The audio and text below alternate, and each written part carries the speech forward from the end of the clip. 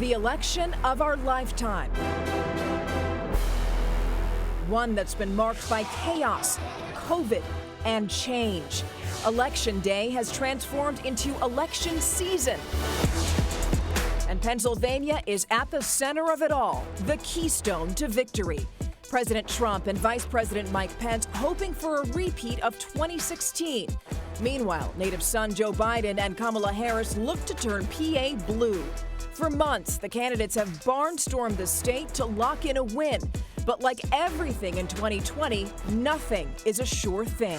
And then we got hit with the plague. And I had to go back to work. Hello, Erie. May I please have your vote? It's go time now.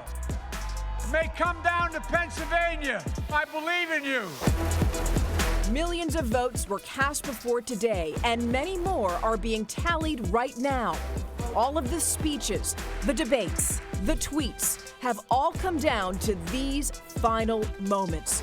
In whose hands does America's future lie? It's decision time. This is Decision 2020 Battleground PA, a special report from NBC10 and Telemundo 62.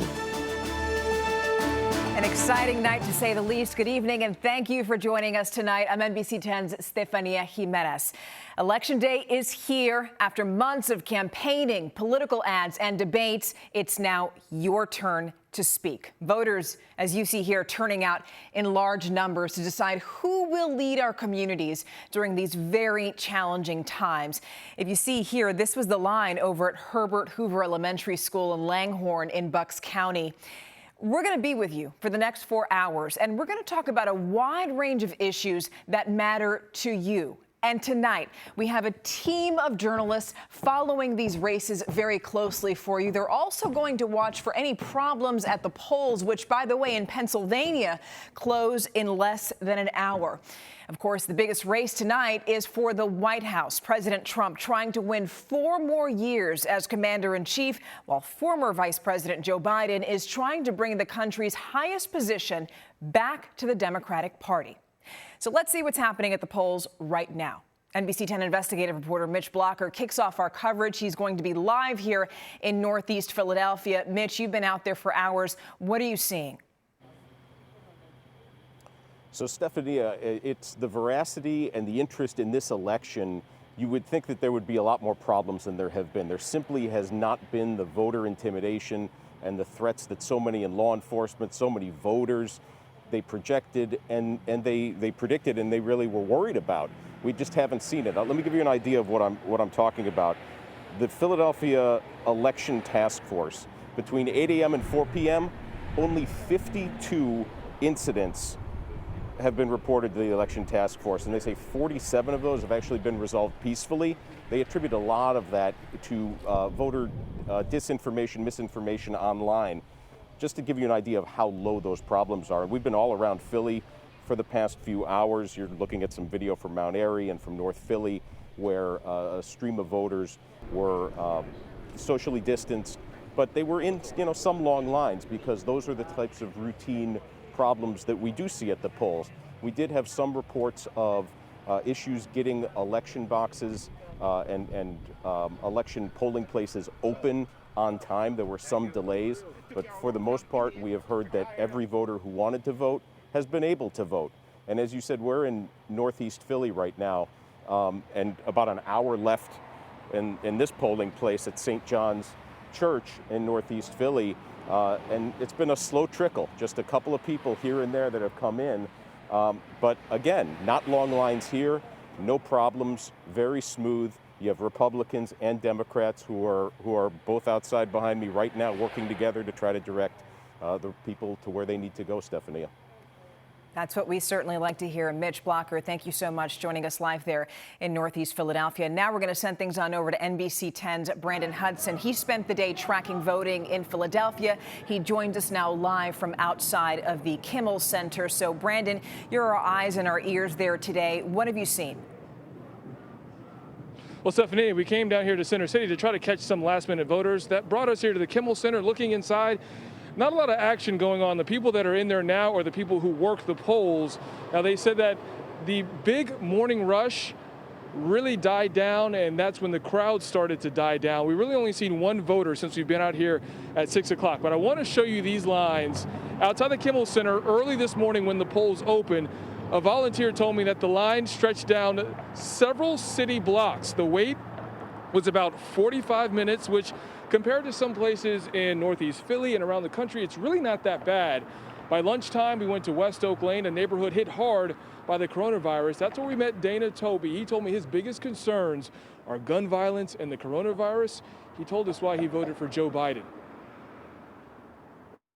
When it first hit it, I had the COVID plus pneumonia, and a lot of my friends and family had it and passed away. So now, hopefully, when Trump is voted out of office, we can really focus on health care. We already have a good experience with the economy. So he was able to handle the situation really tight, nice and smooth, in a way that relates directly to his background. Now, the second guy you heard from is Nelson Hernandez, a Trump supporter from North Philly. He said he's not concerned about the president's character. He trusts that Trump can get this country back on track. Reporting live here in Center City, I'm Brandon Hudson, NBC10 News. Now from Center City, Philadelphia, now we're going to track voters in the suburbs. NBC10's Deanna Durante is now live in Norristown with that part of the story. Deanna. Well, this is one of many locations throughout Montgomery County where voters can still bring those mail-in ballots. Listen, if you've got one and you're holding on to it, now is the time. My clock says it is 7:07 p.m. and you have less than an hour to get those ballots into the blue box you see there. Unlike when you're at a polling location, if you are in line when you're at the polls, you can wait in line even after 8 o'clock and get that vote counted. But here, those boxes are going to be gone at 8 o'clock, so you have to have that ballot in the box. Now, this is a big election when it comes to mail-in voting. I'm looking at the Montgomery County site here, and it tells me that 239,336 mail-in ballots have been sent back into the county. You're looking at video there of the processing center in Chester County, where they say about half of their registered voters in the county have also sent in completed mail-in ballots. In the counties, they started opening those ballots at about 7 o'clock this morning, flattening them out, getting them ready to scan, and that is why we will have a delay in election results, because those traditional polling data, that's going to get counted right when the polls close. Those cartridges will go to voter services, but those mail-in ballots could take up to 2 days to get processed and counted. So that's what's all happening here in the suburbs and around the area tonight as people continue to vote for less than an hour now. Reporting live in Norristown, Deanna Durante, NBC10 News.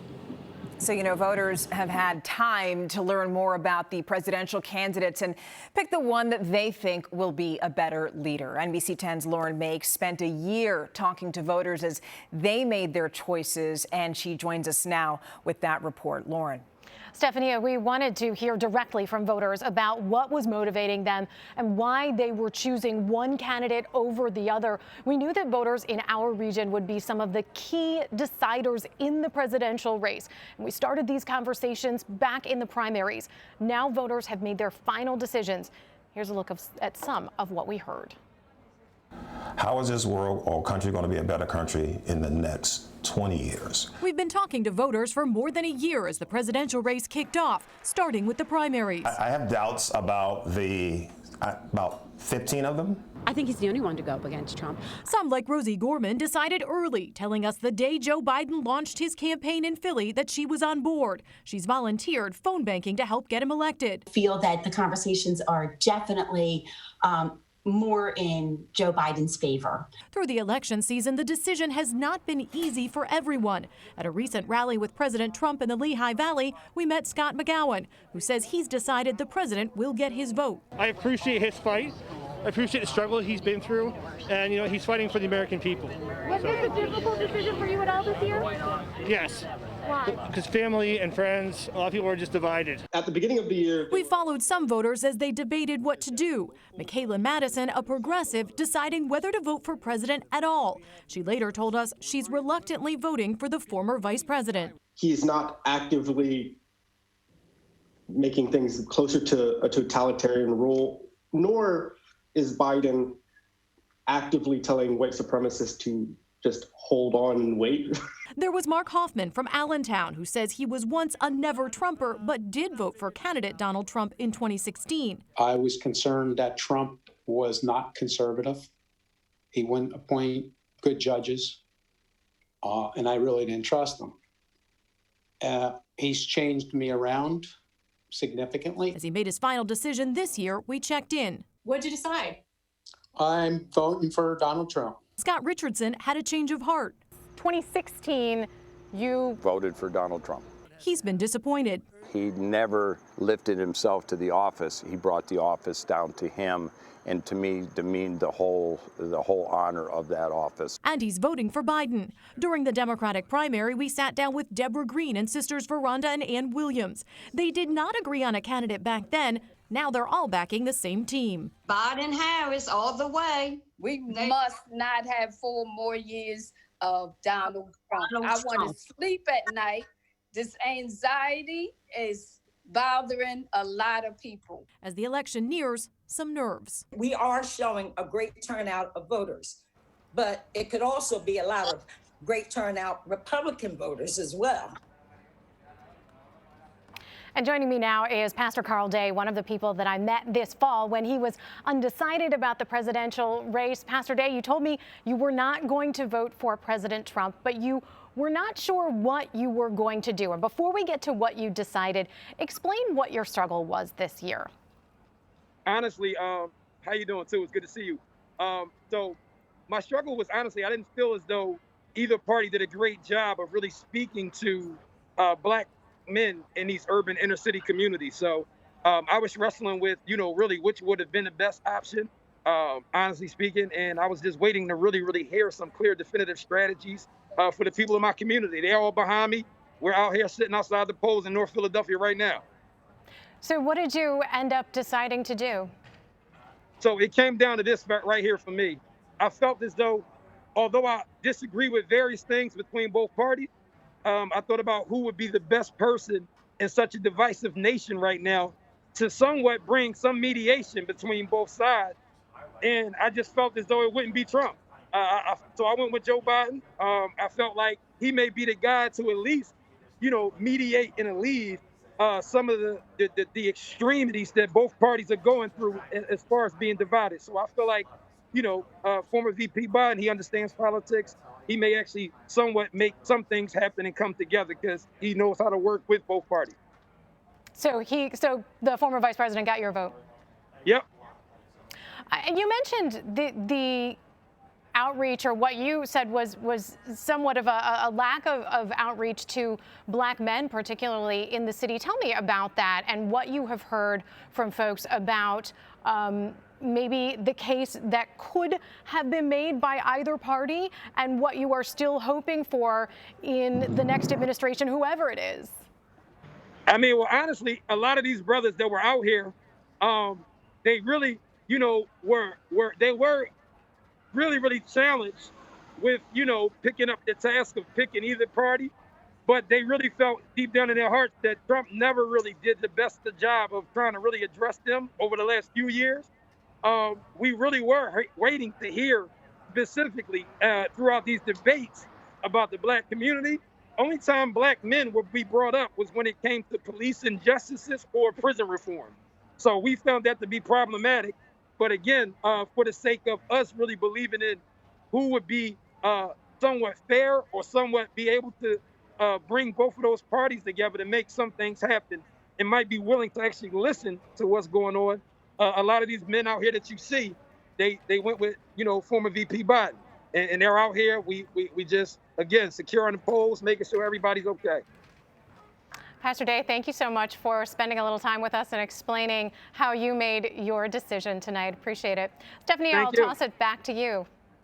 All right, Lauren, thank you so much. And now our digital coverage continues with NBC10.com's Brian McCrone. He's going to take a closer look.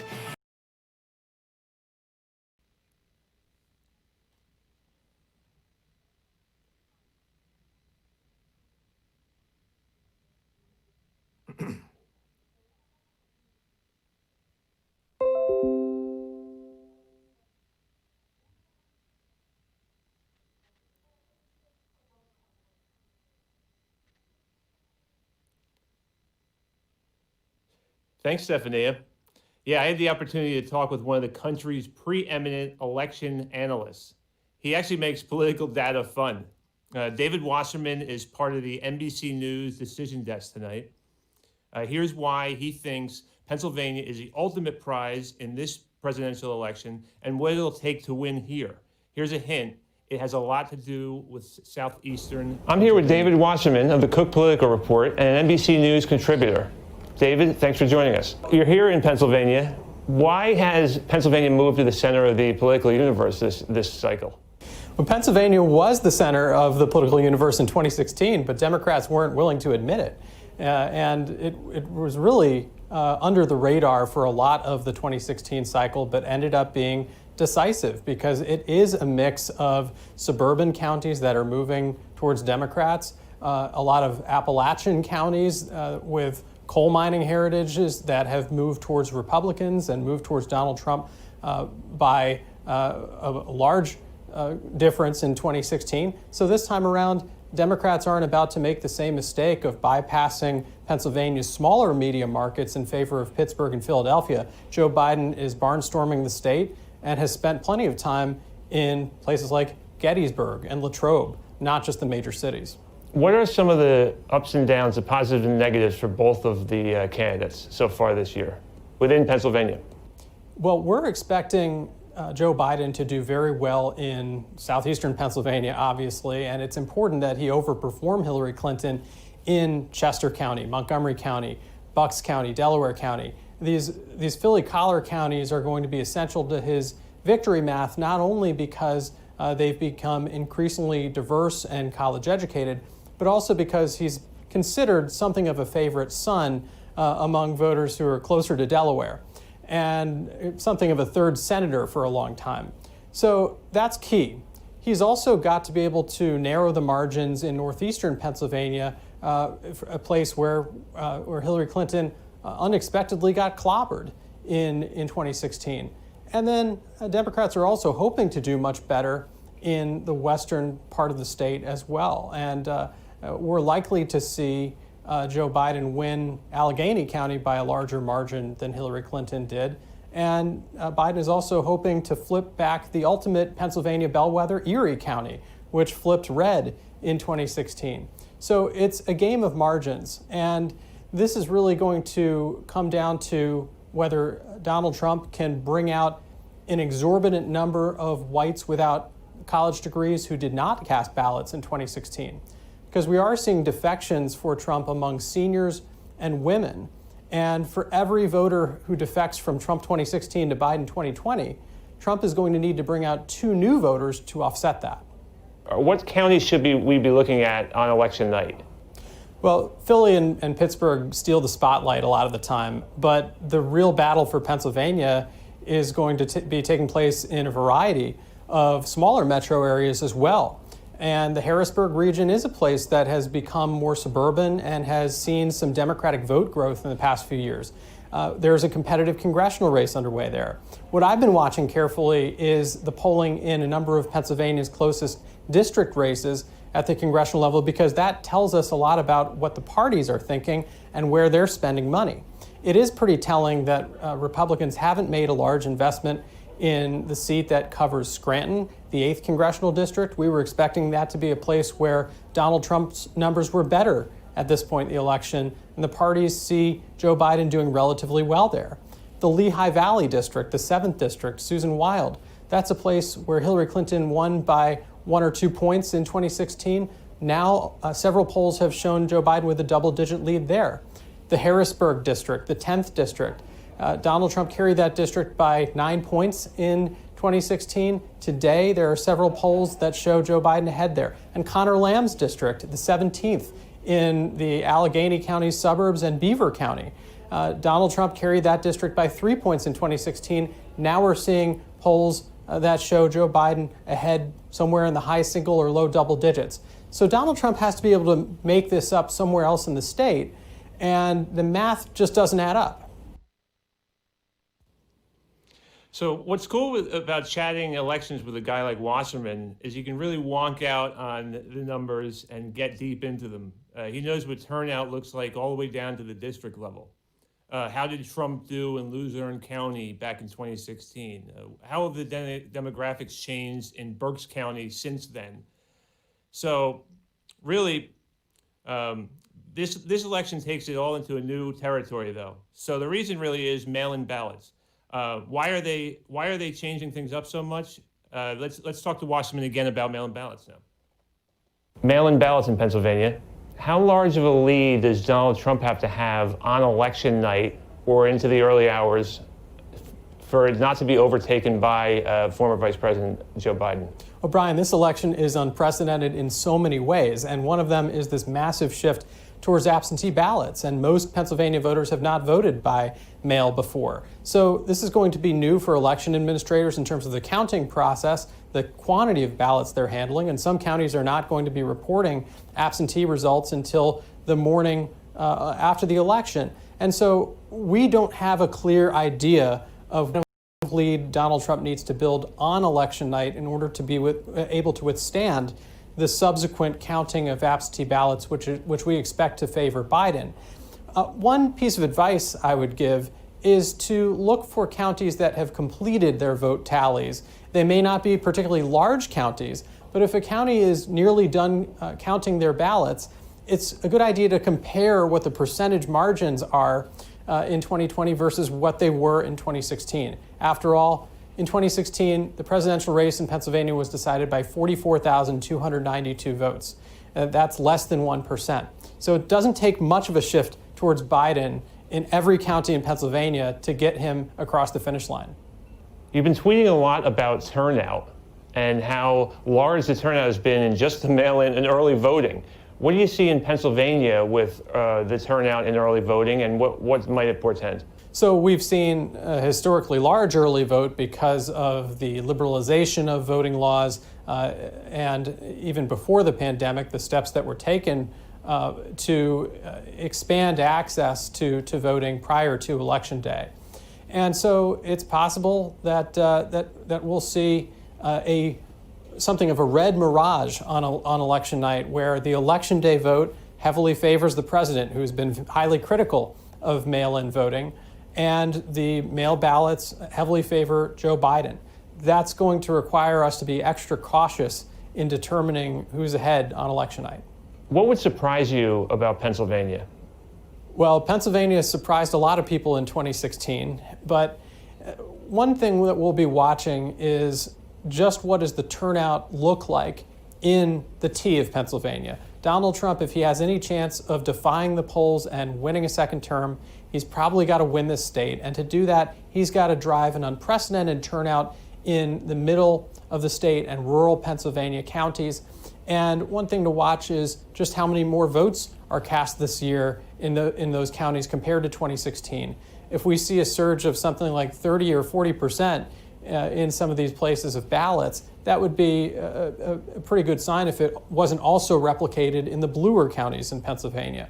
But keep in mind, there were 2.4 million whites without college degrees who did not vote in Pennsylvania in 2016. Donald Trump is trying to bring them out.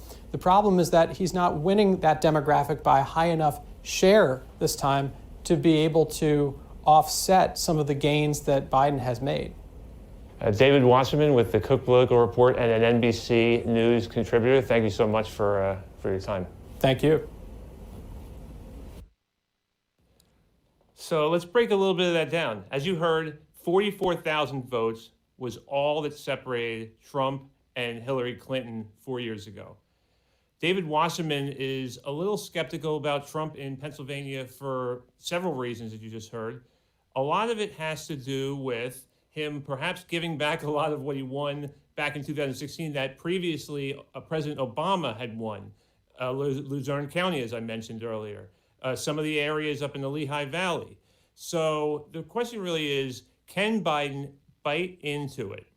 And really, it's going to come down to, you're going to hear that word again at some point tonight, probably into tomorrow, and maybe the next day, is the red mirage. So really, keep your eye on that word. It's the large amount of mail ballots that will be, the in-person is going to be Republican, and then comes the big things. This is NBC 10 News, Decision 2020. Thank you for joining us on this election night. I'm Jacqueline London. And I'm Jim Rosenfield. Will it be President Trump for 4 more years, or will Joe Biden return to Washington as the new president of the United States? Polls in all 3 of our states close in about a half hour at 8 o'clock. You must be in line by 8 o'clock to vote. Millions of people mailed in their ballots in New Jersey, Pennsylvania, and Delaware. We still saw long lines of voters throughout the day. It's expected this election will just shatter records of the number of voters in the United States. And we are still seeing people in line at this hour to cast their votes. NBC 10's Aaron Baskerville is live in Langhorne, Bucks County. Aaron. Jim and Jackie, long lines out here. We're outside of Herbert Hoover Elementary School. Just take a look over here. This is where the line is going inside to cast your ballot. It wraps all around inside. There is no line outside, just inside. And you can take a look down the hallway real quickly and see all the voters down there. They're telling us on average right now about a 2 to 3 hour wait. Like you said, you have to be in line by 8 o'clock, but you'll still be able to vote. Long lines out here, folks telling us they're going to do everything and anything they can to cast their ballot tonight. For more on voters in Montgomery County, right now, let's send it over to Deanna Durante. Deanna?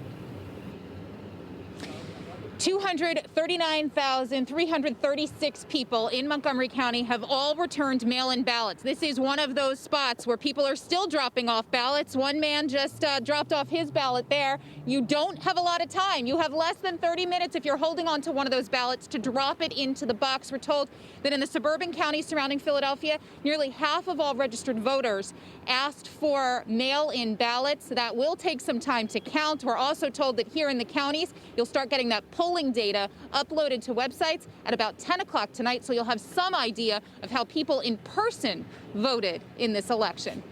Deanna Durante, NBC 10 News.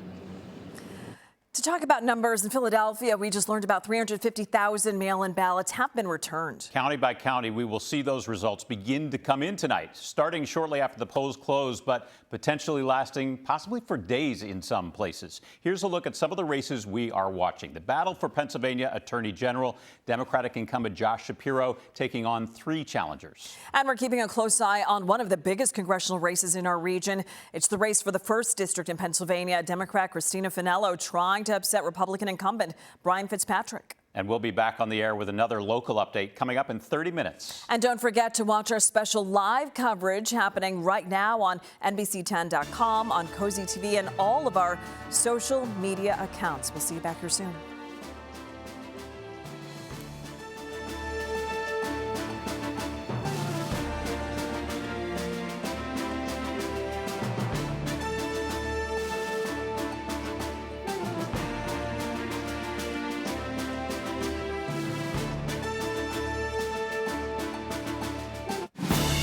You're watching live election night coverage from NBC 10 and Telemundo 62. Thank you for staying with us for Decision 2020 Battleground, Pennsylvania. I'm NBC 10's Stefania Jimenez. Now, if the background here looks different to you, it's because it is. Right now, we're in the NBC 10 newsroom. This is where part of our team is tracking the races and also what's happening at the polls. And boy, have we been busy. Pennsylvania, we know this, has been in the spotlight this election season. Both presidential campaigns have made frequent visits to the Keystone State. Just check out that nifty little candidate tracker that we have posted for you on NBC10.com. It breaks down who's visited Pennsylvania the most, when the visit took place, and also where. And now let's get some perspective on why Pennsylvania is so pivotal in this presidential race. Joining us now is Ed Rendell. You know him as the former mayor of Philadelphia, former governor of Pennsylvania, and former chair of the Democratic Party. And also joining this conversation with our governor is NBC10.com's Brian McCrone. So I'm going to start with you, Governor Rendell. We really appreciate having you with us tonight. Sure, my pleasure. So have you been in touch with the Biden campaign tonight? And if so, what's the mood like? Well, they're cautiously optimistic, and that's the best you could ever be on election night. When I got reelected as mayor with 81% of the vote, I was nervous all day. You know, there is unease in Pennsylvania about ballots. In the last week, we know that state officials told voters not to mail in their ballots, but to instead take them directly to a drop box or to the county election office. They basically want to make sure that everything's in and postmarked, you know, within the next 29 minutes. Are you worried about that? Are you concerned that some votes aren't going to be counted? No, the Supreme Court of Pennsylvania extended the deadline. If your ballot is postmarked by November 3rd, tonight, by 8 o'clock, it'll be counted if it gets in the next 3 days. That's Wednesday, Thursday, and Friday. Now, that could be challenged in court, and those ballots are being segregated. So let's assume one of the candidates wins the state by 35,000 votes. Well, those ballots will have to be counted. If the candidate wins the state by more than that, they wouldn't even bother to count those ballots. But it depends on what happens in the election, and it depends where Pennsylvania is. The entire outcome could be riding on Pennsylvania. Pennsylvania could be irrelevant by tomorrow morning because one of the candidates has gotten more electoral votes than they already need. Governor, in that same vein, related to the mail-in ballots, why do you think there's been such a stark difference in the number of Democrats who bought in and did mail-in and early voting across the country versus Republicans who waited for election day to vote? And really, then the next, is there any risk to the Democratic Party for buying in so strong and leaning into the mail-in and early voting versus waiting till in person? Well, mail-in votes have been used in a number of states for a number of years. In fact, some states only have mail-in voting. So I don't think there's a real risk attached to it. I have confidence in our elected officials, both Republican and Democrat, that they're going to run a fair election. But there is a risk, and the reason Republican voters didn't use them as frequently as Democratic voters did is because President Trump demeaned mail voting. He denigrated it. He said, vote at the polls. So I think Republican voters listened to that to a great extent. Democratic voters didn't. But where there were 2.4 million votes by mail in Pennsylvania, 1.6 million of those were cast by Democrats. Only 550,000 were cast by Republicans, and another 230,000 by independents. If Joe Biden gets 90% of the Democrats, Donald Trump gets 90% of the Republicans, and Joe Biden gets 55% of the independent vote, Joe Biden will be leading by almost 1 million votes on the mail ballots. Now, those ballots won't be counted in most cases until Wednesday, Thursday, or Friday. So I suspect at the end of the night tonight at midnight, Donald Trump will be leading. But unless he's leading by 600,000-700,000 votes, I don't think he has much of a chance to prevail. You know, and some, Governor, some polls indicate that the polling, that the race is actually a lot tighter. There's one recent poll done by CNBC, which has Biden leading 50 to 46% across Pennsylvania. Now, that poll, just to give our viewers some context, was conducted from October 29th to November 1st. So again, Biden up by 4 points. Is that a spread that you're comfortable with? Well, yeah, because I predicted Joe would win by 4 points. So it sounds like it's a very good poll to me. But no, I thought the race was always tighter than the 6, 7, and 8 points that some of the polls were showing. Remember, a lot of people don't admit to pollsters they're voting for Donald Trump. We know what that's like in Philadelphia because Frank Rizzo always ran on Election Day 2 or 3 points better than he polled. Yeah, that's really. Go ahead, Governor. So for the same reason. Some people didn't want to admit they were voting for Frank Rizzo. Right. Well, that's a phenomenon that we talked about also in 2016. A lot of people didn't tell pollsters that they were supporting Donald Trump. Now, one of the areas that we want to talk about, because we're watching it very closely tonight, is Northampton County. We know this in 2016. It was one of only 3 counties in the state that flipped to Trump after supporting Obama in 2012. Now, the interesting thing here is that in 2016, there were more registered Democrats in that county than Republicans, but Trump still won. And now there are fewer registered Democrats in that county. What's your take, and how do you think Northampton County is going to go? It'll be close, but I think the Democrats will carry. I think there were Democrats who voted for Donald Trump in Northampton County in 2016. That was clear. I think most of them voted because either they didn't like Hillary Clinton or they thought Donald Trump was a newcomer and he'd shake things up in Washington, and he made a lot of promises that sounded good. I don't think with the record that he has now, the record he's established, he's going to get very many Democratic votes. So I would think Northampton County would narrowly go to the Democrats. Okay.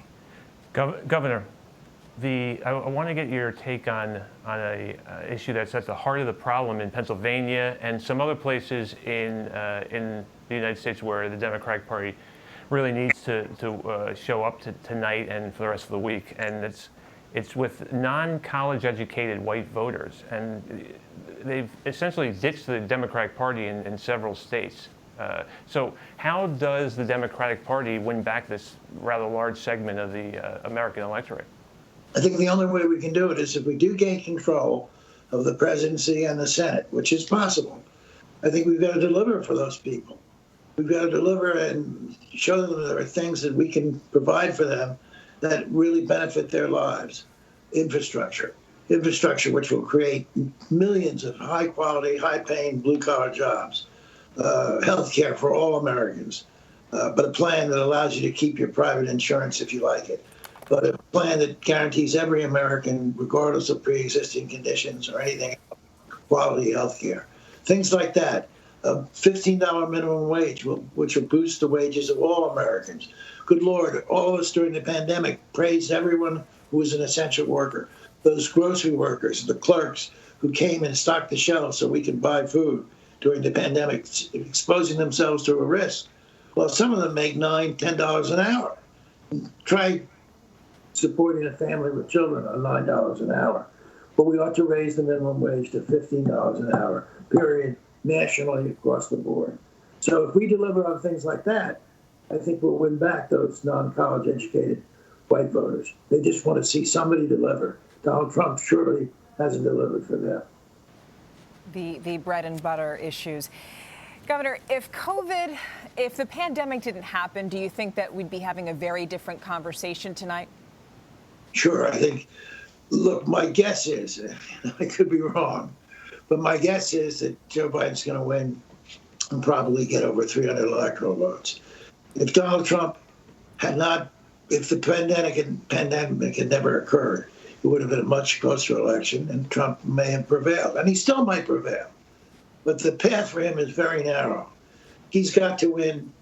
Michigan and Wisconsin look to be out of Donald Trump's reach. Their polling is almost in double digits. So that would, if you take the 232 electoral votes that Hillary Clinton got, and you added those votes, that would put Joe Biden at 265.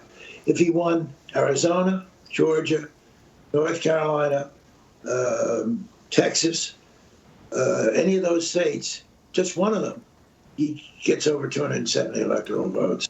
So it's a very narrow path for Donald Trump. That's even without Pennsylvania. If Joe Biden wins Pennsylvania, and he's up by at least 4 points in the polls, if he wins Pennsylvania, then it's all over for sure.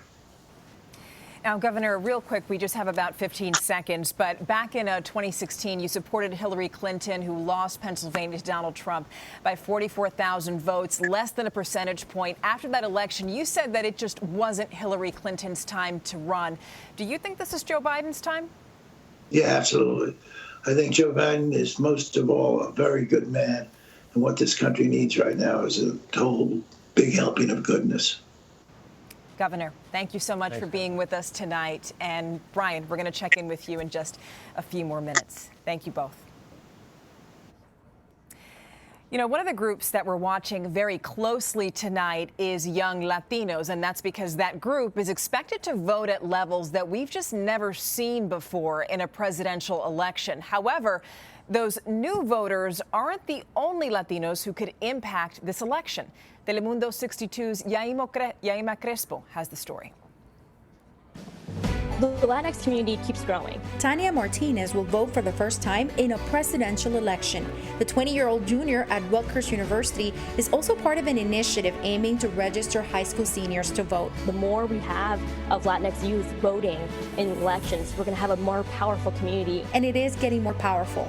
A recent Telemundo BuzzFeed study indicates since the 2016 presidential election, around 3.6 million Latinos have turned 18, and most are American citizens. And 1 million Latinos are expected to reach voting age every year for the next decade. A majority of Latinos 18 to 34 say they've been called offensive names, and almost half have been told to stop speaking Spanish in public. Others have been told to go back to their country.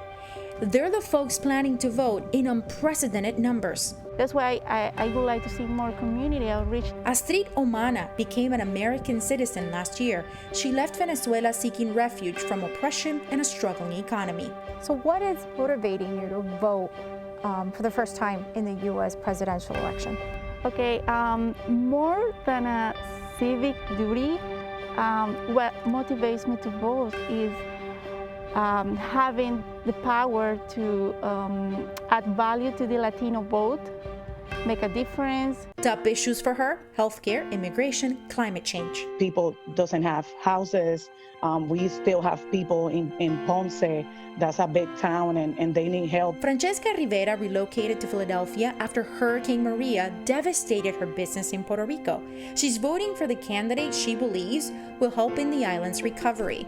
Puerto Rico needs a lot of help, and that's why I'm here, and that's why I moved. Census data show Puerto Ricans make up the largest portion of the Latino population in Pennsylvania. Many of them live right here in Philadelphia. The Latino community. Will Gonzalez, director of SEBA, a coalition of Latino community-based organizations in North Philly, says Pennsylvania has more than 500,000 Latinos registered to vote. Yet we have historically low turnout rates. They've improved, but there's still a long way to go. And now that you add a public health emergency, plus the implementation of new laws, vote by mail, there's some challenges. Gonzalez says they're counting not only on the young Latino vote. We're also looking at moms and wives and grandmothers. They have a higher turnout rate than men. And so we're hoping that they can not only go out to vote themselves, but that they bring their family members. Tania, who has undocumented family members, says they will be on her mind when she casts her vote. I feel very empowered, and I feel very lucky to be able to vote. In Philadelphia, Jaima Crespo, NBC10 News. Yeah, Ima, that was a really good report. I just wanted to zero in on a subgroup within the group of Latinos, which is Puerto Ricans. You know, many of them, you mentioned, left the island after Hurricane Maria. They moved to the U.S. mainland. Now, because they're U.S. citizens, they can vote, and that's why they are expected to make a big difference in this election, right? Absolutely right. And that is something that we're watching very closely. So when we look at the Latino vote, for example, in Pennsylvania, as I mentioned there in that piece, more than 500,000 Latinos eligible to vote in Pennsylvania in this election. But when we zoom in and we look at the maps and we look at that concentration of Latinos, we know that the Latino population grew in the last 4 years after Hurricane Maria. So when we look in and we zoom in at this map, we see Reading, Pennsylvania, 67% Hispanic, Allentown, 52% Hispanic. No coincidence, President Trump campaigning in this part of the state in the last couple of days. Why? He's trying to gain that Latino vote. And why does that make a difference, right? When you look at that, you say, well, 500,000 votes. Why does it matter? It matters. This is why it matters, because in the 2016 presidential election, Pennsylvania, President Trump won Pennsylvania by 44,000 votes. So those 5,000 votes here in Pennsylvania, Latino votes matter, because if all those Latinos, Stephanie, went out and voted in this election, they could tip the balance here in Pennsylvania. What are the issues on their minds? Well, COVID, for example, is a big issue. The economy, many Hispanics have lost their jobs due to the pandemic. Many of them are now on unemployment. So obviously, those are the issues, Stephanie, driving Latinos to the polls this time around. All right, Emma, thank you so much for that perspective. And our conversation now with young voters continues. NBC10.com's Brian McCrone is speaking with two young women who were undecided earlier this election season, and you're going to hear more about that conversation in just a few minutes.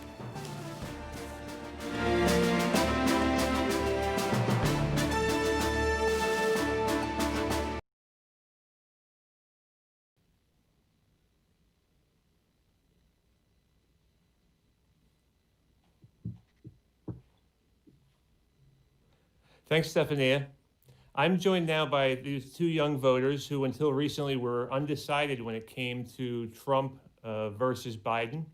Kimberly Philippe and Jessica Granito are both college students in Philadelphia, and they didn't pick a presidential choice until recently. Jessica, Kimberly, thanks so much for coming on and giving us a little perspective. Thank you. Thank you. Kimberly, why was this such a difficult choice for you, and what did it really come down to? And I think, like you said, being that we're college students, this is my first time ever participating in the election. So although I always kind of lean toward Biden, I really just wanted to have the freedom to take the time to make my own decision and the right decision. And it all came down to leadership mostly at the end. We really need someone that could be the precedent for us and other countries. And I felt that from the debate and from the work Biden has done over the years, he turned out to be the one that would do that best for us. Jessica, what about you? What did it come down to for you? Yeah, for me, I look at it as pretty optimistically.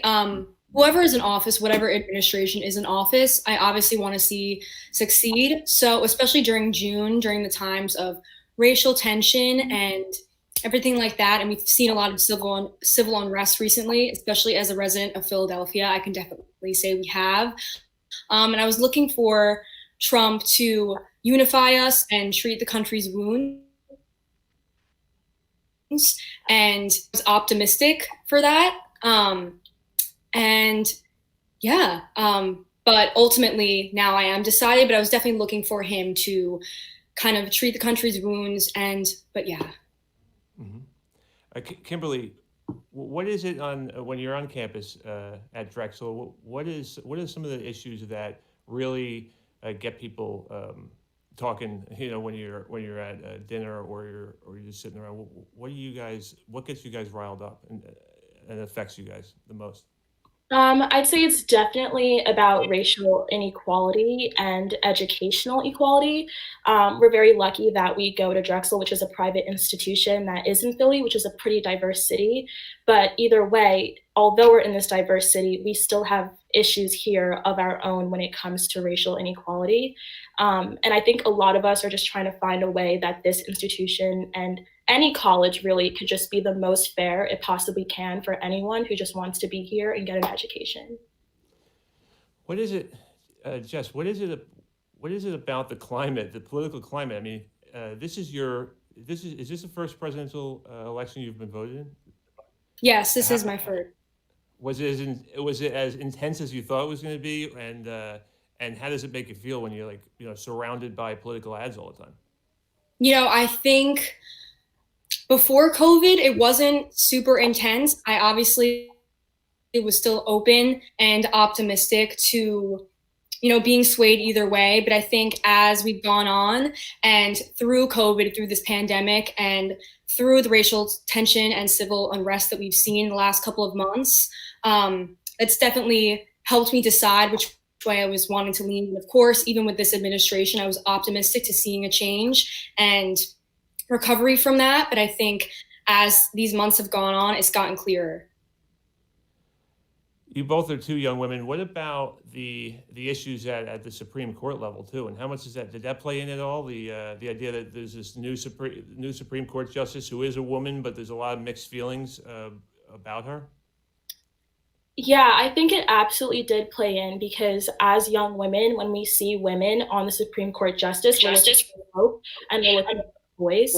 So it's so important that someone that is appointed is someone that we feel like can do this for us, especially now with the generation that we're in. We have a lot of different opinions and we feel a lot of different ways about things that were seen as traditional before.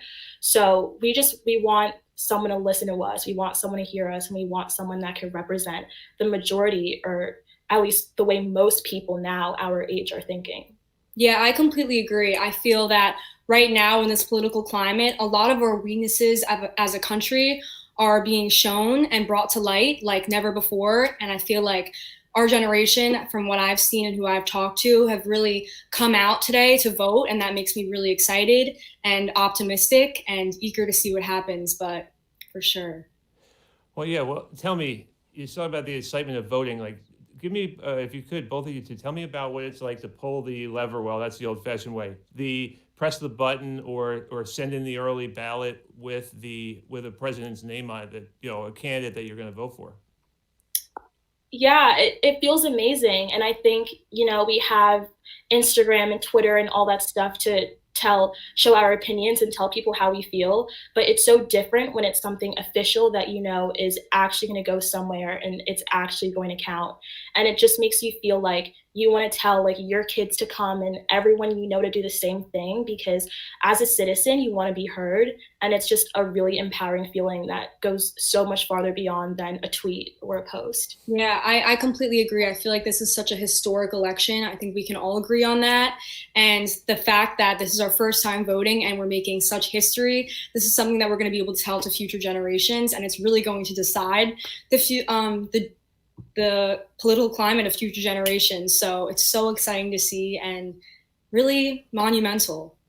Let me put you two on the spot as well.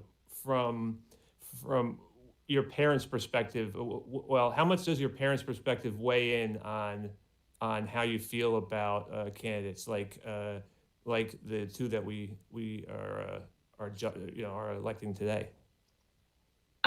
I'd say when it comes to more financial things, that's when my parents' perspective steps in a lot, because it's right now they're the real breadwinners of the home, and they're the ones that any financial decisions from administration is going to affect them the most.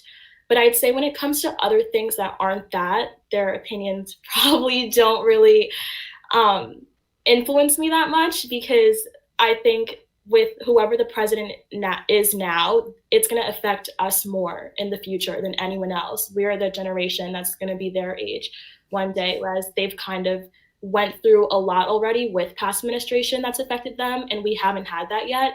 So besides things that are financial, if it's just opinion based or something like that, I don't really look to them for guidance. Yeah, no, I definitely agree. My father is a small business owner and entrepreneur, so I definitely have that background and that knowledge of what he prioritizes in an administration and what he values, and that's definitely gone on to me as well. But I also am encouraged to always just form my own opinions, take my own information, do my own research, and it's completely encouraged to make my own opinions about what I want to see for the future of this country, and that's something that I really value with my family. Well, what do you think of, what is something that you'd love to see in 2021 out of either candidate, whether it's something about college education and how much you guys have to pay a lot of money for college education, like people that came before you too, but it's pretty burdensome, or whether it's finding a job, or even if it's a part-time job.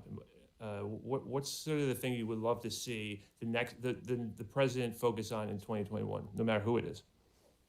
I think I would love to see just recovery. I mean, it's very clear that we've been through a lot just in the past 6 months.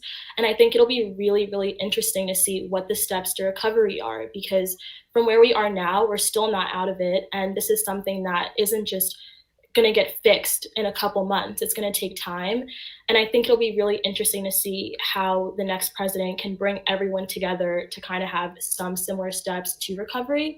But that all just goes back to honesty, which is the biggest thing.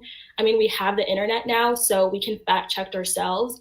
And I think having an honest president that we don't necessarily have to be cynical about with every statement they make is the most important things. Well, ladies, thank you very much. I appreciate it. We have to go now to the NBC broadcast.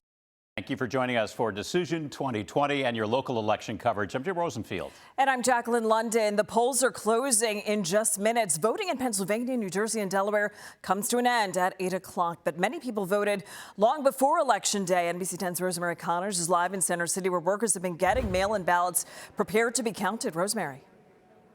That's right. Within the next few minutes, we're expecting an update from the city commissioner in charge of making sure that the election runs smoothly to find out how many.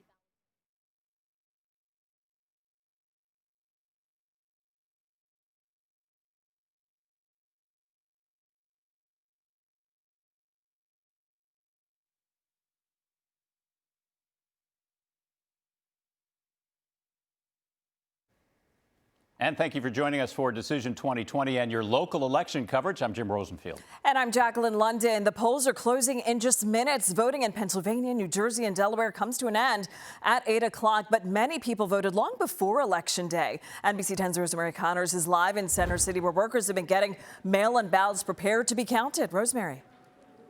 That's right. Within minutes, we are expecting an update from the city commissioner in charge of making sure the election runs smoothly to find out how many ballots have been counted, how many more need to be counted before the day is over. What we do know is that if you voted by mail in Philadelphia or by absentee ballot, your vote will be counted here at the Pennsylvania Convention Center. Election officials tell me that they expect the equipment to process about 400,000 votes by the time this is all over. Workers plan to be here through the night.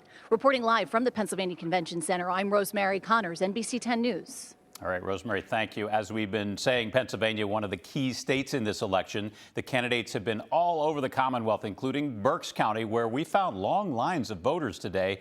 NBC 10's Stephen Fisher joining us now with more on the push for Pennsylvania. Stephen? Jim, we're here in Union Township, Berks County, where polling places like this one here behind me, they're going to officially close here in a matter of minutes. If you're not standing here in line or getting yourself inside this building here in just a few minutes, you will not be able to cast your vote. I can tell you right now, though, it is quiet. But just before we came on here, we had 2 people scrambling to get inside to cast their vote. Just before that, 3 other people showed up. So here in the final dwindling minutes, we had about 5 people making sure they did come by to cast their vote, but it has slowed down. A lot of people, though, had the same game plan, and that plan was getting up early. Some had to wait more than an hour here early this morning. But again, once 8 o'clock hits here in just a few minutes, the voting stops and the counting begins. We're live in Berks County. Stephen Fisher, NBC 10 News. Stephen, thank you for that. So here are some of the other races we're watching closely tonight in the Lehigh Valley. We're keeping an eye on what's expected to be a tight race in the U.S. House of Representatives. In the 7th District, Democrat Susan Wild is running for a second term. She is up against Republican Lisa Scheller. We're also watching high-profile races in New Jersey. For the U.S. House in the 2nd District, Jeff Van Drew is running as a Republican this time around. Van Drew switched parties last year. Democrat Amy Kennedy is his main challenger. And staying in the House of Representatives in New Jersey, Democrat Andy Kim trying to hold on to his seat in the 3rd District. Republican David Richter is trying to flip that seat back to red. And we will be back on air with another local update for you coming up in just about 30 minutes. And don't forget to watch our special live coverage happening right now on NBC10.com, on Cozy TV, and all our social media accounts. See you soon.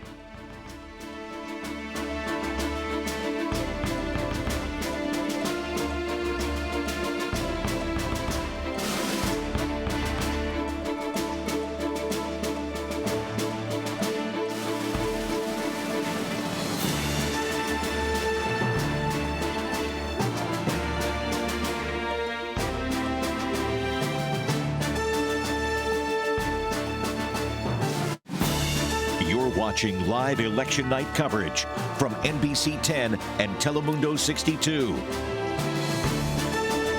Exciting stuff right now. Polls are closing not only in Pennsylvania, but also in Delaware and in New Jersey. About 15 seconds left for that to happen. But here's the thing.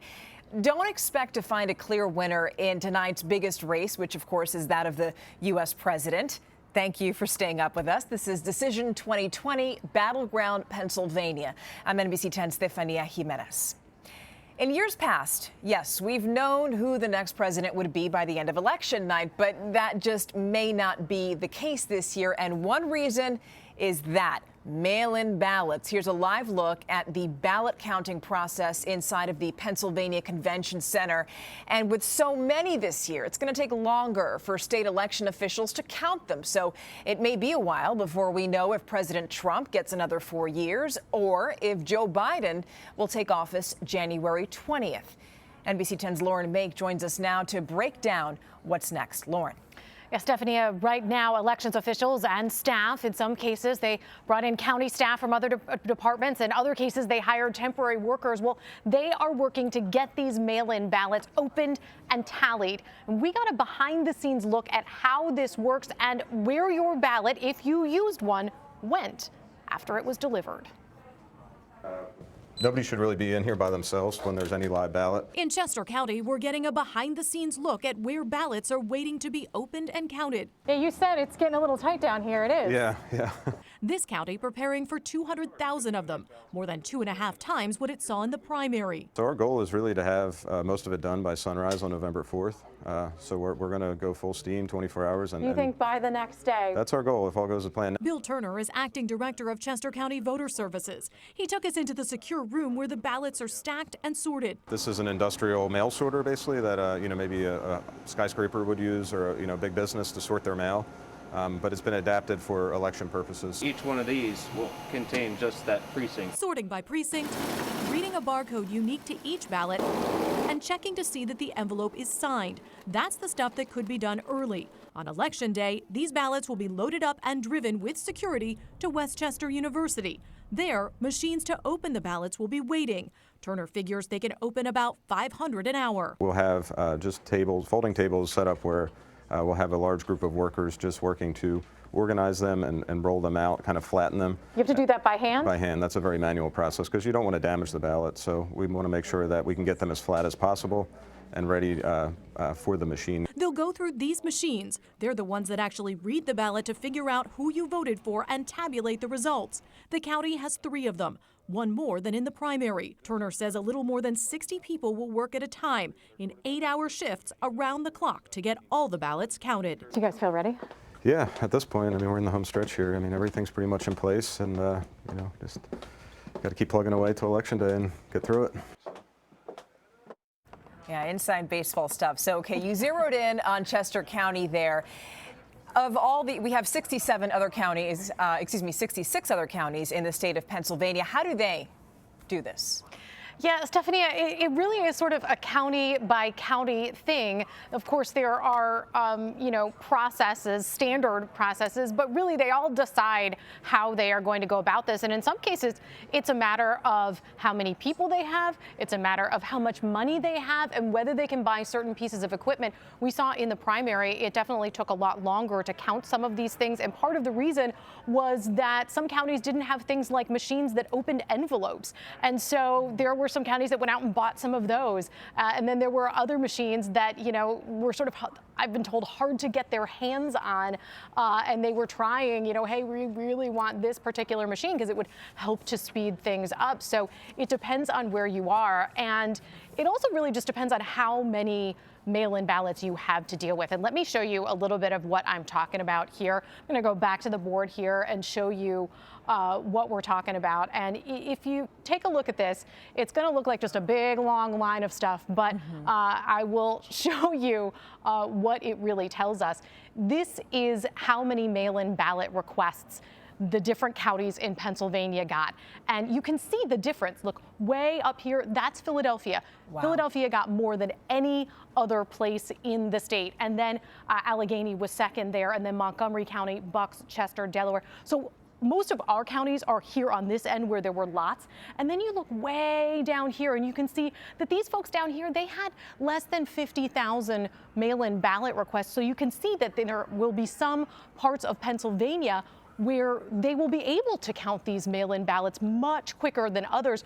However, I will tell you there are also a handful of counties in Pennsylvania that have said that they won't even start counting until tomorrow.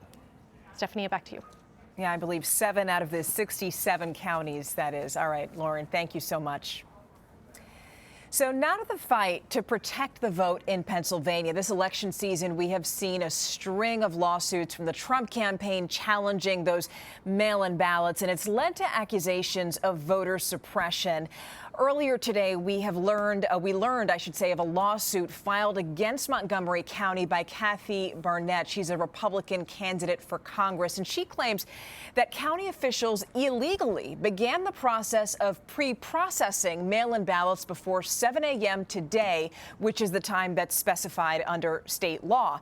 Now, county officials are telling NBC10 that no ballot was processed until after 7 a.m. today. The Trump campaign filed a similar motion in Philadelphia, but withdrew it a few hours later, saying that they wanted to wait for a decision in the Montgomery County case. Lots of moving parts right now. Joining us now is Pennsylvania Attorney General Josh Shapiro. And full disclosure here, you're running for a second term as Attorney General, so we just wanted to get that out of the way. What is the latest? So what's the latest information on your campaign? Well, look, we feel good about where we are. I'm proud of our record over the last 4 years. I'm proud of the campaign we've run. Even in the midst of COVID, we were still able to get out across the Commonwealth and visit with the people. And look, the people here in Pennsylvania know that I put them before the powerful institutions, that we've taken on the biggest fights to protect survivors and recognize survivors in Pennsylvania, to protect people's health care, to protect our seniors, and to make our communities safer. And I'd be honored to be given the opportunity to continue to do that work. Obviously, a huge chunk of my focus over the last few months has been protecting people's right to vote. There's been, as you alluded to, an extraordinary amount of litigation leading up to this day. We fought back and won to protect all people in Pennsylvania and ensure that all legal eligible votes would be secured, protected, and counted. And now we've gone through Election Day, and we're in the process of counting. Okay, so as AG, this is one reason why we definitely want to have you here today, is because we want to know how the process is going so far. Has your office heard anything,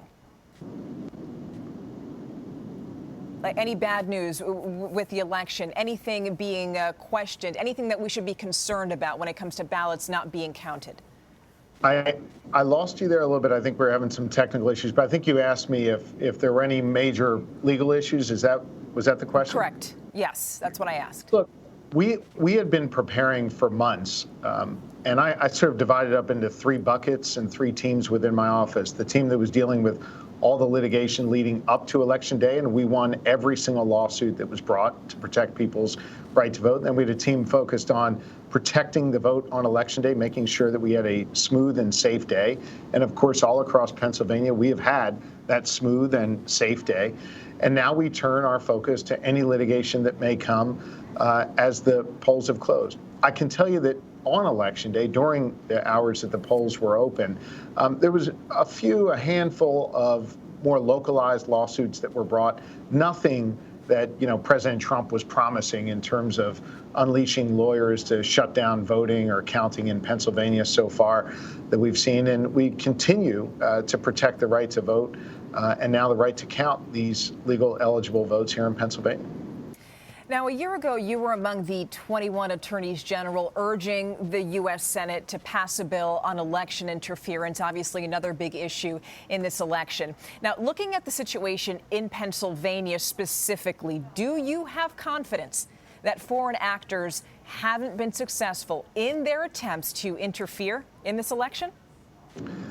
Foreign actors clearly were trying to spread misinformation during this campaign. The FBI acknowledged that. I think nearly every smart thinking policymaker understood that. It seems that the president, unfortunately, did not acknowledge that.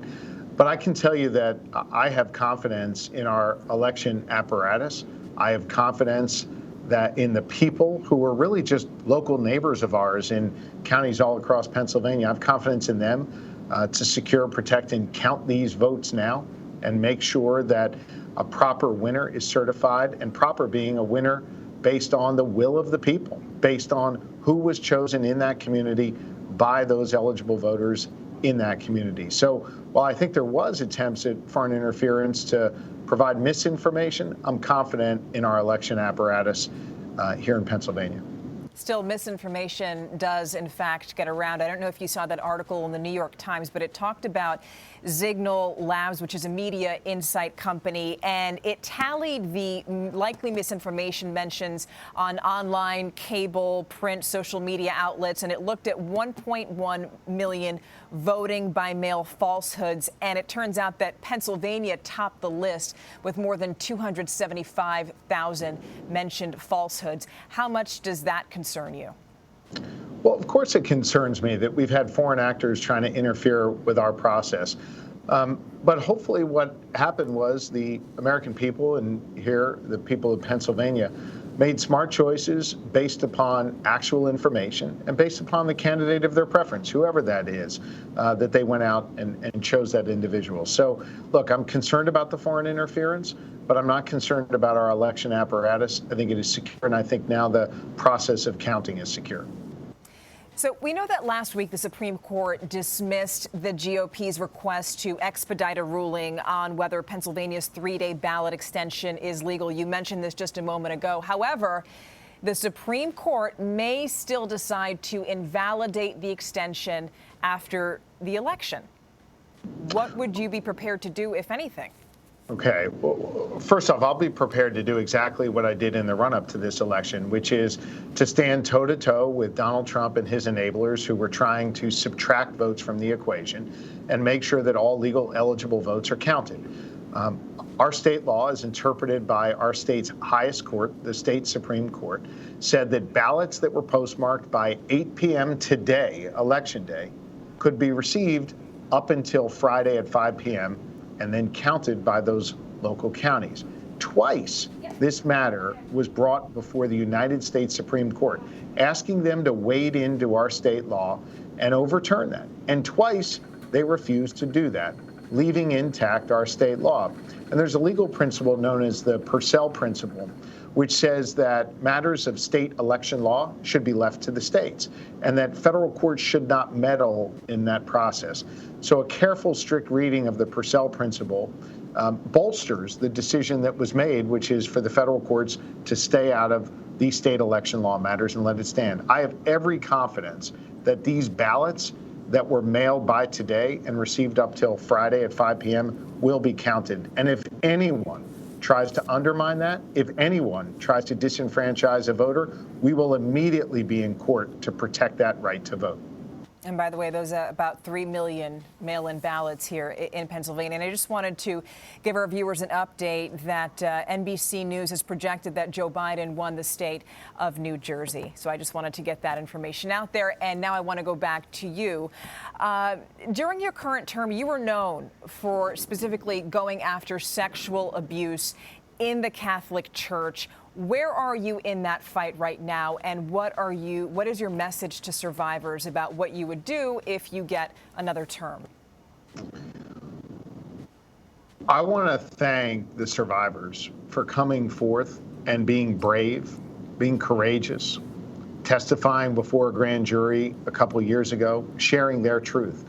As a result of their bravery and courage, we were able to demonstrate through a grand jury report, the most comprehensive grand jury report ever written on this subject, that here in Pennsylvania, thousands of children were abused at the hands of at least 301 predator priests, and that it was covered up by dioceses here in Pennsylvania in a conspiracy and cover-up that stretched all the way to the Vatican. As a result of the bravery of those survivors in this grand jury report, laws have changed here in Pennsylvania, in our neighboring states of New Jersey and New York. 22 state attorneys general have launched investigations modeled after ours. The Pope convened a global summit and acknowledged the truth in the work we did and pledged to do more to address child abuse within the Roman Catholic Church. Here in Pennsylvania, in my office, we received more than 2,000 tips to a clergy abuse hotline. And I can tell you we or other law enforcement agencies have followed up on each and every one of those tips. More arrests came as a result of that. And while I'm not going to comment on what will come in the future, I will tell you that we will not tolerate any institution, the Roman Catholic Church or any other, covering up the abuse of or participating in the abuse of children here in Pennsylvania. There will be more to come on this sad, unfortunate subject matter. But what I really want to say tonight is just a profound thanks to the survivors who had the courage to speak their truth. And as a result of that, we've had a reckoning in this Commonwealth and in this country. All right. Attorney General Josh Shapiro, thank you so much for joining us tonight. Good to be with you. And we also wanted to let you know that NBC News has projected Joe Biden to win the state of Delaware. So now, will Donald Trump be able to win over Pennsylvania once again? NBC10.com's Brian McCrone is talking to GOP strategists about the president's chances for a repeat in the Keystone State, and you'll hear from him in just a bit.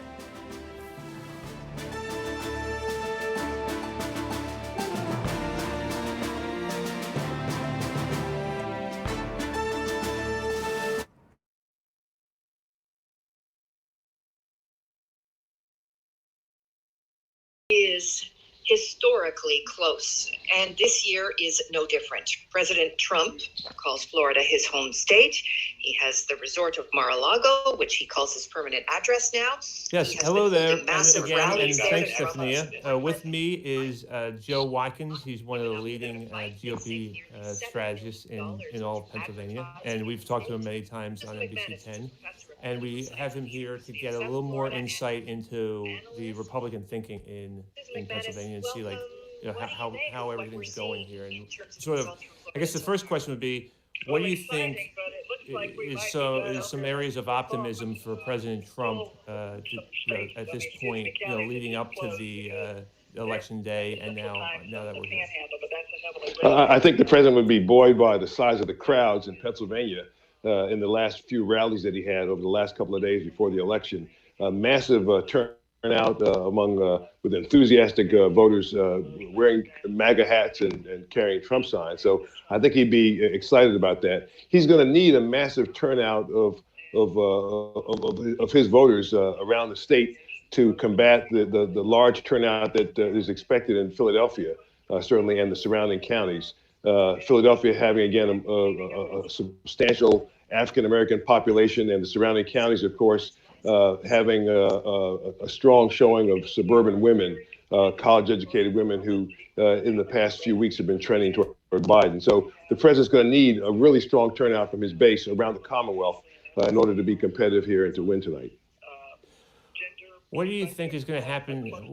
How do you feel? Is that same enthusiasm that you're talking about in these counties like Luzerne, where we've talked about a couple times already tonight that President Trump won in 2016, and that he could, he needs to hold on to again this time around? Absolutely. I think enthusiasm is key because you can poll people, but what really matters is they have to show up at the polls to vote. So if they haven't voted early, you need them to show up at the polls to vote on election day. You need them to be enthusiastic about that so that nothing will stop them from showing up to vote, to have their voice heard that way. So enthusiasm is key here, and he needs that same kind of enthusiasm that he had in 2016, again in 2020 from his base. And he's likely to get it. The question becomes is whether or not there are enough people at his base to combat the large numbers of voters that'll show up in more populated areas of the state, like in the southeastern part of the state and in the southwestern part of the state. Well, joining us right now is Commissioner Christian Linebeck, who is from Berks County. He is the chairman of the Board of Commissioners there. Thank you so much, Commissioner, for joining us on this busy night of yours. Yeah, crazy night, technical difficulties, so I jumped off the laptop. I'm on my iPad. But I'll tell you what, the turnout throughout our county is very heavy. I know in my precinct in northern Berks County, we're looking at a historic turnout. I was just there at 7:30, and I'm estimating 300 or more people in line. We actually had to send some additional poll workers up to help the staff up there, but that's exciting. I mean, I have my favorites that I'd like to see win, but it's very exciting to see the enthusiasm. And I would add this, I voted at that poll in the morning, and it took me an hour to get through the line, and I was there 5 of 7. I didn't hear a single person complain.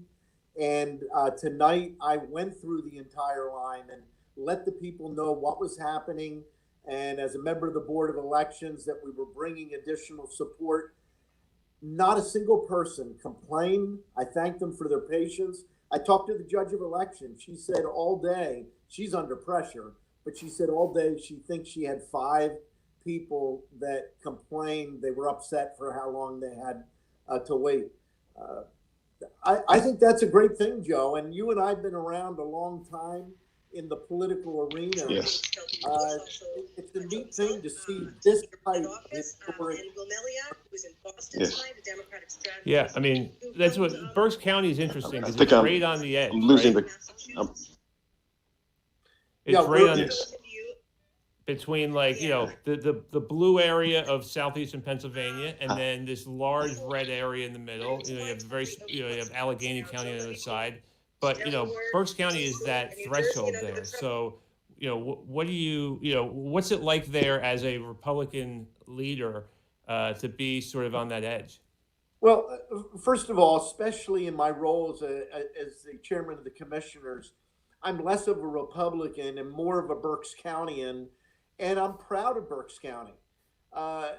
What's interesting, when I broke into politics in the late 70s and early 80s, it was Chester County, Delaware County, Bucks County, Montgomery County were the red wall. I don't even know that we called it red then. And today, that's Lancaster and Berks County, and Berks County has a little bit under 8,000 more registered Democrats than Republicans, but traditionally the Democrats in Berks County are more of the old-time Democratic Party. And I mean, proof of that is I've been reelected for 4 terms. I'm in the beginning of my 4th term right now. And the top vote getter the last 3 elections. And I don't think it's because I'm Republican. I think it's because people in Berks County vote for individuals and are less swayed by voting a party line. Hey, well, we talked about what happened in 2016, and what needs to happen again here is that some of these blue collar Democrats they need to go to President Trump, right? I mean, so what you're talking about is like a lot of what's happening in Berks County, right? Right. Berks County, in many respects, is a microcosm of the Commonwealth of Pennsylvania. You look at the core, the city of Reading is the 5th largest city in the Commonwealth of Pennsylvania. Poverty is an issue. It's almost 70% Latino population.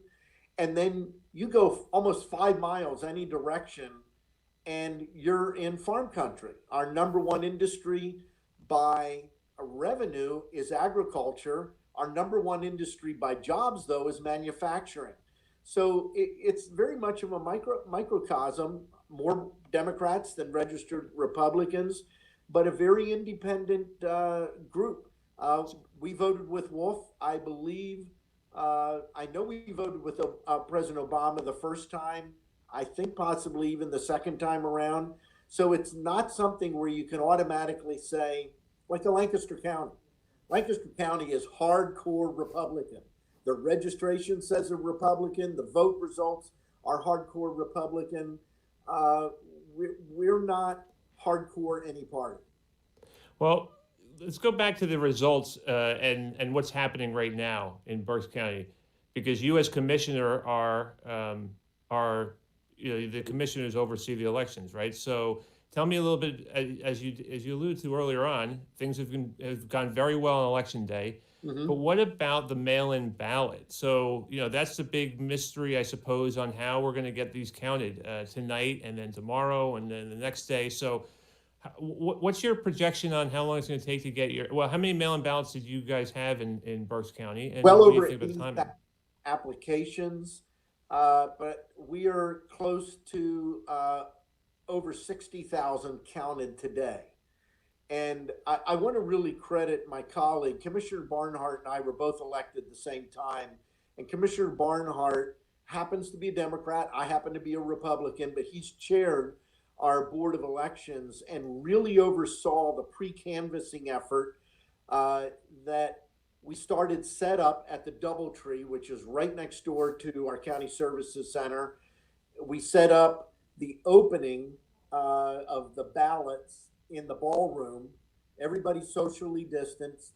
We had about 170 employees on the first shift, about 70 employees on the second shift. And then we have a separate room adjacent to the ballroom where the scanners are placed. We have observers from multiple parties and campaigns in both of the rooms. We've videotaped beginning to end every square inch of both rooms. And when we moved the ballots from the secure area in the elections office on our first floor, we had sheriff's deputies, but we also videotaped the movement of those. Commissioner, I hate to cut you off. I really appreciate the time, and we're doing great. Count on NBC 10's local election coverage tonight. I'm Jacqueline London. And I'm Jim Rosenfield. It's a busy night across America. The polls closed in all 3 of our states about 25 minutes ago. And we already have results in. NBC News projects Joe Biden will win his home state of Delaware. And NBC News projects Biden also wins New Jersey. We expect to start getting updates from local counties any minute. Let's take a live look at ballots actually being counted right now here in Philadelphia at the Convention Center. It's going to be a long night ahead. It is. NBC 10's Tim Furlong is joining us live from Wilmington, where Joe Biden is watching those results come in. Tim. Yeah, he's actually watching at his house in Greenville. He's not here. I'd like to tell you here at the Chase Center at the riverfront, as is behind me, I'd like to tell you that anticipation's building, but it kind of isn't because no one is here yet. Because obviously we don't know how this is going to play out, but a lot of people have been invited here for a sort of a drive-in rally kind of party.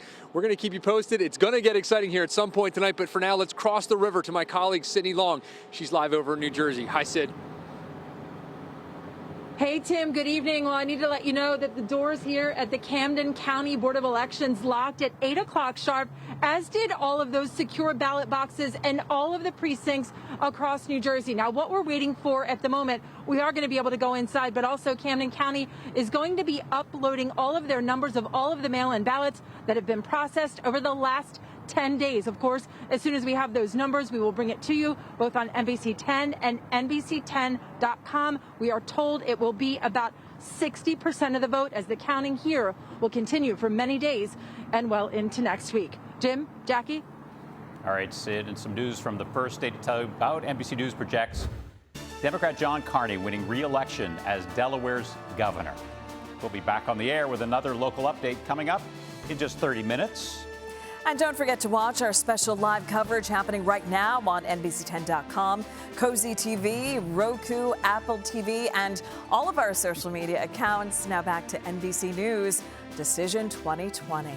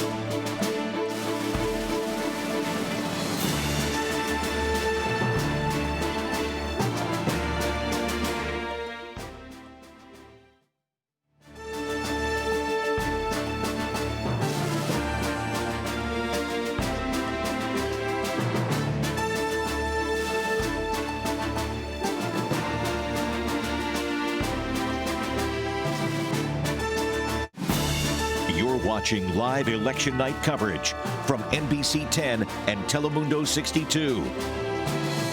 And this is Decision 2020 Battleground, Pennsylvania. I'm NBC10 Stefania Jimenez. And now here's a big issue for many of you out there, and that's health care. It's been a concern for a long time, but the coronavirus pandemic has really put a spotlight on that. Just imagine being infected with the virus, but not having any health insurance. That's the reality for one family in Philadelphia. Right now, you're about to meet the Fortunas. More than 20 members of that family came down with the virus. They're among the millions of Latino families without health insurance. NBC10's Miguel Martinez Valle spoke to the Fortunas about how their struggle is influencing their vote.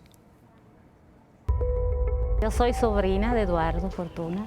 Soy hija, soy nieta, yo soy todo. Porque esta fue una familia que se vio impactada completamente. Desde abuela, sobrinos, nietos.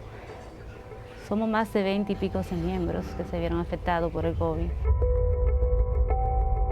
It felt like, the ground kind of like crumbled under you because so many people that you care and love are suddenly getting sick by these very dangerous virus that, even the healthcare community doesn't really know how to solve. So it's definitely a bit suffocating.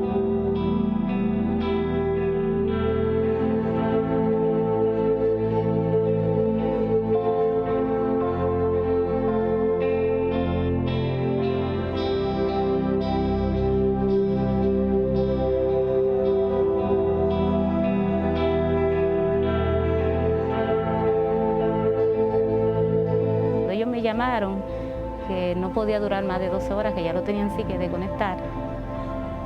Fue algo terrible.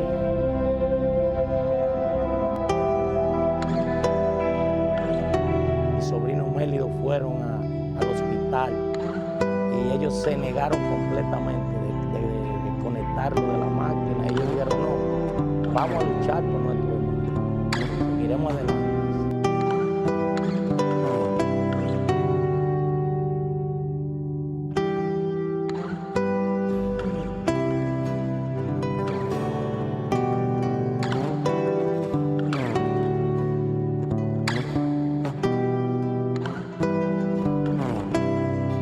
Sabemos que tiene que haber un proceso de seguro y él no lo tenía. Creo que ninguno lo tenía. They had to take time off from work and things like that to kind of solve these medical issues through the phone. And because of COVID, it was a little bit even more difficult to do it through the phone versus in person. We couldn't get sick. It was not an option because we would be coming home with like thousands of dollars worth of debt. And coming from a household that is a single mom, she doesn't make that much money.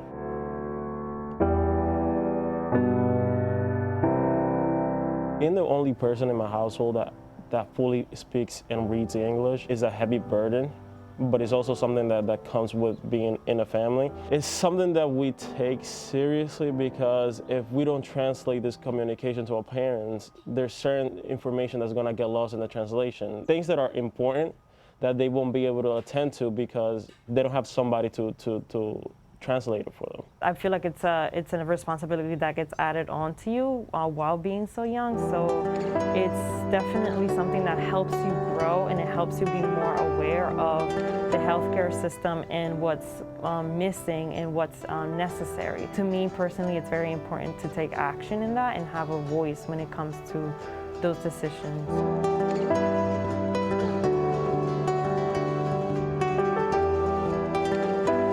Definitely is one of the key factors going into this election because me and my family, we have experienced through a lot of years, difficulties on being able to get healthcare insurance. We always been denied healthcare insurance on multiple occasions. I feel like that's the most wonderful thing about the voice of the youth currently because of that situation of, hey, my voice is not only applicable to me, but it's applicable to many of my family members. So that kind of, that feels empowering and it feels like my voice has even more weight. So like, why not use that weight?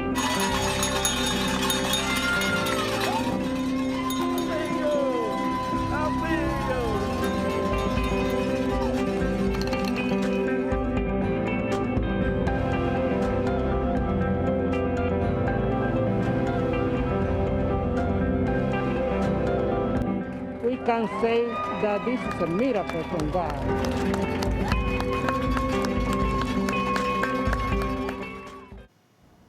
Wow. So the Fortuna family, who you just heard from, is the reason that we have to talk about COVID in the context of this election. And joining us now to talk more about the pandemic is infectious disease expert and our friend Dr. Arnold Baskis, and also Philadelphia's Health Commissioner, Dr. Thomas Farley. Thank you to you both for joining us tonight. And Dr. Baskis, I'll start with you right now. This pandemic has affected us psychologically. People want to know that there is a vaccine, and that should be rolled out soon, right? Yes, I'm firmly convinced that we will have vaccine information sometime before the end of November. Based on information that we have from Pfizer BioNTech, we know that they're very far along in their evaluation, and we know that their CEO, in a phone call with a whole bunch of people last week, told us that they are close to knowing whether or not they have an effective effective vaccine. But at the end of the day, there will be more than one vaccine. And I'm convinced that we will at least be able to start vaccinations of some individuals, especially high-risk individuals, by the end of the year. I'm hopeful of that. In terms of the regular population, I think that it'll be a while before we can roll out enough vaccine. The logistics are going to be very, very interesting because many of the vaccines have to be kept at a very cold temperature, like -80. And so a lot of dry ice is being manufactured, and it's going to be used to transport it. So it's going to be an interesting evolution in terms of how we get the vaccine to the general population. But it'll be a long time before the whole population is vaccinated. But at least I think we can look forward to some good news, at least from one company. Yeah, like I said, psychologically, people at least want to know that there's at least a vaccine out there. But now, Dr. Farley, I want to go to you. Do you have any idea how long it would take for Philadelphians to get vaccinated once a vaccine becomes available? Do you have that timeline down? Well, I think the limiting factor is going to be how quickly they can produce the vaccine and deliver it to us. It doesn't take us that long to distribute it amongst the different healthcare providers in the city. But it's going to be a while before they have enough vaccine for everybody. And, you know, the virus is surging across the region and across the country right now, and it's surging faster than the vaccine is going to arrive. So people need to take safety precautions now to deal with this during the time while we're waiting for the vaccine. Yeah, we're going to have the election today. We're going to have Thanksgiving and Christmas and all that. Now, Dr. Baskis, some people have flat out said they're not going to get a vaccine. They don't trust the process. They think that the FDA has been politicized. What would you say to those people? I'd say to do some reading in some very good literature and to get the real information. No vaccine will be released until it's been shown to be safe and effective. And those efficacy tests will be at a very high level, and the threshold is very high. Number one. Number two, in order to pass FDA clearance, you have to go through an external reviews process. And that external review board is going to be very, very cautious and I think very considerate in terms of what they're looking at. So I would tell those people, if you really want to take chances, that's your own business, but it's not wise, because if you're going to come in contact with other people, you could be carrying the virus. So think about not only yourself, but think about others. And I think we have to have more trust in the FDA and in the external review process in order to make sure that we get a large number of people vaccinated. It's clear that about half the people in this country don't trust the process. And that's a very sad statement in terms of a vaccine that could be life-saving. Now, Dr. Farley, I'll go to you because we've seen a lot of unrest in the last few weeks after the death of Walter Wallace Jr. And of course, this is during the pandemic. Do you think that these protests that we've seen recently will lead to an uptick in COVID cases? Well, it's hard to say. Most of the protests I saw were outside, and we do think that outside is a lot safer than inside. But if people were close to each other, there absolutely is the risk of spreading from one person to another.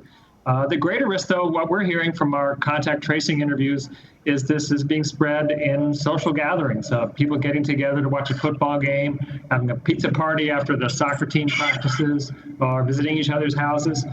People are going to have to stop doing that. The rates are very, very high now. You should be wearing a mask unless you're in your home with your household members. Anywhere else, you ought to be wearing a mask. So now let's talk about lockdowns, because we know that 2 days from today, England is going to start its 1 month lockdown. And we're looking at that because Europe tends to lead the trends with coronavirus. Still, we know people are exhausted. They're tired physically, mentally of a lockdown and having to social distance and not go to events. They want to see their families in a few weeks. Dr. Baskis, is there any way to do that safely while also limiting the spread of COVID? Well, I agree 100% with what Tom just said. Look, it's very clear that that this virus likes cold weather and non-humidity. In other words, cool, dry air. It likes to stay on cool surfaces in terms of fomites, what we call fomites. At the end of the day, small groups, just as Dr. Farley said, in a gathering inside is about as dangerous as you can get in terms of passing the virus. For Thanksgiving that's coming up, I think we have to be very wise in our approach. If you're going to do Thanksgiving, you really want to do it outside if at all possible. So get heaters, stay safe, stay distanced. The main thing about masks are not a alternative to social distancing. So if you combine social distancing with masks, that's about as much as we can hope in terms of preventing spread of the virus. So if you're going to prepare Thanksgiving dinner, do it outside. Don't have any older relatives come to Thanksgiving. It's more dangerous for them than you would think. So stay safe, stay cold in terms of being outside, and don't do it in a garage where you're going to have essentially a closed area. I've heard a lot of people are thinking about that, and it's not a good idea.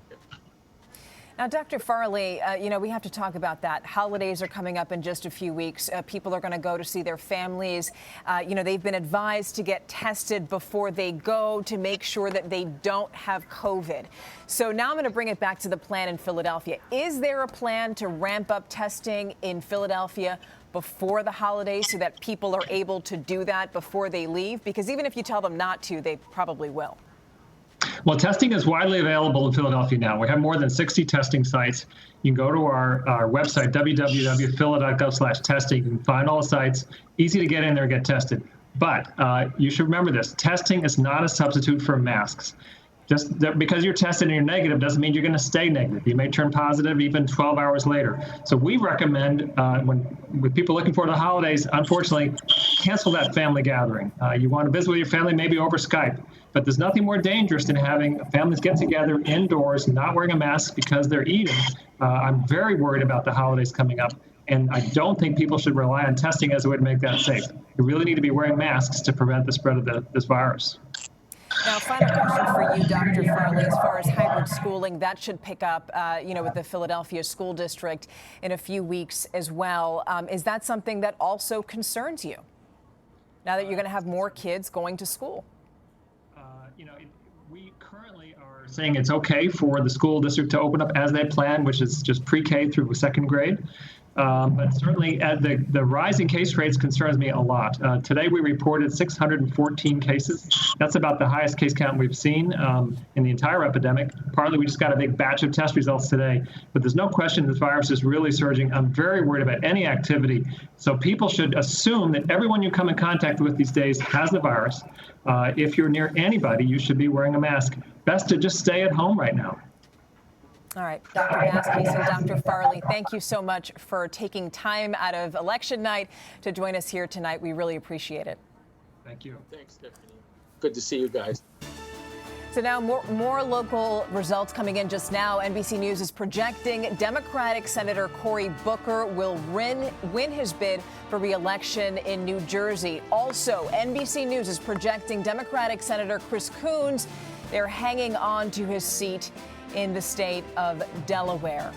All right, and now we're going to switch gears a little bit because we want to give our Spanish-speaking viewers an update on this election night. And so I'm going to switch languages for just a second. Soy Estefanía Jiménez con Telemundo 62 y le queremos dar la última información que pertiene a esta elección. Y ahora hablamos con Yaima Crespo. Y Yaimo, ¿qué escucharon de los votantes en las urnas hoy? ¿Qué han dicho?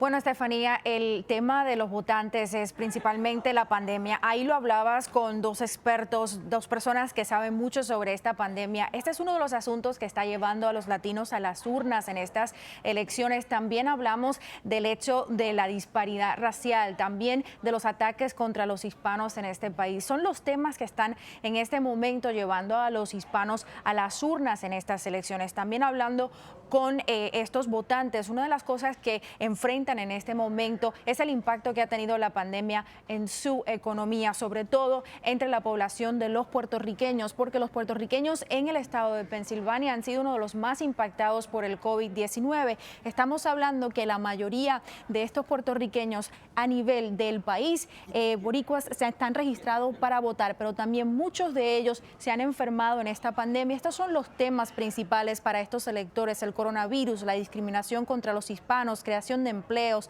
plan de salud, mejora de salarios. O sea, son los temas que realmente están impactando. Así que esto es lo que hemos escuchado durante el día de hoy y hemos estado ahí junto a ellos en estas filas. Estefanía. Okay, Yaima, gracias. And now I'll switch back on over to English. You know, it's technology that's literally reading the minds of undecided voters. Just amazing. And up next, NBC10.com's Brian McCrone is going to look at cutting-edge political research that's being conducted right here in Philadelphia. You don't want to miss it.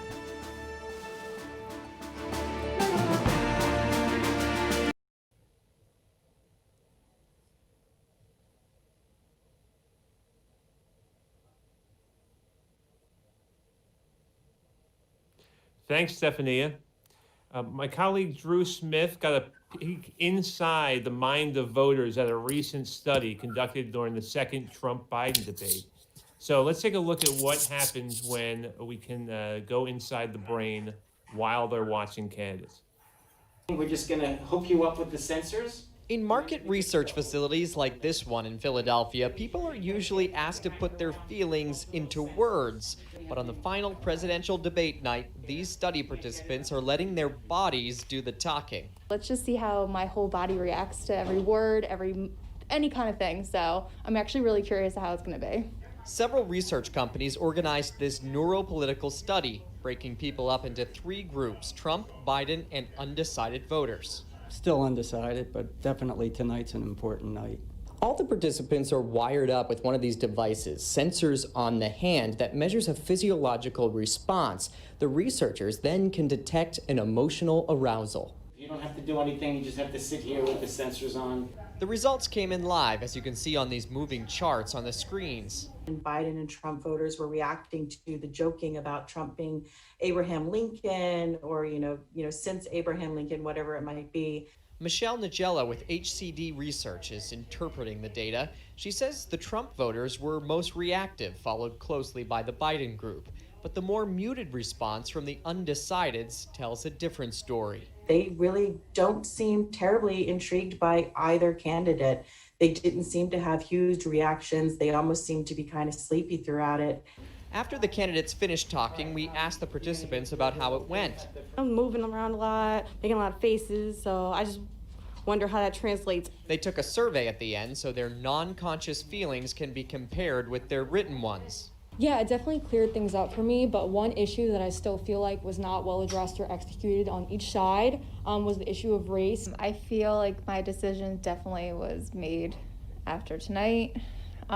Just listening, getting more facts. And to see if any other minds were actually changed by this debate. In Center City, Drew Smith, NBC 10 News. Exciting stuff. So I'm joined now by Glenn Kessler, CEO of HCD Research, and Dr. Michelle Nigella, who you saw in that video, the company's chief neuroscientist. And so, like I said, this is pretty cutting edge stuff. Glenn, tell me, you've been doing this for a little while, but you were doing something else even before this that kind of led you into this. Tell me about the whole impetus of how this came about. Well, in around 2000, we started doing quantitative communications research, testing television commercials, movie trailers, and so on. And in 2004 and 2008, we took on an internal project and tested every presidential ad in those cycles, every Bush and Kerry ad, every McCain and Obama ad. And we reported them to the media, and we started to get some attention as people who were able to evaluate political advertising. And by chance, a professor at the journalism school of University of Missouri heard one of our media broadcasts and contacted my company and asked me if he could have our data. I asked why, and he said, well, we do psychophysiology. And I said, what's that? And he said, come on out to Missouri and I'll show you. And looked at it, and we ended up incorporating that into our media testing. Wow. Well, how widely used is this technology now and this approach in politics? In politics, not very much. In the consumer world, it's very, very popular. In the last 10 years, a number of large consumer companies have started to use different forms of neuroscience or psychological testing. But in the area of politics, the political consultants have been slow to embrace it. But I imagine if one starts to do it, it'll be like the consumer industry. Everyone will have to catch up. Well, Michelle, it sounds a lot like baseball or basketball now with this advanced metrics applying this to it. Well, tell me tell me a little bit about why you guys are sort of ahead of the game here, and then also kind of what you learned from it. Sure. I think that we're a little bit ahead of the game in that we're always trying to vet out new technologies, and that's been very advantageous for us. And we really think about new applications of these technologies that have been around for a little while now. Now, as far as this study goes, one thing that was clearest was that each candidate seems to know how to speak to their base. Trump voters had the biggest reactions to President Trump's jabs, and Biden voters had the biggest reactions to former Vice President Biden's responses. The results from the last debate, however, clearly showed that neither were able to get much reaction from the undecided voters. And that's kind of the cool thing about this technology, is that we could really tease apart those sort of emotional reactions where people didn't have to self-report it, things that maybe they wouldn't be able to articulate, we were able to uncover. But also, I think in the first debate, we saw more neuroreactivity with all the arguing and excitement going back and forth with the candidates. And in the last debate, all voters, including the undecideds, reacted fairly strongly to that moment when President Trump really questioned why candidate Biden wasn't able to get things done in the past 47 years. And the interesting thing here in this last debate and with our research was that we were able to show that all the over talking and with all the interruptions from last time in this past debate, when Biden paused to look directly to the screen and to the viewers and voters, and then calmly blame a Republican Congress, in that moment, it was a quiet moment, and it very clearly, effectively was eliciting an emotional response across all voters. And that's kind of really interesting and something that you could really pull out with this sort of technique that you wouldn't be able to get if you ask people to self-report. Well, Glenn, you talked about how I've heard you mention that in advertising, you can get a person to say they like something, but you can't get them to say exactly what it was about it that they liked. Right? That's right. People will tell you that they like or dislike, let's say, an advertising concept, but they can't tell you why. And so using tools like this, you can look second by second and find out when their psychophysiology changes, which allows you to infer the cause of or what contributed to the liking or disliking. Otherwise, someone looks at a commercial and says, "Oh, it was good." Well, what did you like about it? I don't know. It was good. But we're able to see likely what it was that caused them to have a positive or negative feeling. So tell me, can we really see how can we apply this on a grand scale?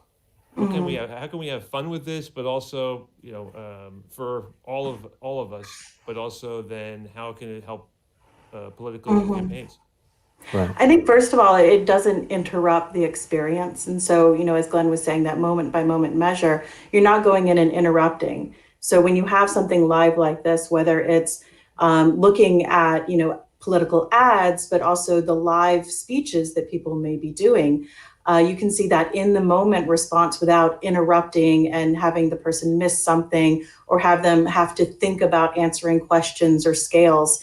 That's really the advantage of this. It's non-conscious. It's a response that we can measure peripherally without interrupting or impeding on anything going on.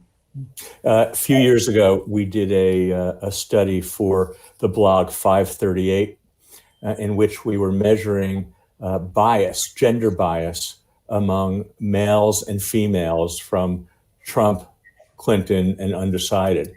And we found that the group that had the most gender bias against women were Trump females.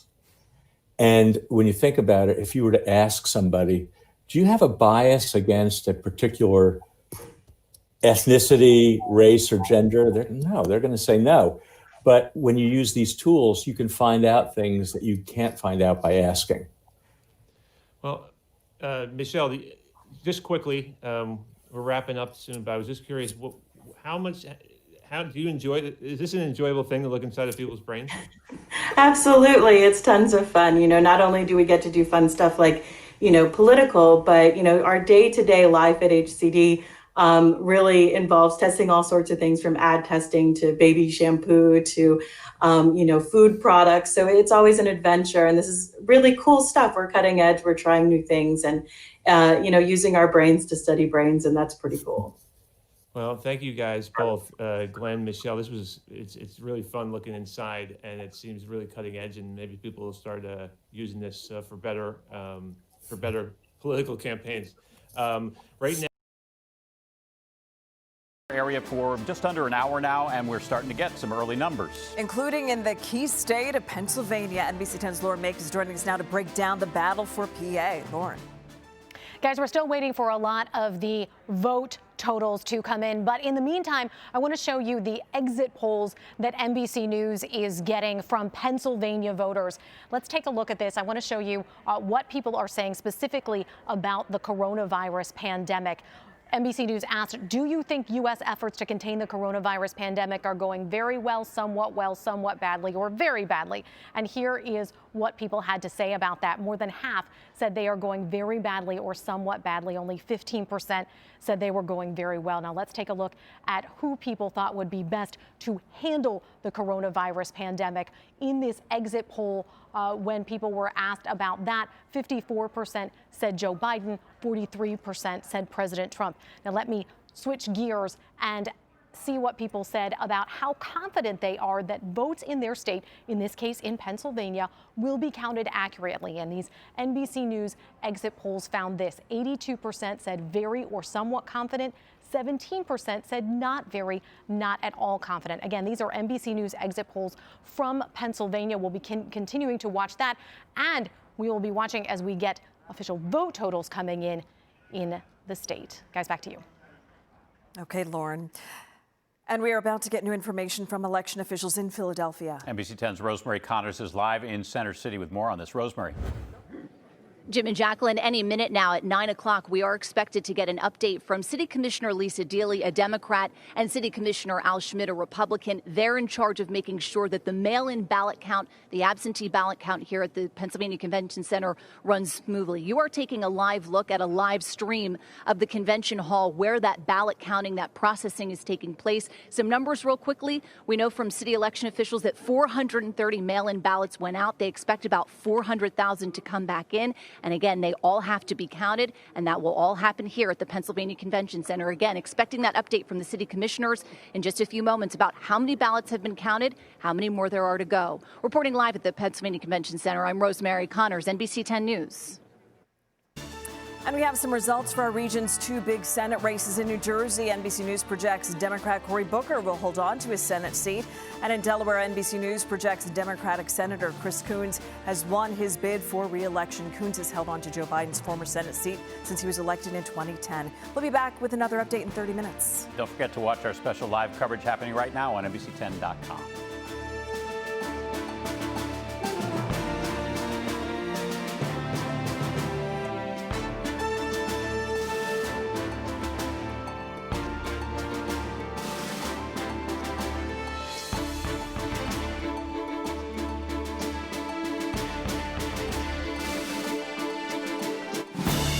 You're watching live election night coverage from NBC10 and Telemundo 62.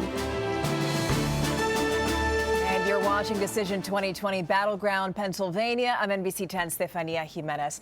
Now, tonight, we expect an update from the Secretary of the Commonwealth on elections in the Keystone State. We want to give you a live look right now from Harrisburg. You'll get that picture in just a moment. That's where Kathy Bookvar plans to address the media at any moment. She's going to update the election process in the battleground state of Pennsylvania. Of course, the Keystone State considered key in helping to determine the presidential race. We're going to monitor that news conference. It seems that we don't have a live picture, but we will bring you any major updates as we learn them. You know, it should go without saying that it is a busy night at the Pennsylvania Convention Center, where hundreds of thousands of mail-in and absentee ballots are being counted right now. That's where NBC10's Rosemary Connors joins us from tonight. So, Rosemary, this is going to be a really long process because there are so many ballots. Right, and they just started counting this morning. So here's something to keep in mind, Stefania. If you live in Philadelphia, if you requested a mail-in ballot or an absentee ballot, it's coming here to get counted. The Pennsylvania Convention Center, in fact, as of this morning, they had about 345,000 ballots returned here under lock and key, ready to be counted. It's unclear how many are here at this hour and how many are left to go in terms of that counting and that processing. I believe we have some video, either the live stream of the convention hall where that tabulating is going on right now, or some video that we were able to get just a little bit earlier tonight. We do know that there are 430,000 ballots, mail-in ballots, that went out across Philadelphia. City election officials are expecting about 400,000 to come in. Some people may not have filled them out. Others may have decided to vote in person. As I mentioned, as of this morning, there were 345,000 under lock and key here at the Pennsylvania Convention Center. I mean, an unprecedented number of mail-in ballots, so much so that city election officials had to rent out space here at the convention center as a place where they could process everything. So we're going to continue to keep an eye on what's happening. Right behind me, you see this podium. That's because we are expecting an update any minute now from City Commissioner Lisa Dealey, a Democrat, and City Commissioner Al Schmidt, a Republican. They were walking the convention hall where that tabulating was happening and is happening at this hour, making sure that everything is running smoothly. They're expected to give us an update literally within minutes. We were told 9 o'clock. So as soon as we have that, we will bring that to you live, of course, through this newscast on NBC10.com and then also on the air on NBC10. Reporting live at the Convention Center, I'm Rosemary Connors, NBC10 News. Stefania, back to you.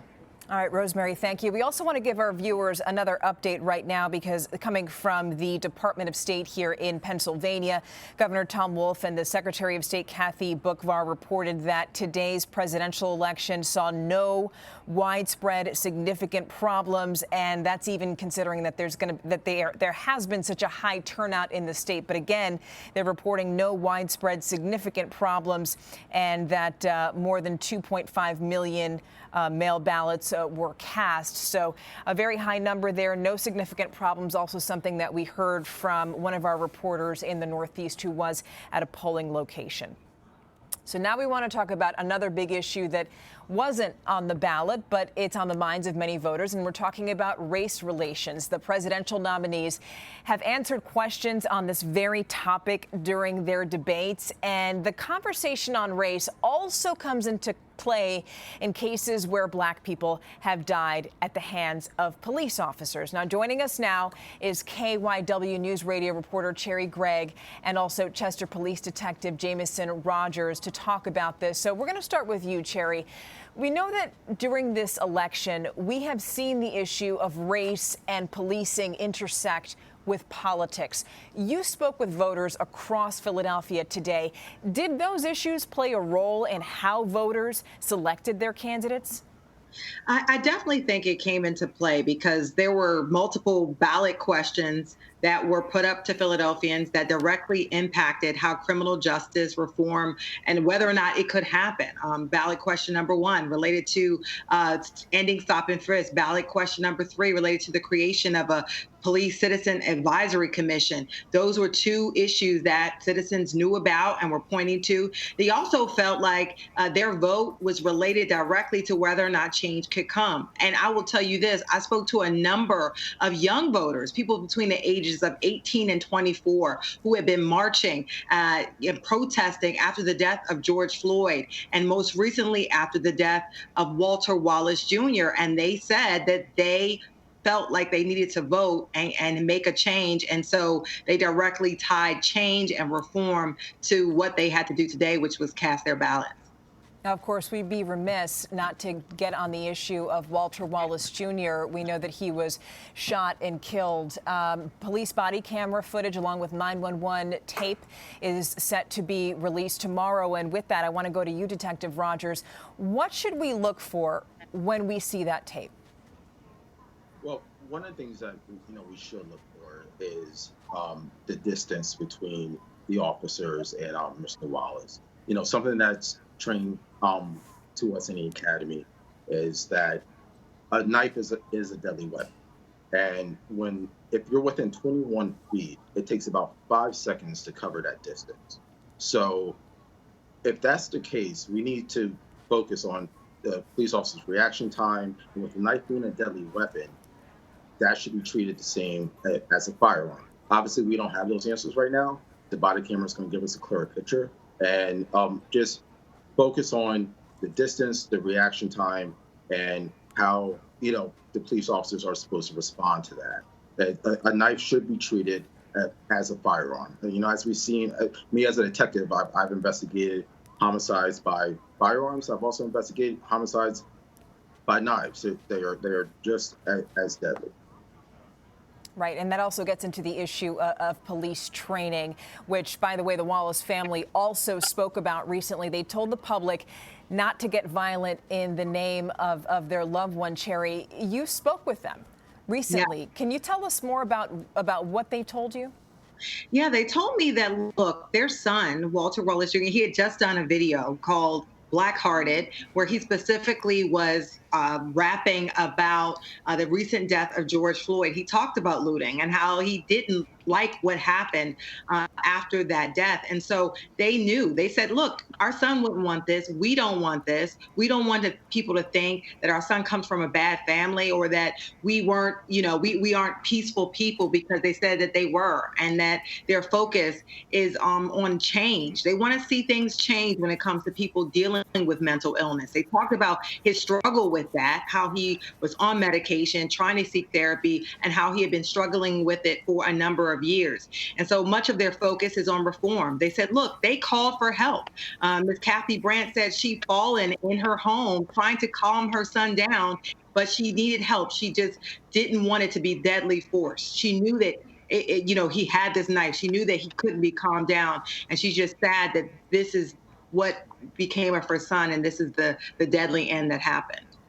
Right. Yeah, and we all feel for that family. Detective Jameson, you wanted to jump in? I did. And to speak on that, what Sherry just spoke about is that whether it's justified or not, any loss of life is a tragedy. And that shouldn't be taken as a fact. And I was encouraged by the Wallace family speaking on they wanted more training. They wanted more training to come from this incident. And that's important. And it goes back to community policing. It's the fact that it's the community and the police. We're all in this together. We're a team. And, obviously a lot of things have happened in 2020 and in the past where it just seems like there's two sides to this issue. But anyone that gets into law enforcement understands that we are a part of the community and we need to work together. And neither is perfect. And I think, we talk about 2020, how it's been just a crazy year. And one of the things I want to lean on is the fact that basically, I believe that everyone attention is peaked. Everyone has a foot at the table right now. We're all listening. We all want change. From the police department, from the community, everyone wants change. We want to go forward to seeing how can we make progress and working together. And I'm hopeful for that outcome. I guess the question that I want to ask you, Detective Jamison, is how are police, from their point of view, how would they be, are they receptive to change, to being trained again? I mean, a lot of this, when people talk about police culture, it is ingrained. Right. No, I think, and like what I just said, it absolutely, I think everyone wants change. And honestly, who doesn't want change, whether it's from the civilian side or law enforcement side, everyone's been put on notice. Of 2020 and the recent incidents that we have witnessed, like everyone has been put on notice. That's why you see certain police reforms coming into place where heads of law enforcement are actually embracing change and willing to have a conversation. And for the first time, look, I've been in law enforcement for about 11 years now. And for the first time, I've seen everyone is sitting at the table and realize that we need to have a real discussion about how we're going to move forward and how we're going to reach common ground. And I've never seen that before, to be honest with you.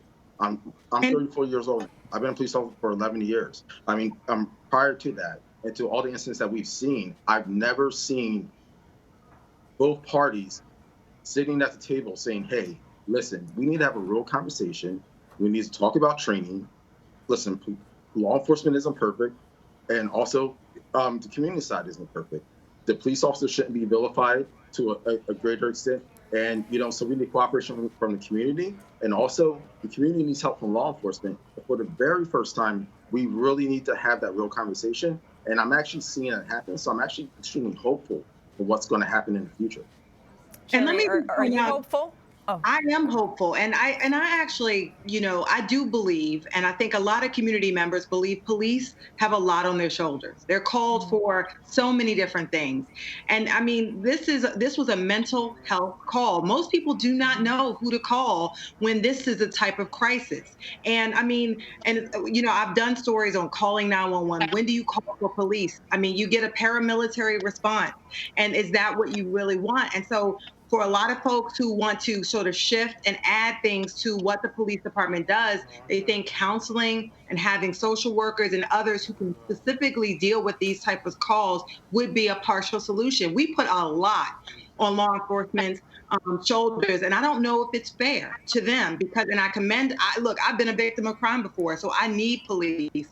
At the same time, we do put a lot on their shoulders, so I'm hopeful that some form of change will come in the near term. I want to go to you, Detective Jamison, for that. What exactly needs to change? What do you think police officers need to see from the community for them to say, okay, let's change this? Are they waiting for something? I think, honestly, I mean, especially me being a homicide and major crimes detective, is public cooperation. And I understand the hesitancy in that, because there is a lack of trust in the law enforcement community. And I can, to an extent, understand where that's coming from, but we need to break through that barrier. And a lot of that's happening in the urban area where, there's a greater minority representation. And, people that look like me and Sherry. And, so how do we break through that barrier? And honestly, I believe with Black law enforcement especially, I and people that look like me that are in law enforcement need to take the point and carry that burden to break through that and to really say, listen, law enforcement is not the bad guys. I mean, too many times where it's like if you're a Black law enforcement officer, you almost feel like you're in a position where you need to choose sides. And so too many times I want to say is that I'm not choosing side. I'm on your side. And every law enforcement officer is on your side. So we need to break through that stigma and that noise to bring us together. And like Sherry said, this is not a paramilitary, this is an occupational force. Police officers have been around for the last 150 years. I mean, we're a part of the community, and we're going to be a part of the community. And what I tell young minorities all the time is that we've been here for the last 150 years. We're going to continue to be here for the next 150 years. So if you want to see change in law enforcement, be the change that you want to be. Apply, be a police officer. Make that change, because it's only you that's going to change the dynamic of what you see now. Because the police are not going anywhere, and we need to really embrace that. And especially African American law enforcement officers need to take that point and reach out to our urban communities, because the gun violence that we're dealing with, with people that look like us, and I see this and I investigate this on a daily basis, of Black on Black crime. And I tell you, it's one of the most greatest burdens I have, investigating a homicide. But when I'm able to solve one, it's one of the most unbelievable things. I become a part of that family, and that's when I see when I reach out to that family and say, hey, I was able to bring justice for your son that was slain. All right, Detective, they embrace law enforcement, and it's amazing. Detective Jamison, thank you. And I just want to go to Cherry for one last question. People want to feel listened to. Do you think that that's happening? I'm not 100% sure yet. We will see, Stefania. We will see whether or not that happens. I'm hoping that, to the extent that some of these ballot questions go through, that could happen. A lot of times the community feels on the outside, like their words are not heard. And I just want to say that every time something like this happens, it is traumatic. And we never talk about the trauma. We never talk about the knee-jerk reaction that people get when they see one of these videos, or when someone gets shot by a police officer in the middle of a community. This is where folks live. It is very triggering. It is very traumatic. So I hope that we do allow people to vent, and in a very productive way, and that change does come. And I'm so glad we have this detective here to hear this. This is wonderful, but at the same time, we do need to give community space and healing, because it is very traumatic. It is. And we'll have to leave it right there. Sherry Gregg, thank you so much for joining us tonight. And Detective Jamison Rogers with Chester PD, we so appreciate your time and having this very important conversation tonight. Thank you. Thank you. And now we want to take a look at some of the results as they are coming in Pennsylvania's 3rd congressional district. We know that Democrat Dwight Evans trying to hold on to his seat right there. And in New Jersey's 1st congressional district, Democrat Donald Norcross is trying to win his bid for re-election there, up ahead by 10 points against his Republican opponent. Now, our digital coverage continues now with NBC10.com's Brian McCrone. He's going to take us back inside of the Pennsylvania Convention Center, where the city expects to count hundreds of thousands of mail-in ballots, and he'll be with you in just a moment.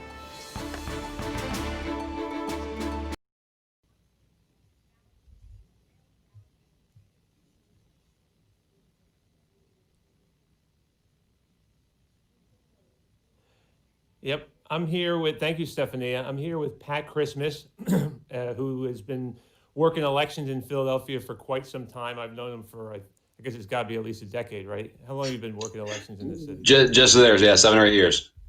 So, what did you say? Oh, wow. Not as old as 70. So, Pat, thank you very much. He's with the Committee of 70, and that's the city's chief election watchdog. Pat, tell us a little bit about, you're not at the convention center anymore, but you're pretty intimate with what happened there. Tell us a little bit about what's been going on today in Philadelphia in particular, and sort of what the prep work has been for the Committee of 70, because there's so much prep work that goes into these elections for you guys. Yeah, absolutely. So 70s has been around for a long time, established back in 1904, and elections and voting has been our bread and butter for 116 years. But a lot has changed, especially not just between 1904 and now, but between 2019 and now. As the Secretary of State has noted, we've had 10 times as many people vote by mail in this election. And what this has meant is that over the course of the summer, really, election officials have had to scramble to set up to run 2 major elections, one in person during a pandemic and another full-scale mail-in election. So we've been working with Philadelphia election officials to prepare for this mail-in election, and then also doing a tremendous amount of voter education, because we know that there have been several critical steps that voters have had to follow for their mail-in ballots to count. I mean, that's including the secrecy envelope and signing the outside declaration. It hasn't just been local election officials working to get ready for this election, but the voters as well have had to make this transition too. So what is happening right now at the convention center? Tell us a little bit about it. I don't think a lot of viewers know exactly how much work is going on over there right now. Yeah, yeah. So early in the summer here in Philly, I mean, we didn't have the funding yet to do this, the space, the equipment, the staff. Fortunately, all those big pieces have come together, and so the city's roughly 350,000 mail-in ballots are in that convention center. And what's started at 7 o'clock in the morning. This is the earliest that Pennsylvania counties can start processing mail-in ballots. Is they check the outside of the envelopes, make sure that there's a signature there, the declaration has been completed. Then they have to open, hopefully for every ballot, 2 envelopes, both the outside declaration envelope and the inside secrecy envelope. Both of those things have to be extracted. The ballot has to be taken out. Then the ballot has to be flattened, and finally, then it can be scanned. So it's very, very time and labor intensive to do this. This is why it took us a week and a half to get through most of the count in Philadelphia after the June primary. But with the funding that came in, we have several $1 million worth of equipment in this convention center. And even with that equipment, and even with more than 100 staff working all through the day and through the night, this is going to be a 24-hour operation. It's going to take us 2 or 3 days to finish most of the mail-in count. Well, you're talking about that 350,000 in Philadelphia, but in places like Delaware County, where there won't be 350,000, but there'll be over 100,000, it might even be more of a process. And why is that?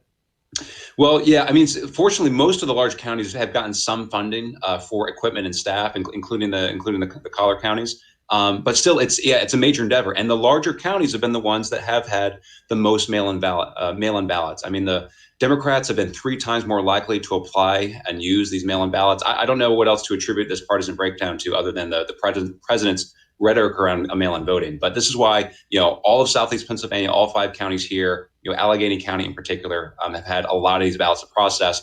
For those counties that haven't been able to secure equipment and additional staff, it's a real challenge. And the smaller counties have also had to deal with running these two elections, one by mail, one in person. And they have to do a lot of this by hand. And that's what Philadelphia and other counties were stuck doing in the primary, which is why this took so long. But we are in better shape this time. Of course, the political stakes are far higher in this election than they were in the primary. Well, what is happening? Tell us a little bit about what do you know about what's happening in these seven or so counties out of the 67 counties in Pennsylvania that say they're not going to be able to start counting mail-ins until tomorrow at the earliest? What is it? What's happening there? Yeah, so as you noted, there have been a handful of counties that decided instead of starting their processing at 7 o'clock in the morning on election day, which is the earliest they can by law, they're going to start tomorrow. And I'm not sure exactly why this would be, except I'll give certainly the election directors the benefit of the doubt, who've been working relentlessly for months to get ready. Is that sometimes it is really difficult to do both these things on the same day. I mean, in every county they had to do both in-person voting at polling places. And in most places, except these 7 counties, doing the mail processing too. So those counties, hopefully, when they start tomorrow, they'll be able to get through their mail-in ballots as quickly as possible. But whether it's those 7 counties or the other 60, it's going to take a couple of days. And I'll add in one more factor here, and that's that because of this partisan breakdown in mail-in voting, what we're going to see is the in-person voting results are going to come out of the voting systems pretty quick this evening. That's going to be most of the president's results, most of the president's counts, and the mail-in vote's going to take a little bit longer. So over the course of a day or 2 or 3, the results online will seemingly change when in fact they're not. It's just the ballots are having to be processed and counted, and that takes a little bit of time.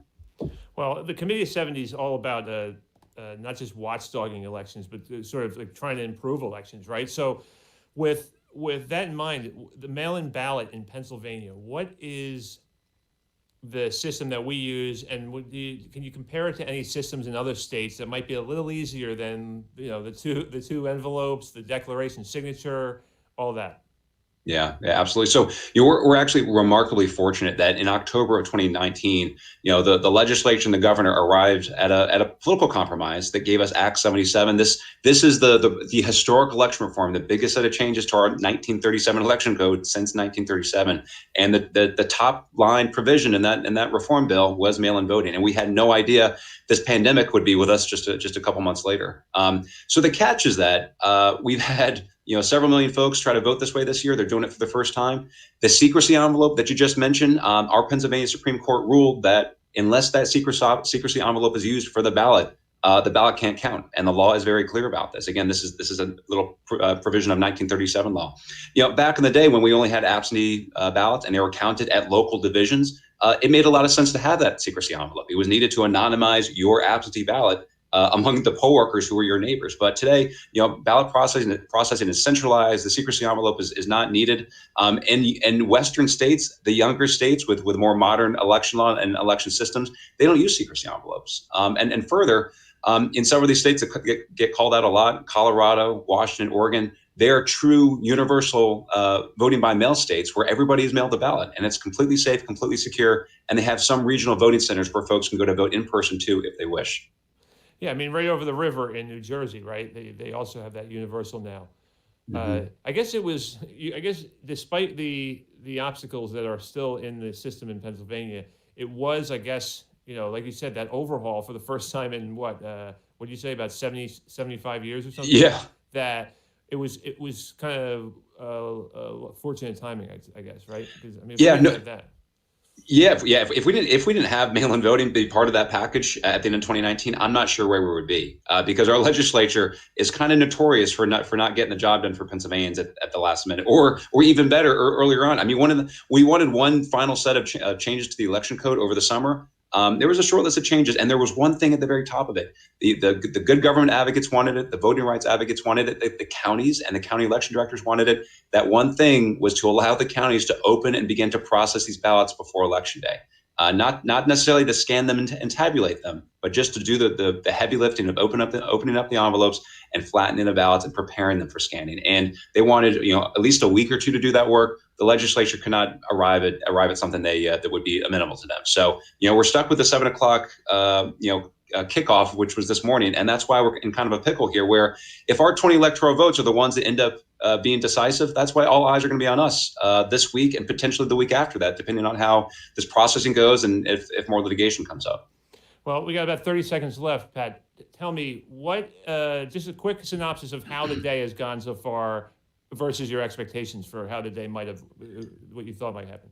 Yeah, I mean, short story is this: we've had a seismic change in the way we do our elections here in Pennsylvania, and with that change, we've had some definite rough edges around the mail-in voting, rough edges around the in-person, voting experience, especially when we had massive consolidation primaries. So there were some issues this morning: late polls opening, a few machines not working, but for the most part, we had no major disasters, and the election happened successfully. Excellent, Pat. Thank you very much. Historic night as we await results in the presidential election and other local races that matter to you. I'm Jacqueline London. And I'm Jim Rosenfield. Updates are pouring into our newsroom right now. More than 300,000 mail-in ballots were received in Philadelphia. We saw those long lines throughout different neighborhoods today. This right here, it's a live picture as the ballots are actually being counted at the Pennsylvania Convention Center. And a short time ago, Pennsylvania's governor urged patience as we await all the results as the country saw a record turnout. People are still waiting in line to vote in Montgomery County. Skyforce 10 flew over New Hanover Township just 10 minutes ago and spotted people still standing in line. We were told they got in line before that 8 o'clock deadline. One of the first states called tonight for Joe Biden was New Jersey. The Garden State usually swings toward the Democratic candidate. New Jersey has 14 electoral college votes. Joe Biden also won his home state of Delaware. The first state gives the former VP 3 electoral college votes. Take a live picture from Wilmington right now. That's where the Biden campaign is set up for a watch party there. We're told Joe Biden is watching the results from his home. NBC10 political reporter Lauren Make is joining us now with a look at some of the numbers coming in within the last few minutes. Lauren? Jim, I want to show you what we know at this point about Pennsylvania. We are looking at NBC News's numbers here. This is too early, of course, to call, only 18% in. But here's what we know about Pennsylvania right now, with 67% coming in for Joe Biden and 29.9% for President Trump. Let's flip over to what we are learning from the Department of State here in Pennsylvania. These are state numbers, mail-in ballots, and you can see the difference here. We knew that this would be the case with Joe Biden doing a lot better with mail-in ballots than President Trump, but I can tell you, I just looked at the election day numbers and things are flipped. So a lot of numbers still to come in tonight. That is what we're seeing in the breakdowns so far. Guys, back to you. A while before we have a clear picture on PA. Meantime, in Delaware, Senator Chris Coons headed back to Washington. NBC10 Delaware Bureau reporter Tim Furlong just spoke with the Democratic senator. I'm grateful that the people of Delaware have overwhelmingly voted to reelect me, and I take very seriously the responsibility that means to represent everybody from all 3 counties of all backgrounds, Republicans, Independents, and Democrats. We've got a lot of hard work to do. Will legalizing marijuana go up in smoke in the Garden State? That's one of the ballot questions in New Jersey. Only adults at least 21 years of age would be able to use marijuana legally if it gets passed. So far, it's leading as a yes. We'll be back on the air with another local update in 30 minutes. And don't forget to watch our special live coverage happening right now on NBC10.com, Cozy TV, Roku, Apple TV, and all of our social media accounts.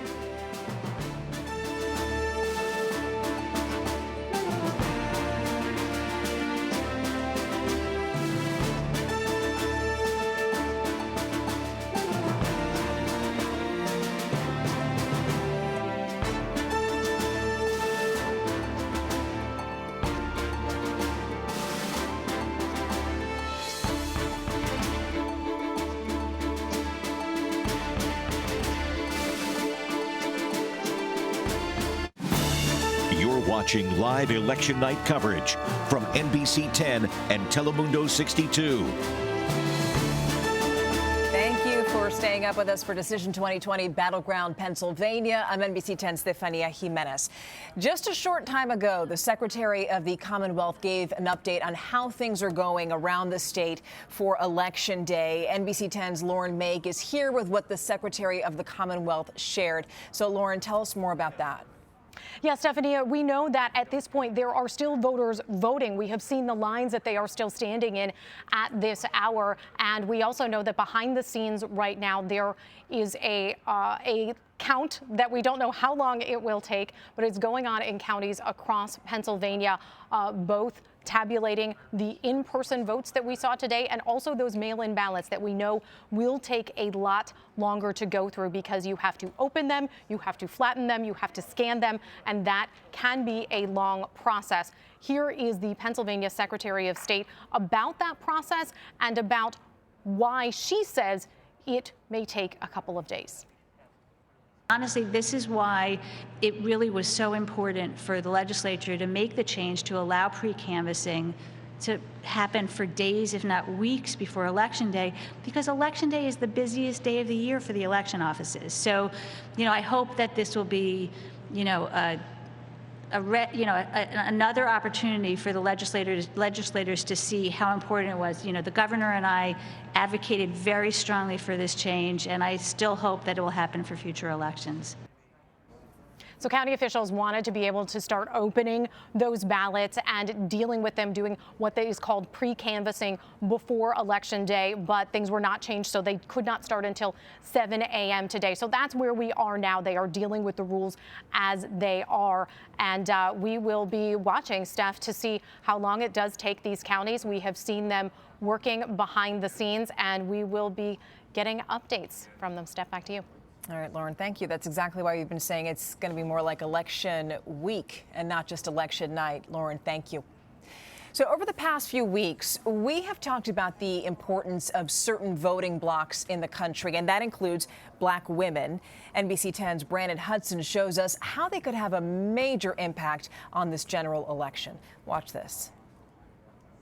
From women's rights activist Ida B. Wells to Democratic vice presidential nominee Kamala Harris, Black women have had a seat at the table. Now they're moving closer to the head of it, and both the president and former vice president recognize it. Lifelong Philadelphia Republican Daphne Goggins met Donald Trump in 2016. When he got to me and for me to introduce myself, it hit me that for the first time in my life, my vote as a Republican was going to count. Democratic presidential nominee Joe Biden named a Black woman his running mate. The excitement for women of color for Senator Harris is just, it's boundless. It's wonderful. Here's why both sides are courting Black women. In 2016, Black voter turnout dropped for the first time in 20 years, but 64% of eligible Black women voted. It was the second highest voting bloc in that election. 4 years later, women of color continue to shake the foundation built by our founding fathers. Just ask Philadelphia Tribune managing editor Irv Randolph. So you had this record number of Black women running for office, getting involved in terms of political organizing, and getting out to vote. In 2020, a record number of black women ran in the congressional primaries. This change didn't happen overnight. Let's go back 100 years. Ida B. Wells fought for the women's right to vote. During the 60s, black women battled voter suppression in the South.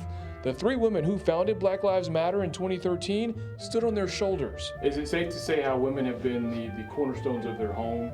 They're Yes, also the of course. cornerstones of their neighborhoods in issues like this? No question. Evelyn Sample Oates is a member of Alpha Kappa Alpha Sorority Incorporated, the same sorority as Kamala Harris. While the AKAs don't endorse Senator Harris, Evelyn's chapter mobilized in support of her. Black conservatives are knocking on doors too. Black Voices for Trump member Daphne Goggin says her mission is to serve the underserved in Philadelphia. She recently ran for mayor. Daphne believes in President Trump's policies. He wanted to see our community do better. And that's what, why I fight for him. Brandon Hudson, NBC 10 News. Now making history now in Pennsylvania during the 2018 midterms. You remember this. 4 Democratic women from our area won their U.S. House races. That's Mary Gay Scanlon, Madeleine Dean, Chrissy Houlihan, and Susan Wild. Now, it's the first time that the Keystone State had 4 women serving in Congress. We knew them as the Fab Four. Joining us now is one of those congresswomen, Mary Gay Scanlon, who's also running for re-election tonight. She represents the 5th Congressional District in Pennsylvania. So, Congresswoman, first of all, how do you feel on this election night? There was a lot of talk, a lot of nerves going into this election night that some ballots wouldn't be counted. There wasn't a lot of confidence in that from some voters. How do you feel about that right now? Well, I think the only reason that there wouldn't be confidence that all the ballots would be counted is because the president has been trying to undermine that confidence. There is no practical reason to have any lack of confidence. We know our systems are secure. In the 6 cases, I think, that the Trump campaign has brought against the state of Pennsylvania or its various counties, he's lost every one of them because when asked to produce evidence of his allegations, there was none. So we remain confident that all the ballots will be counted, and they must be counted. I mean, you're talking about disenfranchising seniors and folks with disabilities and folks who could not come to the polling place because of COVID. And you're talking about disenfranchising service members overseas. So we're absolutely going to make sure that every vote is counted. Now, we talked about voting blocks just before we went to you. We know that Pennsylvania has especially gotten extra attention during this election cycle. And especially we want to talk about the issue of women, right?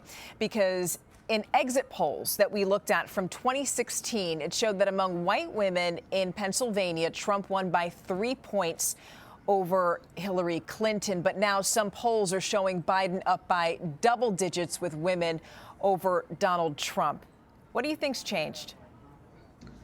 I think that the world has changed and Donald Trump hasn't. I mean, he really has not had a very good sense of what modern women are dealing with, that they are generally in 2 career families. We are not suburban housewives who are eager for him to put our husbands back to work.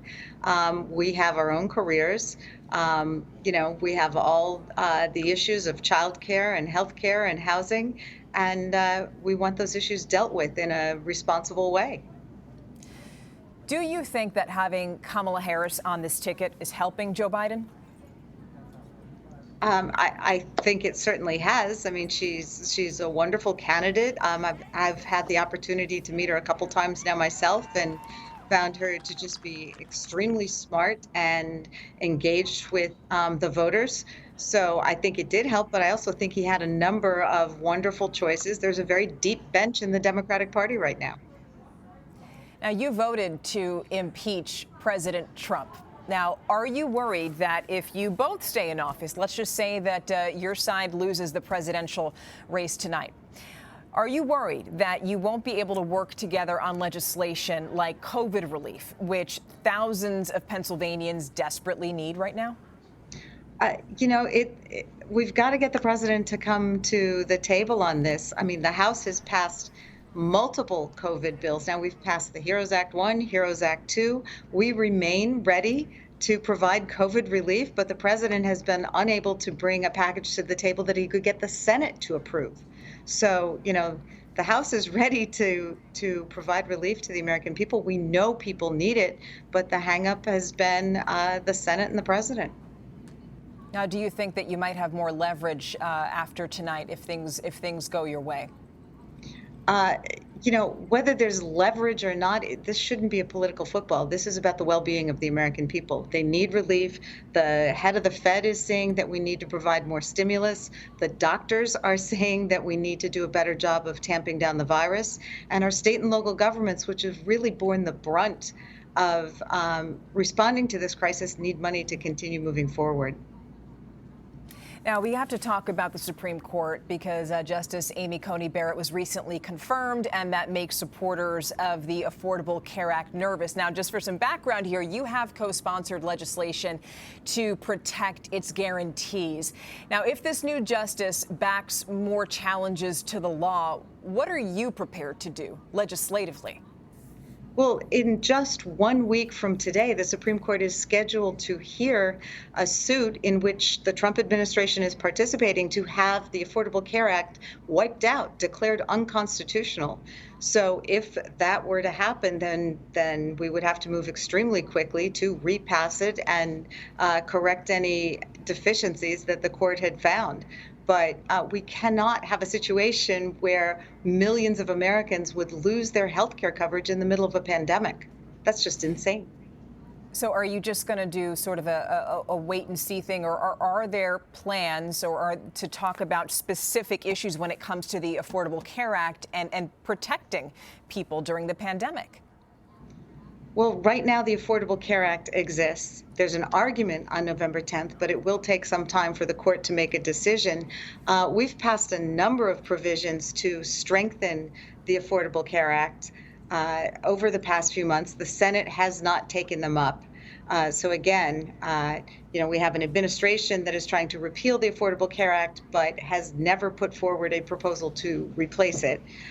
We have a Senate that is not willing to take up the legislation already passed by the House, which would undo damage done to the Affordable Care Act. So, we have one House that is trying to protect the health of the American people, and we have another that can't seem to get its act together. Now, Congresswoman, I have a final question here for you. What message do you have for Pennsylvanians who are nervous tonight, nervous about the unrest surrounding the recent police shooting of Walter Wallace Jr., nervous about this election, nervous about COVID, nervous about the economy? What is your message to them?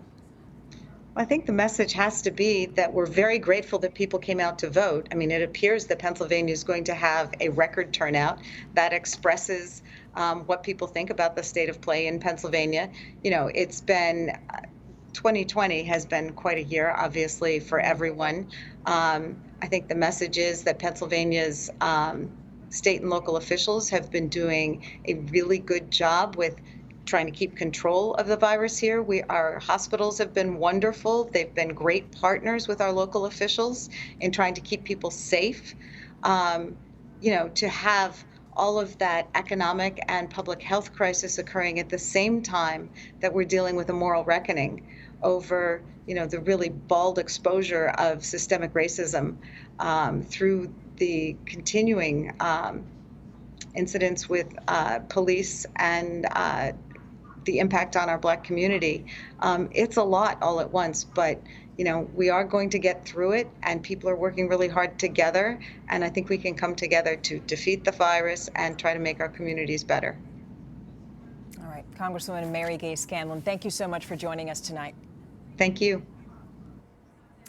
And now we want to share an election night update with our Spanish-speaking viewers. So now, again, it's going to be one of those things where I speak Spanish. Gracias por estar con nosotros esta noche. Hoy hay tantos cambios esta noche en esta elección y ahora vamos a hablar con reportera Yaima Crespo. Y Yaima, sabemos que había unos problemas con votantes que no hablan inglés. ¿Nos puedes hablar de eso? Bueno, sí, Estefanía, obviamente hay una comunidad que no domina muy bien el inglés y hubo cierta confusión, especialmente en lo que es en el sector de Reading, en una iglesia. Este sector es prácticamente de mayoría hispana y se nos informa que en esta iglesia luego pudieron resolver este problema, y es que tenían problemas porque solo había una máquina de votar y la fila es muy larga. Todavía hay personas ahí que se quedaron para tratar de votar en ese centro de votación. Obviamente esto es algo que vamos a ver durante el transcurso de esta elección, debido a que muchos hispanos que viven en estos sectores pues dominan el inglés, pero a veces no lo saben hablar, o lo entienden y lo saben hablar. O sea que son algunos de los factores que juegan en todo esto. Obviamente ese acceso a poder votar son algunas de las cosas que hemos escuchado durante la noche, pero mucho optimismo de parte de la comunidad latina que ha salido a votar, especialmente en esos sectores, en lo que es Allentown, en Reading, también en Filadelfia. Muchos han salido a votar porque saben la importancia de esta elección y quieren dejar su voto sentir, especialmente dentro de la comunidad latina, y lo que representa para ellos poder votar en estas elecciones. Pero ese ha sido el mayor incidente que hemos escuchado. Se han resuelto la mayoría de ellos, pero por supuesto el idioma siempre tiende a ser en estas elecciones, en las elecciones, un poco de barreras, pero se han solucionado esos problemas. Continuamos contigo, Estefanía. Okay, Jaima, gracias. And now switching back on over to English, we're looking at some of the results as they are coming in the race for Pennsylvania Attorney General. It looks like Democrat incumbent Josh Shapiro, who we spoke with just a few hours ago, looks to win re-election. We're going to have more on that in just a couple of minutes. So it's just no secret. So many families and businesses have taken a hit during this pandemic. And up next, NBC10.com's Brian McCrone explores the economic health of our country. You'll hear from him in just a moment.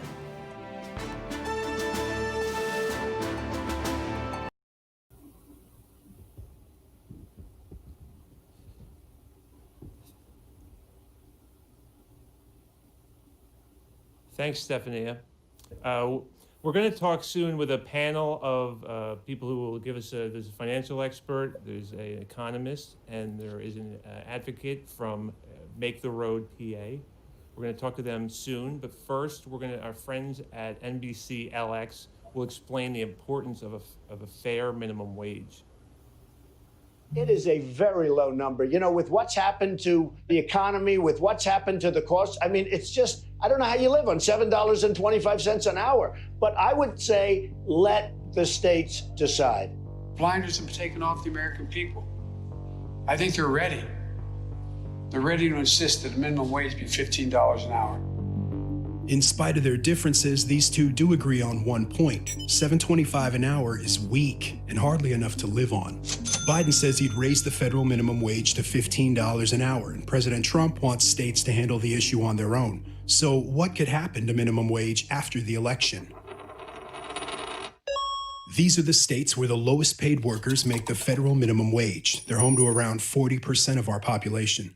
Minimum wage workers here make $7.25 an hour, bringing home about $12,000 after federal taxes. They're living on around $33 a day. Under President Trump, state governments would decide if they want to raise their minimum wage. The idea is if they don't, they risk losing workers to better paying jobs in other states, like these, all currently paying more than the federal minimum. The theory is that competitive wages entice workers to relocate, which grows the tax base of the states they move to. Under Joe Biden's plan, along with some changes in the Senate, minimum wage goes up to $15 an hour. That's about $31,000 a year. The idea is doubling the minimum wage could lift every full-time working person out of poverty, more than 20 million workers. That means some of your paychecks could double. A person making $1,200 a month in Oklahoma could see their income jump to $2,400. Both plans aim to redistribute wealth. The big difference is the size of the redistribution. Under Trump's plan, only some states would raise the wage. Biden's plan would raise the wage in every state. Think about it this way. The average cost for a one-bedroom apartment is around $1,600 a month. A minimum wage worker needs to put in 221 hours to pay for it. That's 28 shifts in a month. At $15 an hour, that worker would need to work 107 hours. That's half the number of shifts. Who wouldn't want to make more money?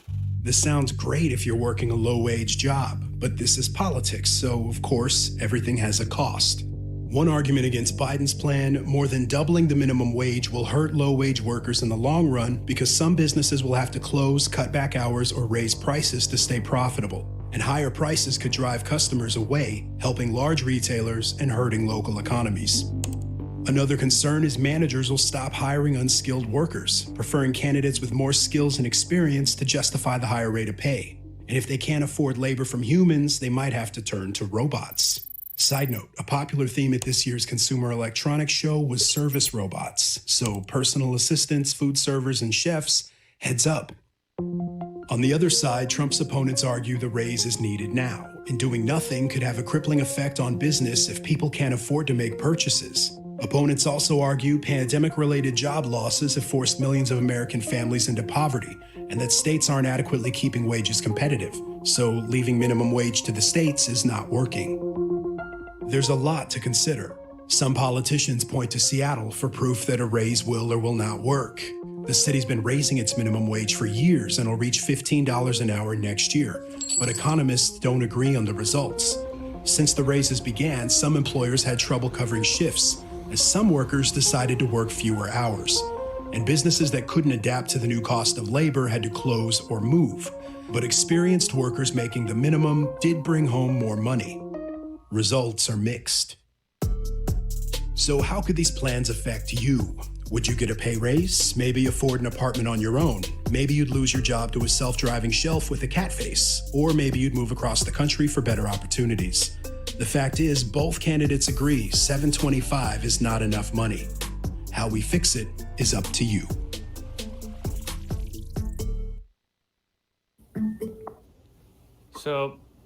So with me now is NBC's financial expert, Rob Wilson, Patty Torres with Make the Road PA, and Kevin Gillen, who is an economist with Drexel's Lindy Institute here in Philadelphia. Thanks, everyone, for joining me. As we saw from that, there is a message really that the economy is always on everyone's mind. But with the minimum wage, though, Rob, that story shows that Pennsylvania is among the states at that $725. I mean, how hard is it to survive these days off of that type of income? And does that hurt Pennsylvania's ability to be competitive in the jobs market? I think it's almost impossible to survive on that level of income. I mean, think about if you make $1,200 a month, that's roughly what the rent is for a one-bedroom apartment in Philadelphia. And certainly there are places where you can find rent a little bit cheaper, but then you still got to figure out how you're going to put food on the table, how you're going to get transportation, how you're going to take care of your kids and all of these other sorts of things. And so $725 is definitely not tenable. It absolutely puts Pennsylvania at a disadvantage because you will have people thinking about moving to other states if the minimum wage is higher. I do think, though, at the same time, you have to think about the business owners because certainly there are businesses that require reasonably priced labor. You think about grocery stores, you think about restaurants.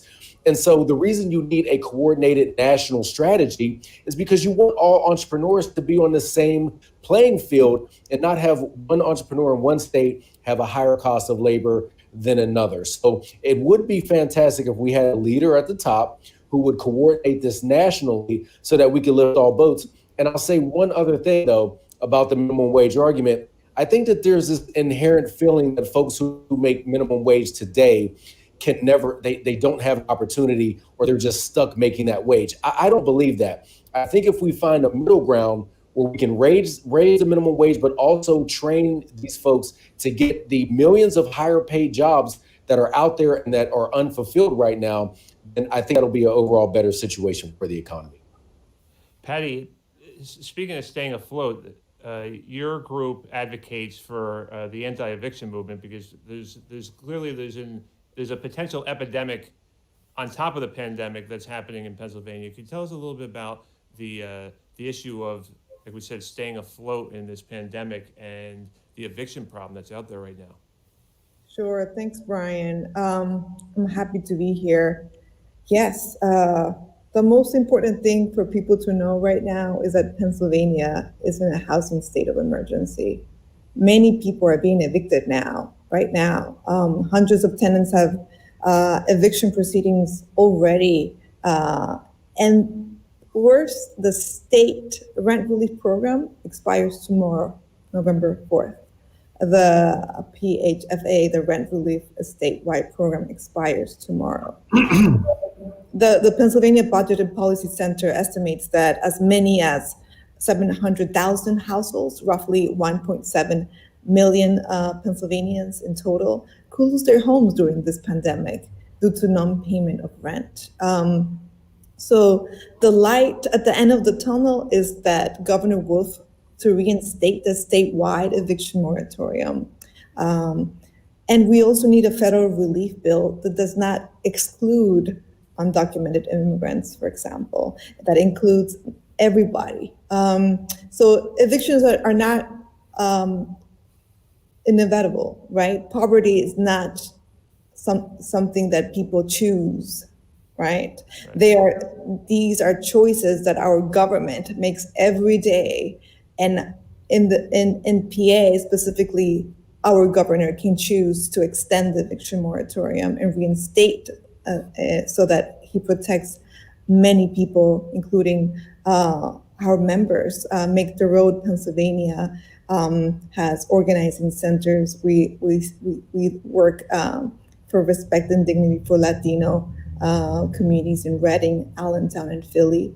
And we recently published a COVID impact survey report that found that 79 renters in the month of August and in mid-September, 79% of renters and 85% who were undocumented renters were so worried they won't be able to pay the next month's rent. Wow. Yeah, it seems like there's like two realities going on here, and that's what Kevin, you're an expert on the housing market too. I mean, what's happening also in home ownership too, and that's sort of like a tale of two Pennsylvanias, maybe three Pennsylvanias. But tell us what's happening. Well, there's a lot of things going on. There is certainly a wave of potential evictions coming, but there is also a wave of potential foreclosures coming, which of course is going to affect homeowners and owner occupants as opposed to renters. I applaud the sentiment that during these trying times that renters should get some relief. But my problem with just a mass moratorium on evictions is that you're making a public good be paid for with a narrow private cost. That is, insofar as there's a broader public interest in helping low-income renters, not putting them on the street, which not only helps them, but the larger society as well, since we're undergoing a pandemic. But you're asking a very narrow group to pay for that public good, which is landlords. Now, you might want to imagine landlords as, they all look like the guy in the Monopoly game with the money bags or, Scrooge McDuck. But most landlords, especially property owners of low-income properties, are themselves low to moderate income households. The actual numbers are for households that make over $200,000 a year and also own a rental property, only 6% of their income comes from rental income. But for households that rent to low-income households that make less than $70,000 a year, 35% is the average for the amount of income, percent of their income that is drawn from a rental property. So for those low-income households who have a tenant going to arrears on their rent, it actually disproportionately impacts low to moderate income households much more than high-income households. And again, I applaud the sentiment, no one wants to see mass evictions.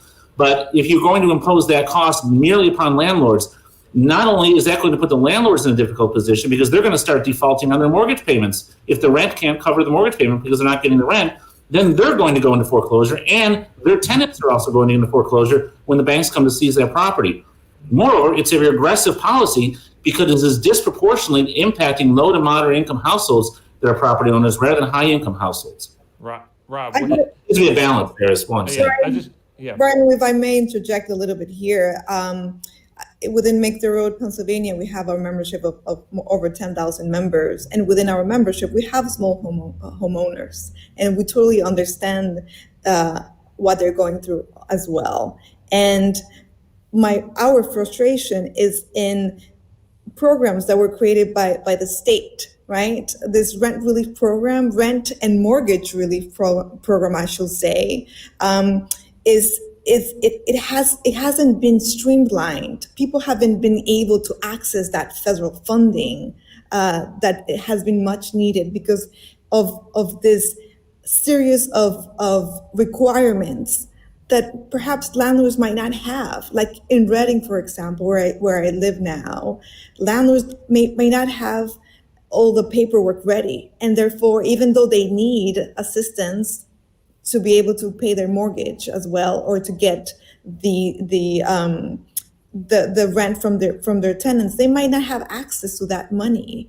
And so, I am not aware of exactly the numbers of how much of that $150 million from the state has been already distributed, but they haven't been able to get that money to the people that need it the most. And that's what's so much of a concern right now.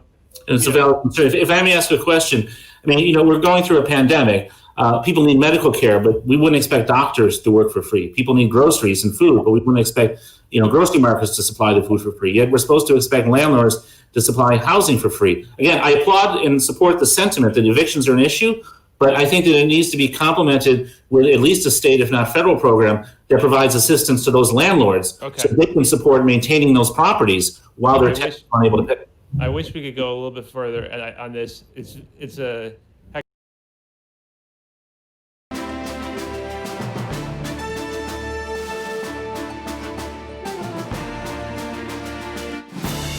You're watching live election night coverage from NBC10 and Telemundo 62.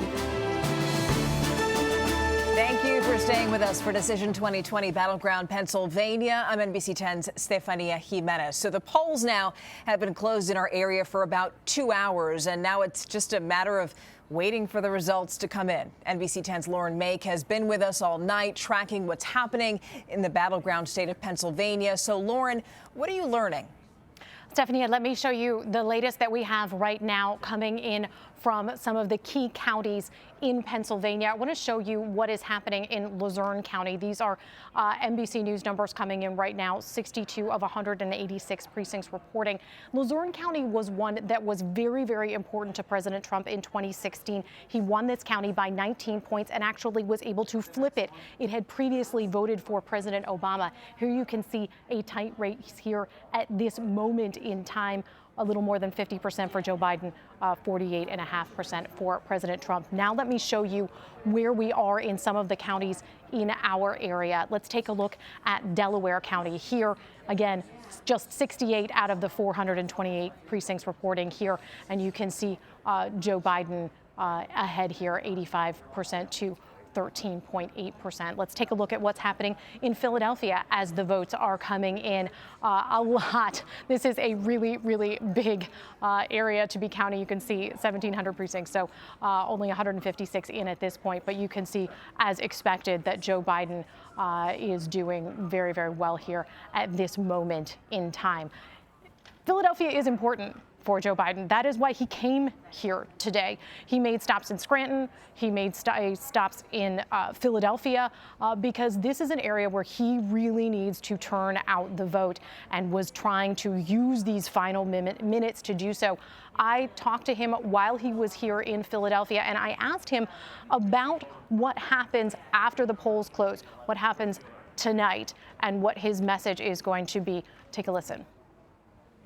People are standing in line to vote, but we are also seeing here in Philadelphia and other places being boarded up, stores being boarded up, because people don't know what is going to happen. Win or lose, how are you going to keep people calm after the polls close? By not doing the kind of things the president's doing, suggesting that if somehow he doesn't win, it's been stolen. I mean, this is not who we are.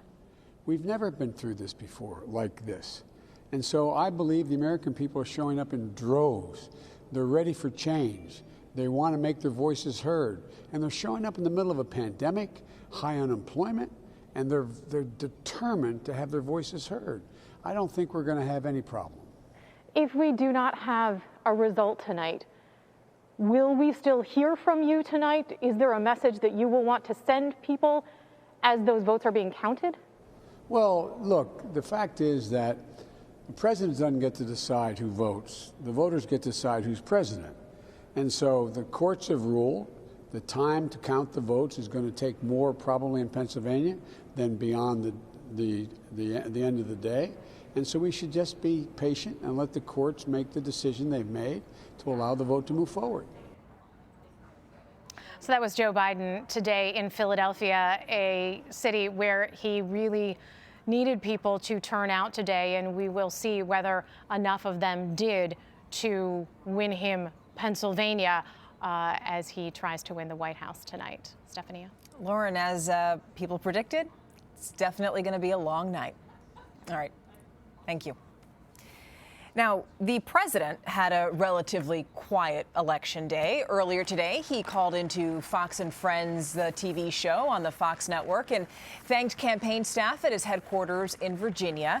President Trump is currently watching those results come in from the White House. Let's check in with NBC10's Tim Furlong, who is at Joe Biden's campaign headquarters in Wilmington. We will speak with him in just a moment. So, Tim, if you can hear me, what's happening there? Voters approve recreational marijuana. I knew that would happen. All right, so it seems that we couldn't get him right there. He wasn't able to hear us. Now, switching gears, in recent months, we have talked about the importance of Pennsylvania in this presidential race. NBC News' national political correspondent Steve Kornacki breaks down why Pennsylvania is so critical in this campaign and also the road to 270 electoral votes to win the presidential election. And here's what he said. All right, so we keep talking about which state could be must-win for Trump, which state could be must-win for Biden. The number one must-win state for the president really is shaping up to be Pennsylvania, the Keystone State. And we have a brand new NBC Marist poll here. Our final poll of Pennsylvania, we have Joe Biden ahead 51 to 46%. So a lead for Biden. There is a margin of error here. You can see it's the fine print, but you can see a little over 4% is the margin for error. So certainly you see the Trump campaign saying they have late momentum. They think they can turn this late. They're running from behind, but they're not that far behind according to our poll in Pennsylvania. And why is this state? Why is your state must win for the president? It's because, let's take a look here at the battleground map here. There are 3 states in particular where Donald Trump is vulnerable. It's Wisconsin, it's Michigan, and it's Pennsylvania. All these different battleground states, the one you see kind of in a different shade here, all these battleground states are states that Donald Trump won in 2016, in states where he's either trailing or he's in very close races right now in the polls. The 2 states where Trump is doing the worst in polling are Wisconsin and Michigan.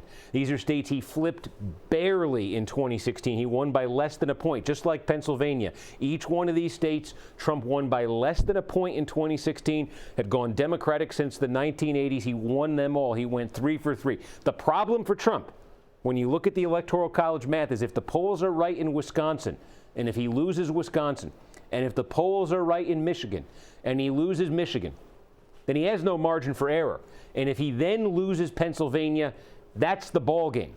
So when you look at these polls, Pennsylvania, of these 3 states, is much more winnable for Trump. He is closer in Pennsylvania than he is in these other 2 states. And of course, there's more electoral votes. This is worth 20 electoral votes if he can get Pennsylvania. So that explains what you've been seeing from the Trump campaign for the last couple weeks here in terms of where they're sending the president, where they're sending their resources, where they're putting their emphasis. It's been Pennsylvania, Pennsylvania, Pennsylvania. And that explains why the Democrats have been paying so much attention to this state in the stretch drive too, because they know, they feel good about where they are in Wisconsin, they feel good about where they are in Michigan, and they know that if they can just hang on in Pennsylvania, that poll again put Biden ahead by 5. They feel if they can hang on in Pennsylvania, go 3 for 3 in here, that's it.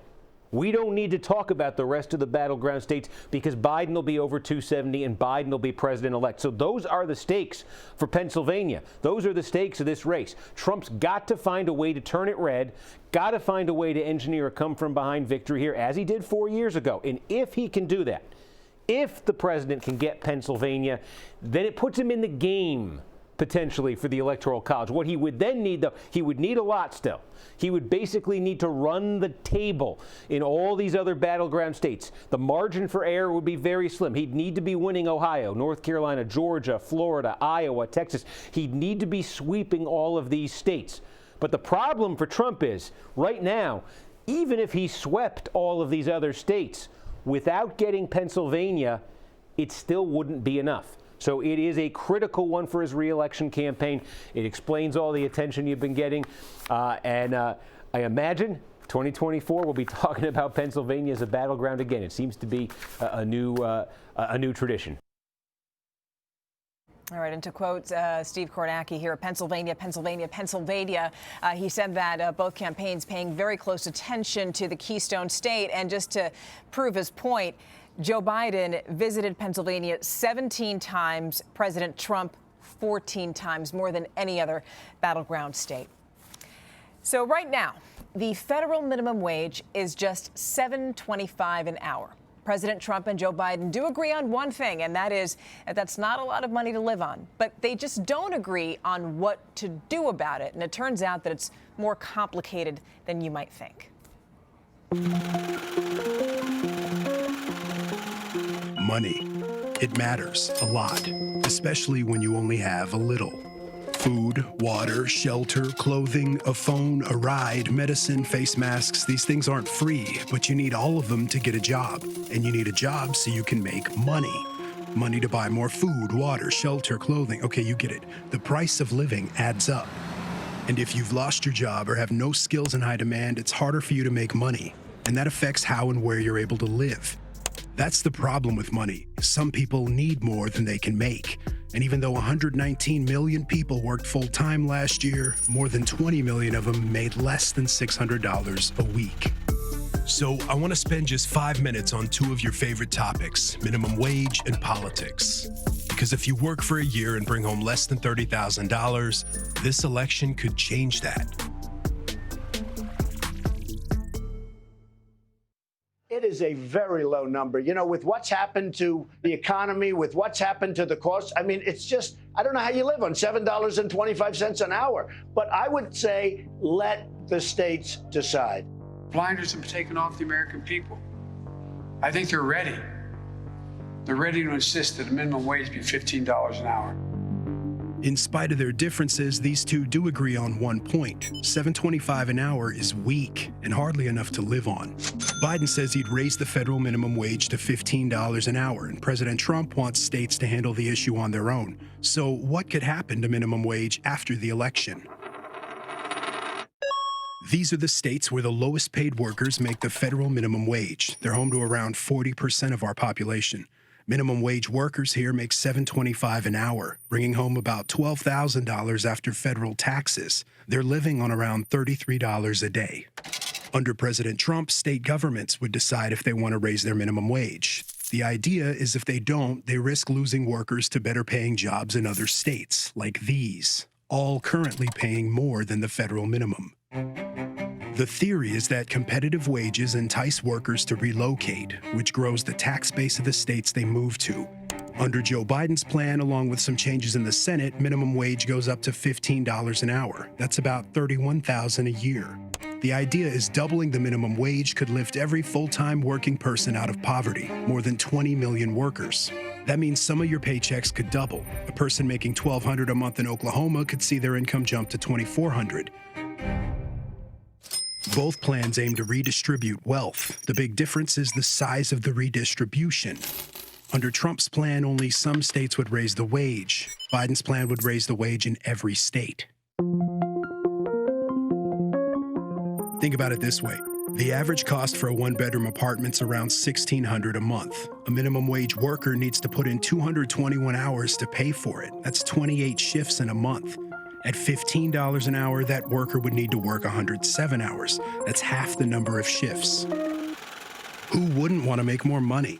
This sounds great if you're working a low-wage job, but this is politics, so of course, everything has a cost. One argument against Biden's plan, more than doubling the minimum wage will hurt low-wage workers in the long run because some businesses will have to close, cut back hours, or raise prices to stay profitable. And higher prices could drive customers away, helping large retailers and hurting local economies. Another concern is managers will stop hiring unskilled workers, preferring candidates with more skills and experience to justify the higher rate of pay. And if they can't afford labor from humans, they might have to turn to robots. Side note, a popular theme at this year's Consumer Electronics Show was service robots. So personal assistants, food servers, and chefs, heads up.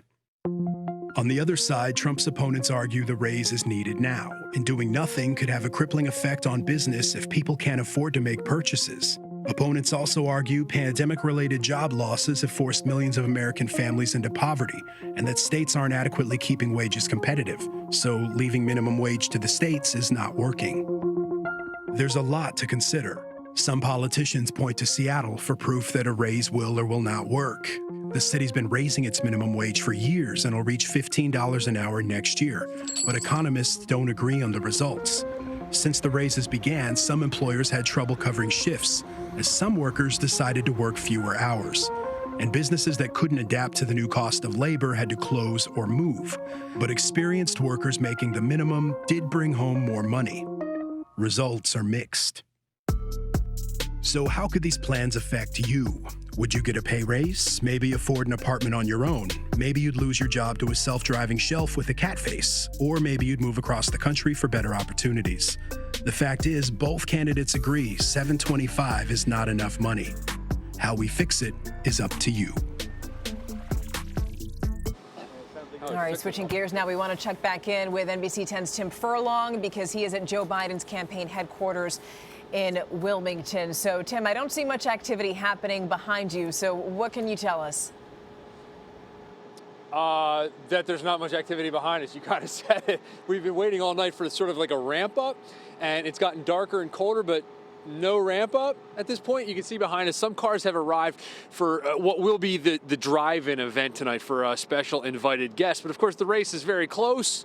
And so some people haven't shown up yet. It's not clear when the Biden family is going to come over here from their house in Greenville. So at this point, it's a waiting game to see. And no one's coming over and giving us any sort of timetable as to what exactly is going to happen here. But we're here. So I promise when anything happens, we'll tell you about it. We'll give you a call and say, put us on TV because something's finally happening here. But we've been waiting a long time, too. Back to you. All right, Tim, thank you. And now we're going to look at some local race results as they come in Pennsylvania's 4th congressional district. That's Democratic incumbent Madeleine Dean looking to win re-election for a second term there, a pretty comfortable margin. And in Delaware, Congresswoman Lisa Blunt Rochester looks to keep her seat for a third term with 59% support compared to 39% with Lee Murphy.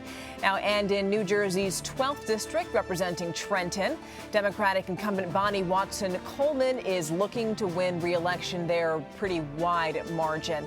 Also in New Jersey, NBC News projects that voters have approved legalizing recreational marijuana. Only people 21 and older would be able to use a controlled form of marijuana. Now, that's something that medicinally is already allowed in that state. Now, our coverage of Decision 2020, Battleground Pennsylvania, continues now with Brian McCrone. He's taking a look at political parties working at the state level.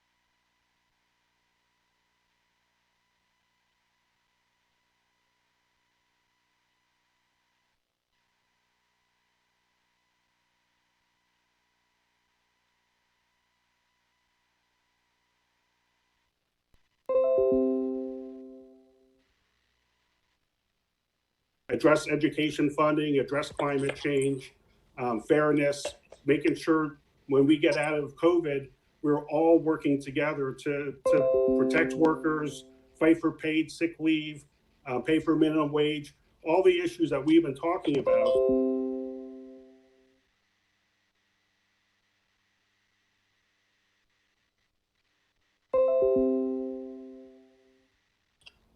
But we've been battling a very extreme conservative Republican majority. So I'm excited. We've been working hard, and I think we're going to get it done over the next few days, as Kenyatta said. Representative Kenyatta, what does it mean? A colleague of mine asked me this before earlier today. If Democrats do take control of the House, what happens? Because Republicans will presumably still be in charge of the Senate, right? But what does that mean for the agenda that all those issues that you just named, all those policies you'd like to see come into play? Well, how does it work? How does that dynamic change if you take back one of the chambers of the state legislature? I think it changes in the way the Constitution sort of laid out, right? We're going to be able to pass pieces of legislation out of the House that center working people, that center folks who want a fair shot and a fair shake in Pennsylvania. And then we will negotiate any differences that come up with the Senate.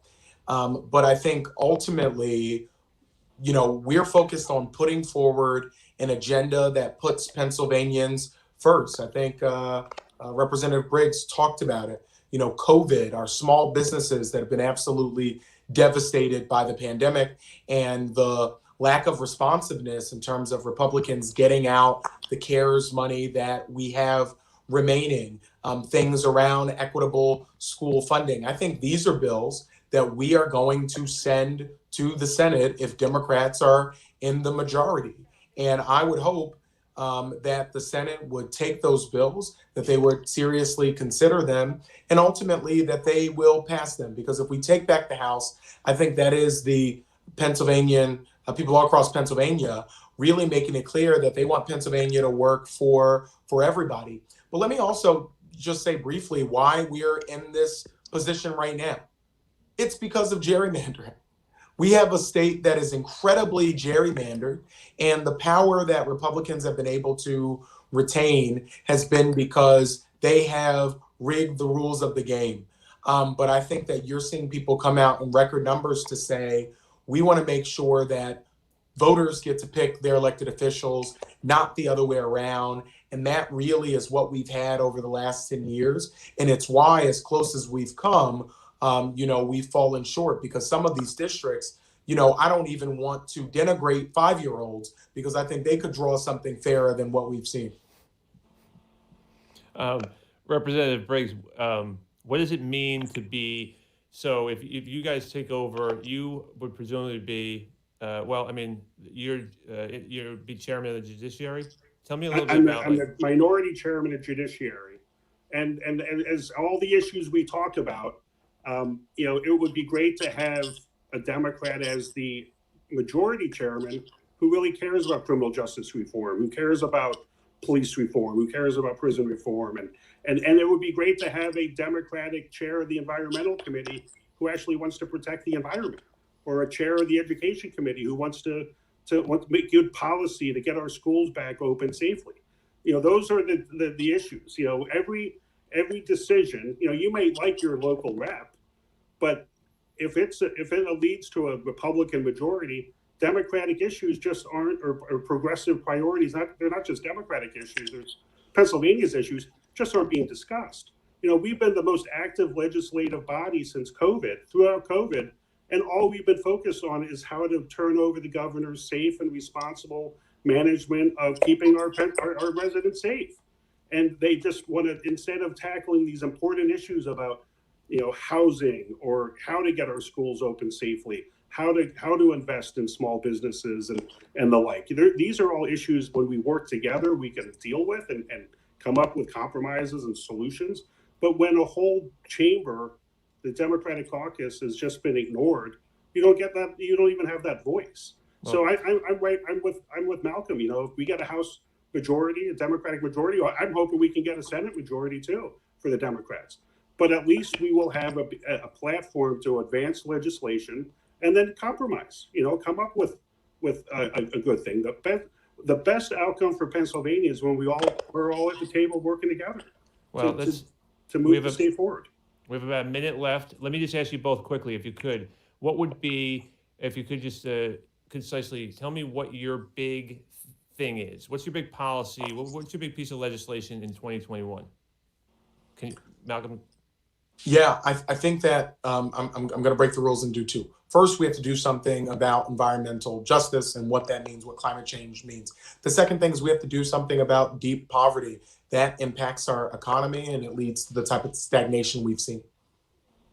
I think we need to believe in science. I think we need to believe in science when it comes to COVID. We need to believe in science when it comes to climate change. And we need to be trusting our citizens that we can all move forward together stronger. Gentlemen, representatives, thank you very much. I really appreciate it. It's been great to hear. We'll see what happens in Pennsylvania. Thank you, Brian. Really appreciate it.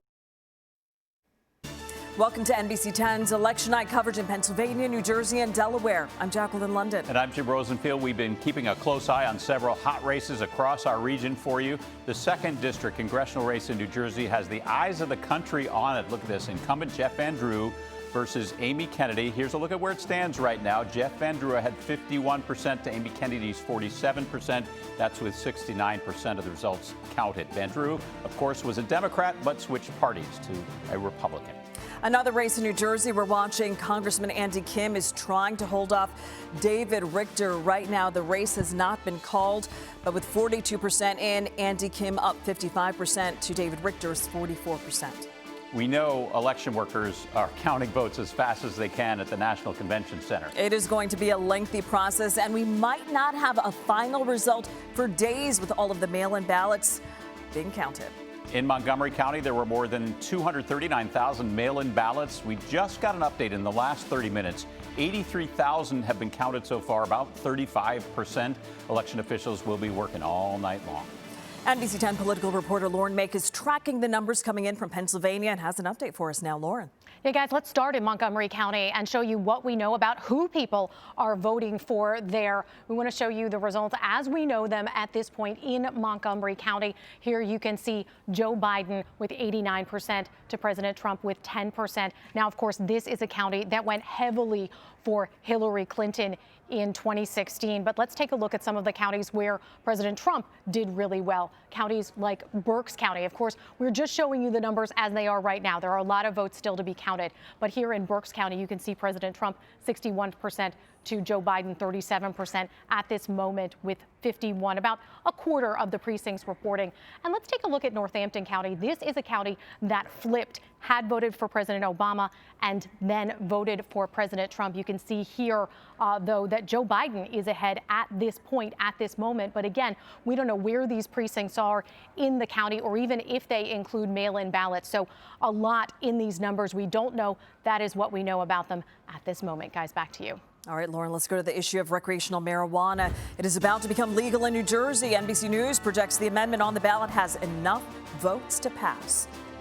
And let's check in with some other races in Pennsylvania for you, including the 3rd District that covers Philadelphia. Representative Dwight Evans versus Michael Harvey. Dwight Evans, a commanding lead there at 90% right now at this point with 21% reporting. Another race being watched nationally in Bucks County. Republican Representative Brian Fitzpatrick trying to hold off Democratic challenger Christina Finello. Christina Finello was 72% to Fitzpatrick's 28%. Ballots are going to be counted throughout the night, and we will be here for you, of course, full coverage starting at 11.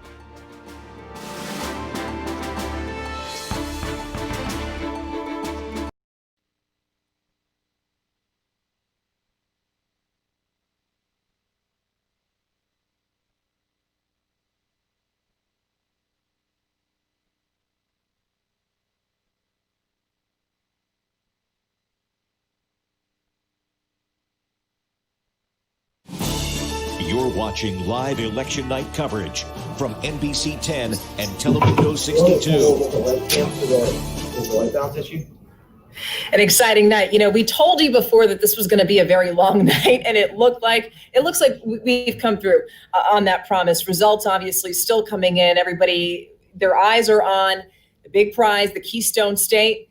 state of Pennsylvania right now. Now joining us now is NBC10's Brian McCrone. So you've been talking to people via StreamYard all night. Now this is the platform that we're using to talk to people. We just want to give people a recap of what's been happening throughout the night. And the first thing is we expected polling problems. We expected to maybe see some problems at the polling locations just because some people had been nervous about it.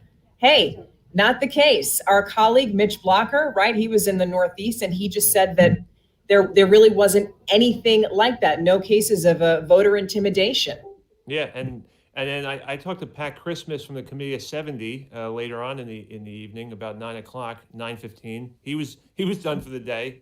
They were going to wrap and then just watch what happens, like everyone else is nationally, and then come back in the morning and see about the mail-in situation, the mail-in ballot, because like you said, and like Mitch said, there was not as much. There wasn't a ruckus out there that they thought there might be. So that was really nice to see, but the mail-in ballots are still going to be an issue. It looks like. I mean, they're starting to come in already, but you have those seven out of the 67 counties are just not even going to start counting until tomorrow.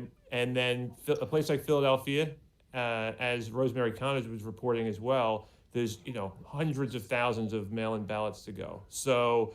It's going. They've been doing it all day. The convention center is up and running as a operations center for mail-in ballot counting, but it's gonna take at least till tomorrow.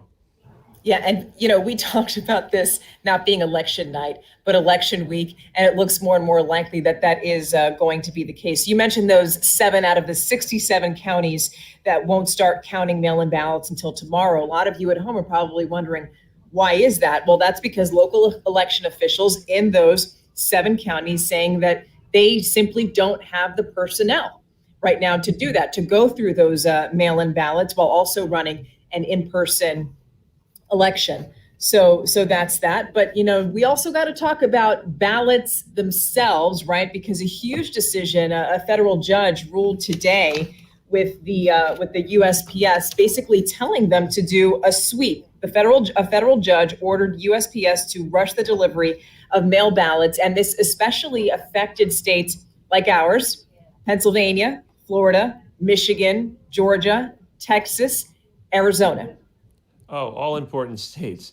So we saw that, the eyes of the nation are really going to be on Pennsylvania, a couple of what other people call the Rust Belt, but we try not to use the Rust Belt. It's just these states along the Great Lakes that go up to Wisconsin, and then the Sun Belt, which is Arizona, New Mexico, Texas. I mean, Texas is in play this year, so all stuff that happens out there in the Sun Belt could really affect how important Pennsylvania is. But everyone still thinks so. I mean, you heard. Governor, you and I both talked to Governor Rendell early in the night, right before the polls closed, and he says it's going to be close. And yet at the same time, he says you could see a path for former Vice President Biden to get to 300 electoral votes. That might be optimistic. I mean, Governor Rendell can be optimistic from time to time, but he did also say that he likes the chances in Pennsylvania for Biden, because for what many people like the chances of Biden for, he is like the third. He's like the third senator, as they've said, for Pennsylvania for years. So I don't know. We'll have to wait and see. But there is some results that have come in already, and I think there's about 20% or something that came in that showed that Biden did have an early lead. But I think there is also this whole red mirage that might occur. So where I think we are actually going to see Trump votes come in heavier as the night goes on from some of these more rural counties in Pennsylvania that are slower usually to get their vote in. So if Trump has a lead, the question is how much of a lead does he need to have to overcome what then they're also calling the blue wave that might come from the mail-in ballots. So still so much up in the air.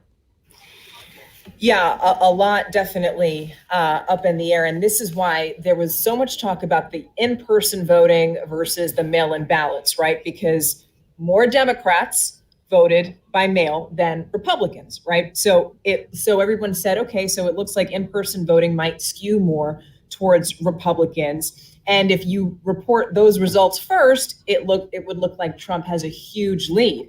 So it's just interesting that when we are counting in-person voting, that there are in a lot of places where Biden has the lead. Right. Like, again, to go back to someone we saw from Dave Wasserman, who is with the Cook Political Report. He's also on the NBC News decision desk, which will be making calls throughout the evening across the country. But he said, I asked him, I said, well, what about this blue wave that they say, because there's so many, the data show that Democrats were almost a 2-to-1 in terms of mail-in ballot requests, right? Yes. So that just shows, if there's that many more Democrats, you would expect them to vote Democrat, many of them anyway, and so there'd be more Biden votes coming in. But he, who is one of the top analysts in the country, just doesn't know how these mail-in ballots are going to play out over the next day or 2 days. So, it comes down to a lot of different demographics. We still need to see that all play out. I mean, we've heard from a range of people today, and I think it's going to be interesting to see who shows up in Pennsylvania that is an unexpected voter. I'm really glad that you brought that up, because that brings up the issue of the Latino vote, right? This is a block that is courted in all these different elections, but now we're seeing definitely a shift even within those demographics because of Puerto Ricans, right? We had Hurricane Maria, a lot of Puerto Ricans there leaving the island. Actually, there are more Puerto Ricans on the mainland right now than there are on the actual island. Most of the Puerto Ricans who left PR moved to Florida, but then their second preferred state was Pennsylvania. Wow. Right. So that have a huge impact. And now we're talking about 2016, a race that Trump won in Pennsylvania by 44,000 votes. Right. So it's the slimmest of margins, and this Latino vote that you're talking about, covering Philadelphia politics over the last decade or so, when you cover the mayoral races in Philadelphia, you can see the demographic within that, the city, and so the Latino vote has always had the ability to sway elections, but it hasn't exactly used its weight to do that. So with this influx of Puerto Rican residents or who are now taking up residence in Pennsylvania, that adds just a whole nother calculus to the statewide that no one knows what could happen. Yeah, and it'll be a very interesting thing to see, obviously, within the next week or weeks when we kind of see how that played out. We do know that with the top issues with Hispanics in particular, it is COVID. That is their number one issue, followed by healthcare and the economy. Yeah, I mean, Latino voters are like so many demographics are hard to pin down on a candidate. Not an issue. Issues are one thing, but who they prefer is another thing. We saw a Latino voter from North Philadelphia who is a Trump supporter in an earlier piece. So there's really, there's no way to, you can see trends, and this is just another election that will be able to use data. But that's why polling has been, that's why people are so skeptical of the polls, especially after 2016. The Democrats are very, very concerned because you just can't tell from one presidential race to the next because they're 4 years apart and there's different personalities. So yeah, it'll be really interesting to see when this thing plays out how say the Latino vote swayed Pennsylvania, considering since Pennsylvania's at the top of the list now. Yeah. Now, okay. So just to wrap up our recap here, COVID, clearly it's impossible to talk about this race, to talk about this election without talking about COVID. Obviously, you can say that, we asked Governor Ed Rendell, if COVID wasn't an issue, would we be having this conversation? Would Biden be leading? Right. Who knows? Right. That's the whole mail-in ballot thing too. I mean, would this many people have used their mail-in ballot? Would we know the results tonight? That's another thing that came up from Pat Christmas at Committee 70. He said that Pennsylvania legislature, which has been Republican controlled for quite a few years now, They just last year though they did update the election code in like the largest update since 1937, and that included allowing mail-in ballots. So imagine if that hadn't happened last year, what this election would look like. I mean, pandemic would still be here, and then what would the lines have looked like today? Because there were lines, but so many people were able, about 50, you know, up to 50% of the entire electorate voted early. So Yes. it really helped out. Yeah.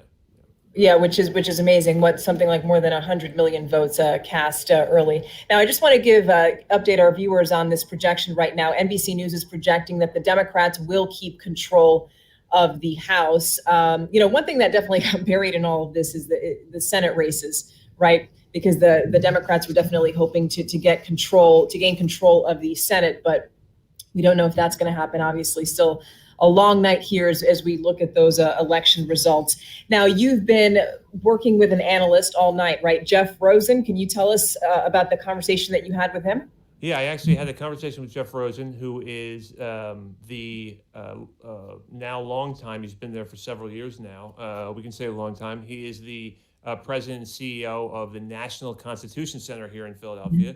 And he's also, though, a leading legal scholar. He's written for publications like The Atlantic, and he's written a few different pieces recently because at the National Constitution last year, they honored Justice Ruth Bader Ginsburg. So incredibly, that happened, and he was able to, you know, he lent a little bit of what he learned from talking with the justice. So he, though, has given us a few looks at what ifs.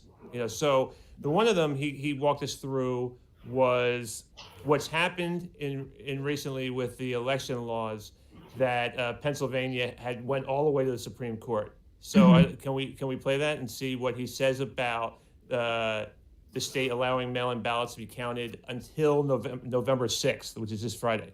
By the U.S. Supreme Court refused a plea from Republicans that the court decide before Election Day whether election officials can continue receiving absentee ballots for 3 days after November 3rd. That's what the Pennsylvania Supreme Court ruled. The ballots could be received for 3 days, and the U.S. Supreme Court said, we don't have enough time to decide that right now. But separate opinions by Justice Samuel Alito left open the possibility that ballots received after November 3rd, but by November 6th, might be challenged in the future. So it's possible that after Election Day, those ballots could be challenged, and it's possible that the Supreme Court could take that up then. So what he's saying, so what Mr. Rosen is saying there is, you know, that we're allowed to keep the ballots, any ballots that come in between today, the 3rd, and Friday, the 6th, they are allowed as of now. But the Secretary of State for Pennsylvania has already said that she would keep them separate. So they're going to count them, but she's ordered all the counties, because the counties do the counting. The counties will keep them separate. Yes. And yeah, so you see there's now a potential for, you know, a more of a showdown even after this. You know, I think it's like sort of what I think Governor Rendell and some other people may have said throughout the night, that they are not looking, that they'd prefer not to have it rely on Pennsylvania, you know, and come down to this. Texas, by the way, is another state that does have the ballot extension as well. Now, one thing that we do want to interrupt you for just a second and just say that NBC News is also projecting that Biden has won the state of Illinois. No surprise there, but we just wanted to let you know that those are the latest numbers of the latest results that we have coming in from NBC News. Again, Biden wins the state of Illinois. Wow. So the states are starting to come in. Here we go. So it's feeling like an election night now. So so what Mr. Rosen said, though, then is that he expounded on that a little bit. He said that with those set aside, they're going to count, but perhaps if it comes down to these ballots, it comes down to Pennsylvania, and the Trump campaign decides to ask the Supreme Court to look at that again, Pennsylvania rule, then this is sort of what could happen here. There are a bunch of scenarios. The more liberal Justices Sotomayor, Breyer, and Kagan, combined with Chief Justice John Roberts, have signaled that they think generally state courts should have a lot of leeway to interpret their own rules. And the Pennsylvania Supreme Court was interpreting a provision of the Pennsylvania state constitution that guarantees free and fair elections. And that was the basis for the decision to order the extension. So it looks like there are at least 4 votes on the US Supreme Court to defer to the Pennsylvania Supreme Court and to take the lead from them. There seem to be a number of votes on the other side. Justices Gorsuch, Kavanaugh, Alito, and Thomas seem to think that there's a strong role for the US Supreme Court to step in and stop state court judges from changing deadlines established by the state legislature. So that puts a lot of pressure on Justice Amy Coney Barrett. If she decides to participate in the Pennsylvania case, in the previous incarnation, she did not participate because she said she hadn't had enough time to consider the case, having just joined the court the day before. If she decides to join the case, then her vote could possibly be decisive. Of course, all this presumes that it's a close election. There's a real dispute about who the winner is. If the election doesn't seem close, then none of this is likely to go to the Supreme Court. But the nail-biting scenario is a Bush v. Gore kind of scenario where the vote is really close in Pennsylvania, as it was in Florida in 2000, and the status of those late received ballots is contested, and it goes up to the U.S. Supreme Court. And at this point, we just don't know exactly what the court would do. Oh no, Bush v. Gore. Yeah, it takes us back, right? When he said it, I just went, yeah, that's exactly what a lot of people, a lot of voters, a lot of Democrats have been very concerned about. I mean, you know how that turned out. Right. You have the second Bush presidency. That's what happened back in 2000. So we're on that 20-year anniversary of that happening. And like you said, Democrats are already scarred from 2016. And yes. The phrase Bush v. Gore comes up. They don't want to hear that either. So, but that's what potentially we're looking at in Pennsylvania. And I think, though, with all that said, Mr. Rosen, I have one more from him in which he kind of expounds on how, as a legal scholar, he knows sort of the inner workings of the minds of these justices at the Supreme Court, and he actually doesn't think that they, just like people in Pennsylvania, don't want to see Pennsylvania be the end-all be-all because it's the high tension of it all. Even the Supreme Court doesn't want to be thrown into another Bush v. Gore. But let's see what he says. Another Bush v. Gore scenario is the last thing the U.S. Supreme Court wants to happen. The court was strongly criticized for interjecting itself into the election. The justices will do everything possible to avoid casting a decisive vote, and they're going to hope it's not so close that it's all coming down to a few thousand votes in Pennsylvania. But if it did come down, and we do have a Bush v. Gore repeat scenario, the court proved that it can decide these cases pretty fast. It's been deciding the previous versions of the Pennsylvania election case quickly. Within a matter of days, it's been responding to motions filed by the parties. The justices have been filing their opinions very quickly. And even in Bush v. Gore, that case moved really fast as well. So it could happen. As for Justice Barrett, we don't know what she'll choose to do, whether she'll recuse herself from all election cases or not. Not a whole lot of precedents like this, because we don't have a lot of cases in history of justices joining the Supreme Court right before an election and then being asked to rule on that election. That just hasn't happened before, largely because the U.S. Supreme Court hasn't intervened in elections, presidential elections, before Bush v. Gore in meaningful ways. So good luck, Pennsylvania. We'll see what happens here. Just in case we were ever jealous of Florida. Yeah. The status that it has, right? Yeah. Well, you know what I mean. Everyone always watches Florida for every single election, and now Pennsylvania. I mean, Steve Kornacki, to quote him from before, he was like, Pennsylvania. That's just what we're going to be hearing for the entire night. Now, when we when you have a night like this, what's pretty interesting is that this wasn't particularly eventful, right? And that may be a good thing compared to what's been going on. Yeah, I think people were very happy to not hear about, well, what did Mitch Blocker say? He said maybe 50 incidents in Philadelphia. And by incidents, it could be anything from, someone didn't have the proper, or a machine broke down, so. Equipment failures. It wasn't like a polling place got shut down. Right. It wasn't like there is a ton of votes that are, for some reason, not coming in from a specific division. We haven't heard any of that. So, yeah, so it's been knock on wood, smooth sailing in Pennsylvania. But, it's still, if it comes down back to these mail-in ballots, it's going to be a time thing. And what I talked to a state representative, Malcolm Kenyatta from North Philadelphia, and what did he say? He said, a Democrat though, he said, let's just take our time and let's make sure we get every vote counted. Let's not rush this thing. So, which is not exactly what's being said on the other side, but we'll see what happens. Listen, the lesson of tonight is don't jump to conclusions. Wait for all the votes to be counted. That's basically what we have to do. I also spoke with another political analyst from the University of Pennsylvania, Brian Rosenwald. And one of the things that we discussed was how long it would possibly take for there to be a clear winner. Obviously, that's something that everyone's interested in. So let's listen to what he had to say about that. Some analysts have said that we shouldn't call this election day, but rather election week. How long do you think it'll be before we get a clear winner? It's the $1 million question, the $1 billion question even. It depends on 4 states: Texas, Florida, Georgia, and North Carolina. Those are states that have a huge chunk of their vote came early.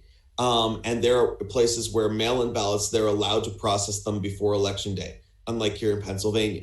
So those are places that we should get results. If not, tonight, then early in the morning. Certainly by the time people are waking up tomorrow, we should have a pretty good idea in those states.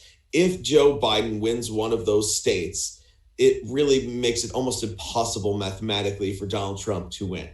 And there's a 5th state like that, Arizona, but because there's so much mail balloting in Arizona, it's a little bit trickier as to when we'll know. It may be more tomorrow than today. But if Biden wins those states or any of those states, there's no path to 270 for Donald Trump because demographically, we think that he's, if Biden's winning in those places, he's also probably winning those Rust Belt states.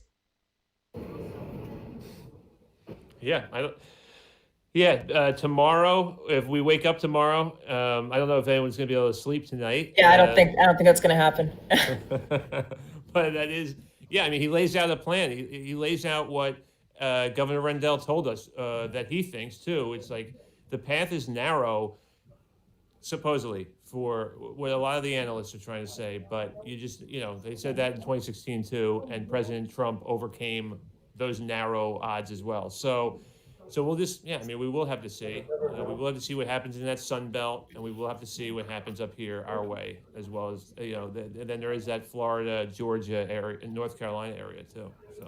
Now, there's when we talk about the what now factor, we're not just talking about election night, but also what's going to happen within the next few days and within the next few weeks, even regardless of who stays in the of whether Trump stays in the White House or whether Joe Biden takes his oath of office January 20th. Now let's go to I asked Brian Rosenwald about the Supreme Court. There are 2 major things that we should be watching out for, and this is what he said. Let's talk about beyond this week. We have to talk about the Supreme Court. We heard a lot of talk a few weeks ago. The Supreme Court was on the ballot, but we already have Amy Coney Barrett. She was already confirmed. Now, this gets into the issue of the ballots in the state of Pennsylvania, which already got a 3-day extension for ballots. As long as they're postmarked by today at 8 o'clock, they should be counted.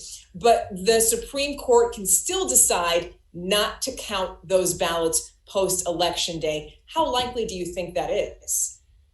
First of all, I think that for the court to get involved, again, it has to come down to Pennsylvania, and the state has to be there. The margin has to be very small because there aren't going to be a massive number of those ballots.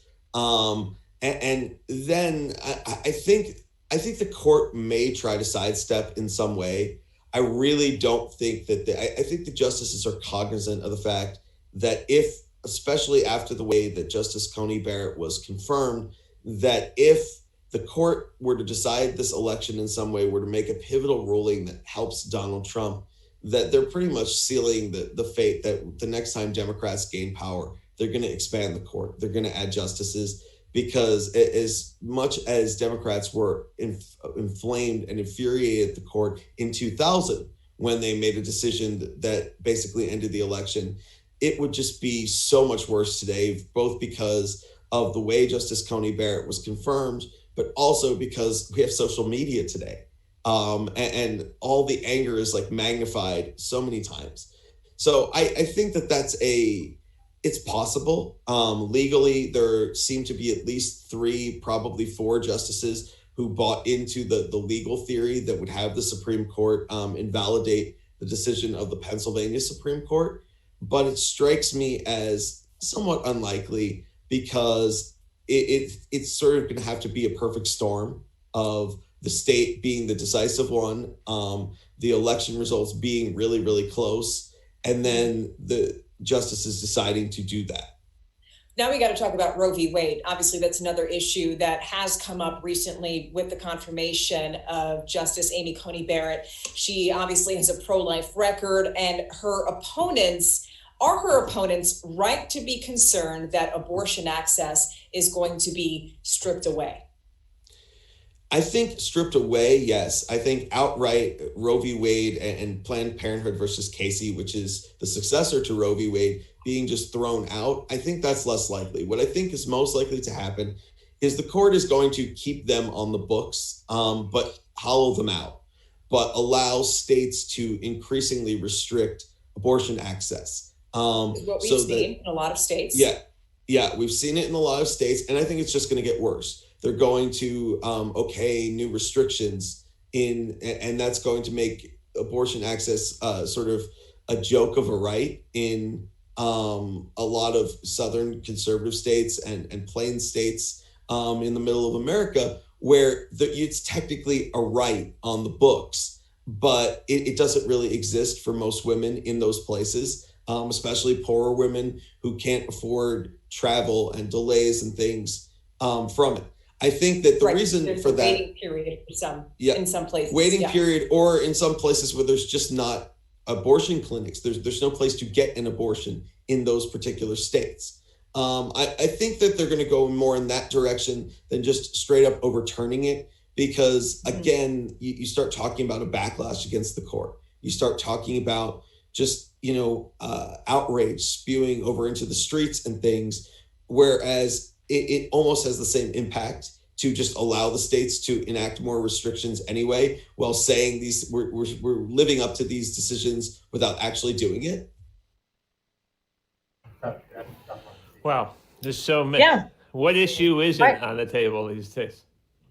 Yeah, pretty much everything is on the ballot. But, we just have about another minute here left. And I just wanted to go over some of the other things that we discussed. When we talked about COVID, we had Philadelphia Health Commissioner, Dr. Thomas Farley, with us. And also we had Dr. Arnold Baskis, who's an infectious disease specialist. And we talked about some key issues. One of them is the vaccine. Gallup recently did a poll and found that 50% of Americans are pretty skeptical about getting a vaccine because they think that the process has been politicized. Now, Dr. Baskis said that's really not a good idea, because we do know that this virus is deadly. And he says the FDA still has a process and that we should trust it. Well, there's been inclination, from the very top at the White House down through leaders in Congress. No one has come to a complete agreement on the way to deal with COVID. I mean, it's been a state by state issue, right? So it's just one more issue that's been a divisive issue in 2020. All right, Brian. Well, thank you so much for joining us today. Thanks, Stephanie.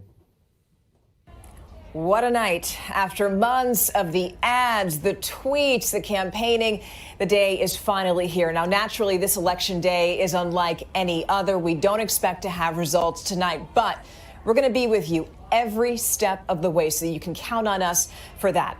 And now we invite you to stay with us for NBC. Who will be the president of the United States? And when will we know for sure? The line was backed up all the way over here. Each individual vote does make a difference. Tonight, count on the latest results as we bring you coverage of Decision 2020. You're watching NBC 10 News at 11. I'm Jacqueline London. And I'm Jim Rosenfield. This is an election like we've never seen before. We could go days without concrete results. Will it be President Donald Trump for another 4 years, or will Joe Biden make his return to D.C. in a new role? Ballot counting is nowhere near over.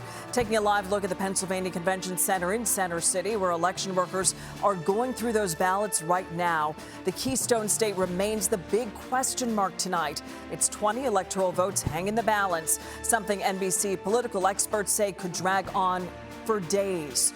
Here's where the race for the White House stands right now. As you can see, Donald Trump with 51%, Joe Biden with 48%. That's with 54% of the votes in. It is all about that path to 270. So let's go to the Electoral College map. You can see right now Biden with 118 to Trump's 114. And Joe Biden has won 2 of our 3 states. NBC News projecting the former vice president winning in New Jersey tonight and picking up 14 electoral votes there. And Mr. Biden will win his home state of Delaware, which has 3 electoral votes.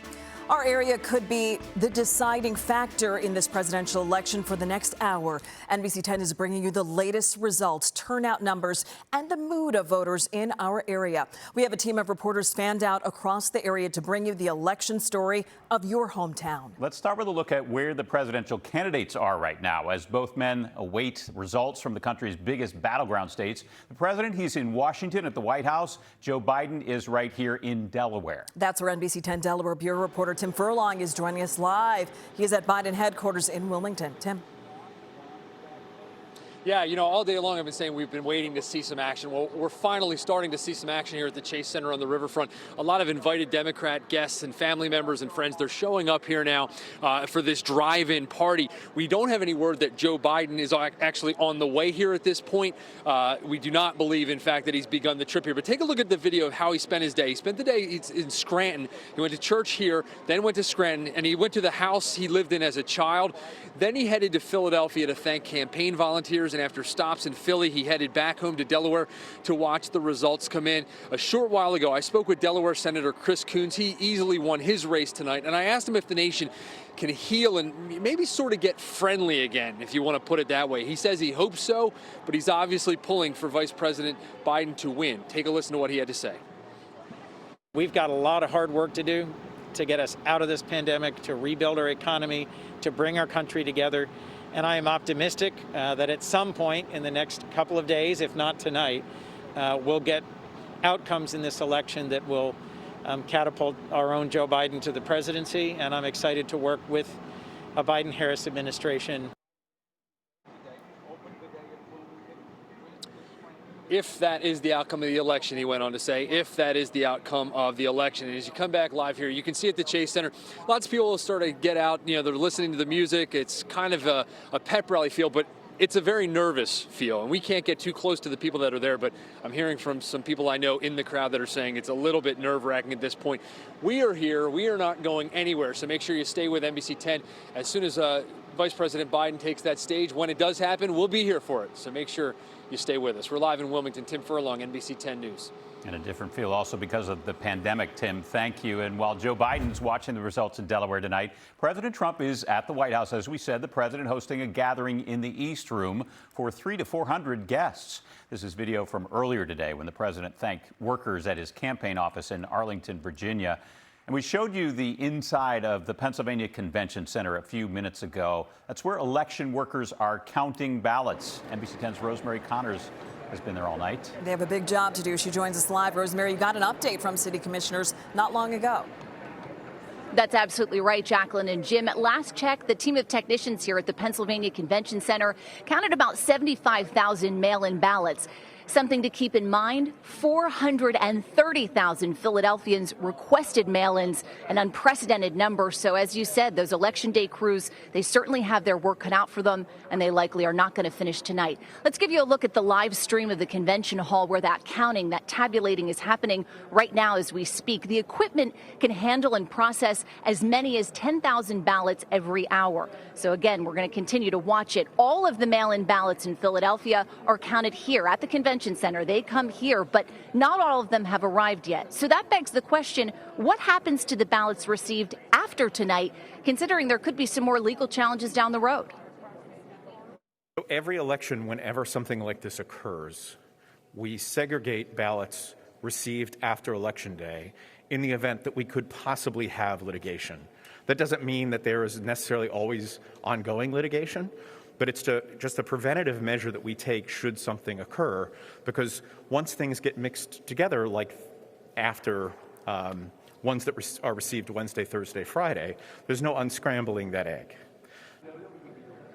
Again, so they're separated, but of course they are counted in this full ballot count. We do know in terms of the city commissioners, when they'll give us their next update, it'll be at midnight. When all of the counting will be finished, they wouldn't give us a clear deadline. Of course, we'll ask them that again when we hear from them at midnight again. We will be here at the convention center through the evening into the early morning hours.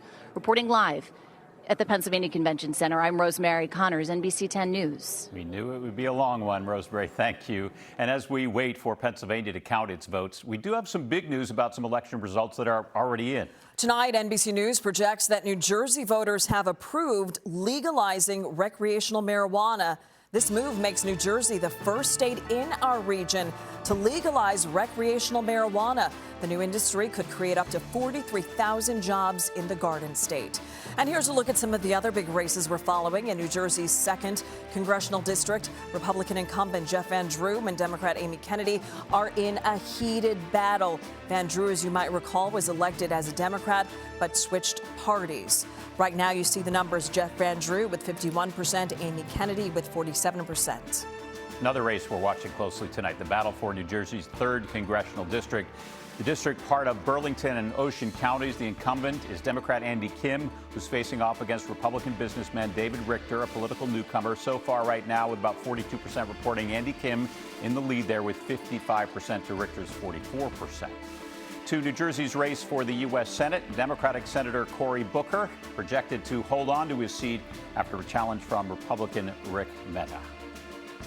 One of the biggest stories of the day, long snaking lines to the polls. Some people waiting hours just to cast their ballot. NBC 10's Aaron Baskerville is live in Bucks County tonight. Aaron, long wait times did not stop voters there at all.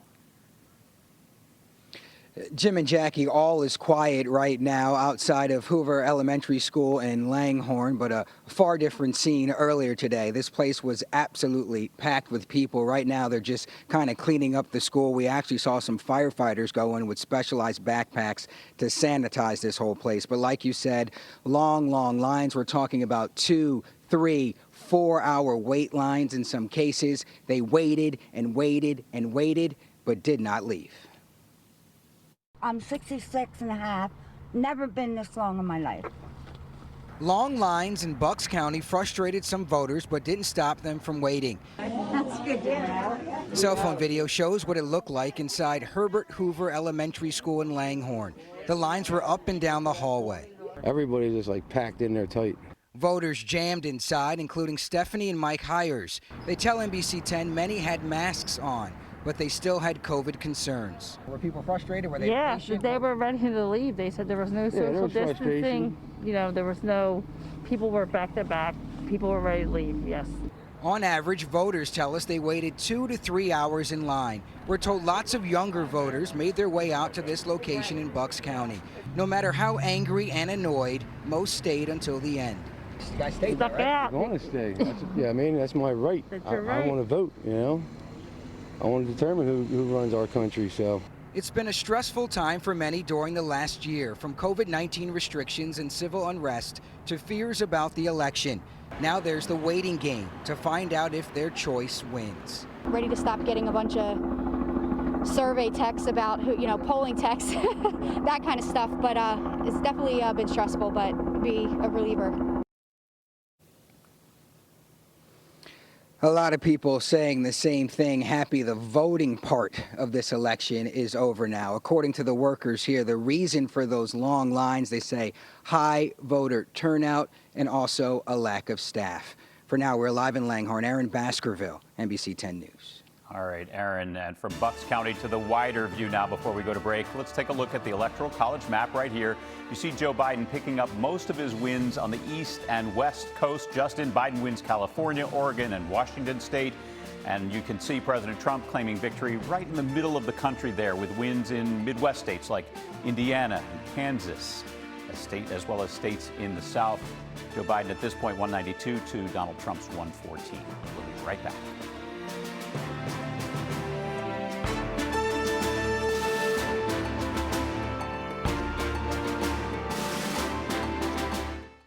Did you know that Geico's whole 15 minutes thing, that came from me? Really? My first idea was, in 1/4 of an hour, your savings will tower over you, figuratively speaking. But that's not catchy, is it? That's not going to swim about in your brain. So I thought, what about 15 minutes, 15%? Serendipity. Geico. 15 minutes could save you 15% or more on car insurance. Toyotathon is on. Now's the time to get a great deal on Tacoma, RAV4, Camry, and more. I'll take it. I'll get this wrapped up for you. I wish I hadn't just unwrapped it.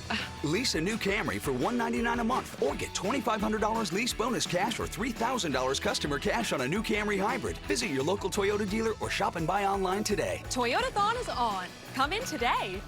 Toyota, let's go places. Looking for an education that can support online learning? Enter Strayer. Built for online, our innovative tools give you personalized attention from our leading professors and 24/7 virtual assistants so you can stay focused on achieving your career goals. We'll even give you a new laptop when you enroll in a bachelor's program. Welcome to the future of education. Strayer University. You deserve a great night's rest, so turn to Raymore and Flanigan and Tempur-Pedic. Tempur-Pedic's cutting-edge technology adapts in response to your body to relieve pressure. And with Raymore and Flanigan's convenient shopping experience, you'll get the great sleep you deserve. Plus, for a limited time, receive a $300 Raymore and Flanigan gift card with your purchase of any Tempur-Pedic mattress. Sleep better tomorrow night with free next-day mattress delivery. Get your best sleep all night, every night from Raymore and Flanigan. Every morning at 4:30, you hear the cooks hop on the floor. It's hard times in the mill, my love, hard times in the mill. Every morning right at 6, don't that old bell make you sick? Hard times in the mill, my love, hard times.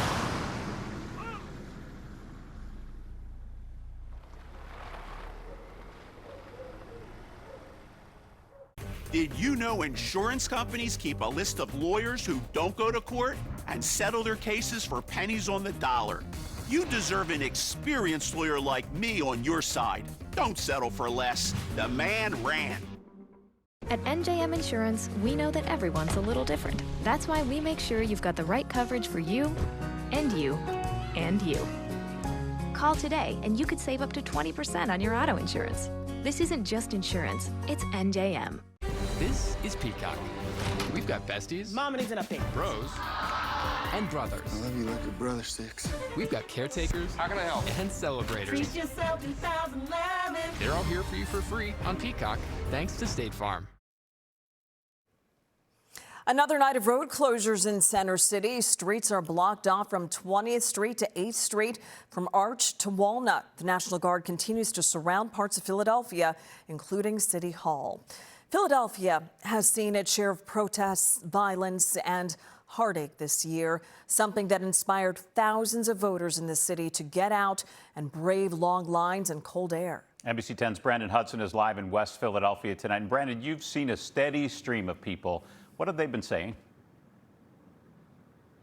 Yeah, Jim and Jacqueline, we've seen them all over the city. They just want some sort of change. Now, we came here to West Philly tonight and we spoke to a couple of voters, and we'll get to that in a moment, but it is uncommon to see grocery shoppers in this parking lot 1 minute, and then you have armed National Guards members over here the next. But that has become the reality in this area. There's a group of them over there. I see some by the Wells Fargo Bank, and then we can swing over and you'll see a few of them over in the Lowe's parking lot. Philadelphia police are also patrolling this area as well. Store owners are on edge. You can see they've boarded up some of the stores over here out of fear of possible looting. Now, around 9:15 tonight, we saw armed National Guards members hop out of trucks and then split up into separate directions around this shopping plaza. Looters have targeted this area during periods of unrest, once in May and then again last week. This shopping center is a lifeline to very low to moderate income families in this area. And again, we've spoken to voters who said the looting, the pandemic, Philly's gun violence are all reasons why they voted. Tonight, here's what a couple other voters had to say. Being able to have an opinion in what happens in the future, and trying to make some type of betterment for the generations to come. I feel like if we can make a change before this year is over, I feel like that would really seal the deal for me. Just bringing change. That's what we need right now. And so far it's quiet. We'll see how it goes the rest of the night into the morning. Reporting live here in West Philly, I'm Brandon Hudson, NBC10 News. All right, Brandon, and speaking of Philadelphia voters here, weighing in on two questions that deal with police reform. While we won't have any results tonight, residents are deciding if the city charter should call on police to eliminate unconstitutional stop and frisk. Another question asks if the city should create a victim advocate's office that would work directly with crime victims and police and prosecutors. From the hospital to the polls, coming up next, not even surgery could stop one determined woman from casting her vote in person. Citizens fits the flow of your life with convenient and easy-to-use tech that makes you ready to wake up, pay your friend back with Zelle in the Citizens mobile app, all before your morning snooze. Quickly buy groceries with your Citizens card and your digital wallet for your next culinary adventure. And easily deposit that birthday check with mobile deposit. So whether you're relaxing, creating, or celebrating, we have tech that fits the flow of your life. Citizens, made ready. Ed Roger Eats was inspired by the Popeyes chicken sandwich, and it was beautiful. Oh, baby, you cast a spell on me. Soft, fluffy bun. Love that chicken sandwich from Popeyes. Get the sandwich for just $3.99. Take it home or get it delivered. Love that chicken from Popeyes. Daddy, what's that big moving house thing? It's a motorhome, Junior. Modern invention. Modern invention? We carried our homes with us since, forever. Yeah, but humans have Geico to protect them. Something goes wrong, they're covered. What do we have? What could go wrong? Ooh, a feather. A feather? Duck, Junior! That's no duck, Daddy. That's a vulture! Geico for RVs. 15 minutes could save you 15% or more.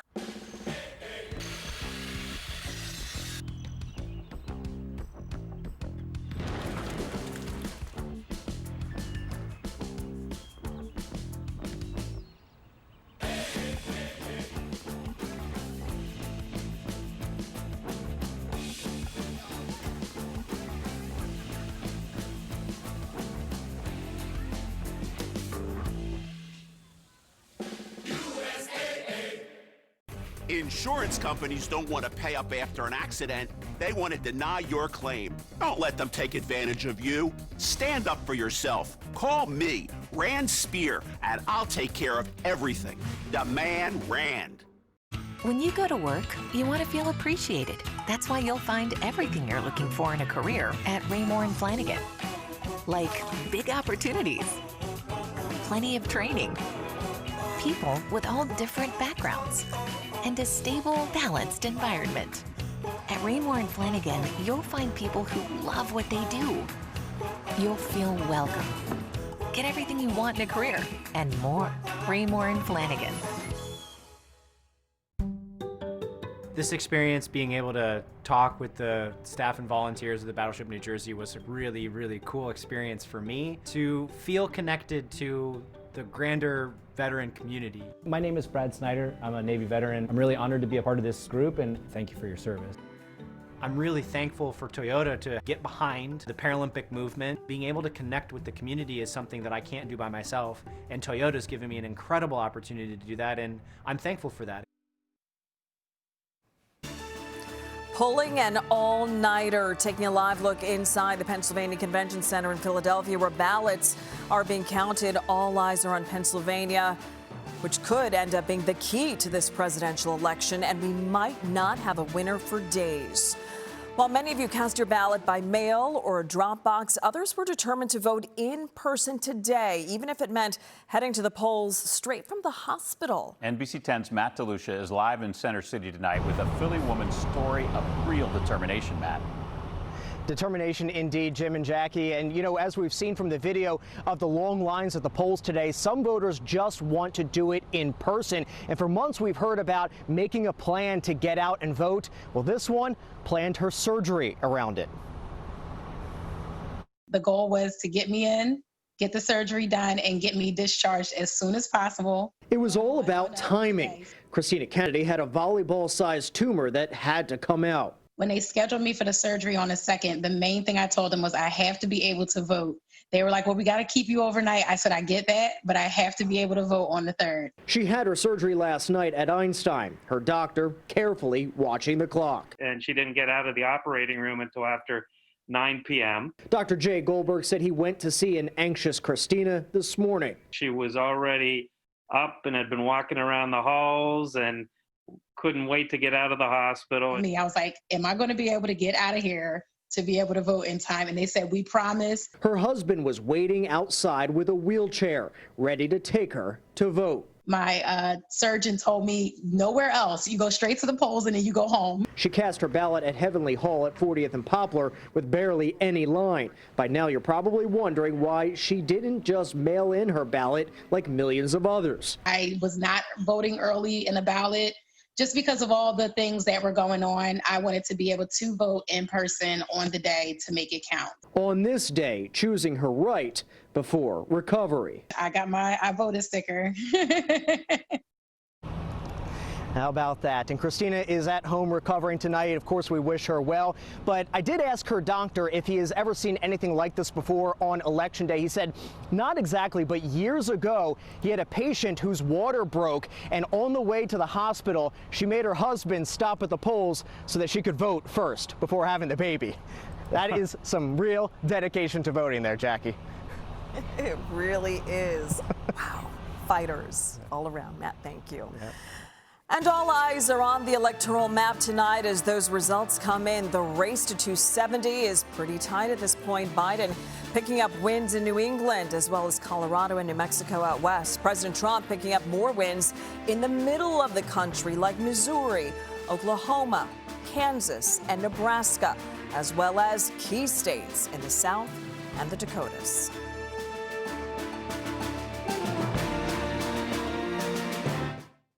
These three call him Papa, but he's also been father, husband, and captain. He set an example of how to treat life with respect, and it's not with a price tool, which is why he told me about you. Injured? Here's a myth about slip and fall accidents. There's nothing you can do about it. That's not true. Business and property owners are supposed to carry insurance for situations like this, to take care of your medical bills, your family, and help you get your life back on track. Now that you know who's supposed to pay, let Lundy Law make sure they do. Slip and fall? Call 1-800-LUNDY-LAW. You deserve a great night's rest, so turn to Raymore & Flanigan and Tempur-Pedic. Tempur-Pedic's cutting-edge technology adapts in response to your body to relieve pressure. And with Raymore & Flanigan's convenient shopping experience, you'll get the great sleep you deserve. Plus, for a limited time, receive a $300 Raymore & Flanigan gift card with your purchase of any Tempur-Pedic mattress. Sleep better tomorrow night with free next-day mattress delivery. Get your best sleep all night, every night from Raymore & Flanigan. Today's ways of working may work differently tomorrow, but you can work out anything with Comcast Business. Get fast, reliable, and secure internet on the nation's largest gig speed network. Flexible tools like Wi-Fi you control, voice solutions that connect you from anywhere, and expert advice. Here, here, or even here. Be fast, be flexible, bounce forward with Comcast Business. Get started with a powerful internet solution for just $69.99 a month. Plus, for a limited time, ask how to get a $500 prepaid card when you upgrade. Switch today. Welcome to Toyotathon. Hey. Ready for a great deal? You know it. With savings on Camry, RAV4, Highlander, and more, it really is the most magical time of the year. Can you pretend you didn't see this? But I'm seeing it. Lease a new RAV4 or RAV4 Hybrid for $229 a month, or get 1.9% APR for 60 months, or up to $1,000 customer cash on RAV4. Visit your local Toyota dealer or shop and buy online today. You never know what you'll find at Toyotathon. Come in today. Toyota, let's go places. We live in your communities. And that's why we're doing all we can to keep you safe and prepared. To make sure you have the facts. To help you stay connected. We are KYW News Radio. Thank you for depending on us. The law is clear. Property owners and businesses must keep their property safe. If you suffered a slip and fall on anyone's property, you deserve to be paid for your injuries. It's only fair. The man ran. At Inky Hooper reviewed the Popeyes chicken sandwich, and it's pure joy. That papa over here. Get the sandwich for just $3.99. Take it home or get it delivered. Welcome back. Now let's get a look at a few races we are following right here in Pennsylvania. The race for Attorney General, it's a tight one right now. Democrat Josh Shapiro locked in a tough battle right here for a second term against Republican trial attorney Heather Heidelbaugh, who has spent heavily in this race right now with 42% reporting. Heidelbaugh leading with 53% to Josh Shapiro's 44%. This next story proves you can count on NBC10 all day long. We've been asking you to call or write to NBC10 if you ran into any problems at the polls. Well, one Philly woman took us up on that, calling NBC10 when her voting precinct did not have a record of her. We gave her a few different resources to reach out to, including the DA's election task force.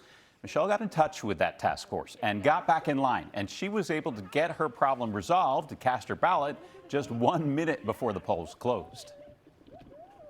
Thanks to the news, thanks to you guys, that I was able to do so. And vote? And vote, yes, because I was really, really upset.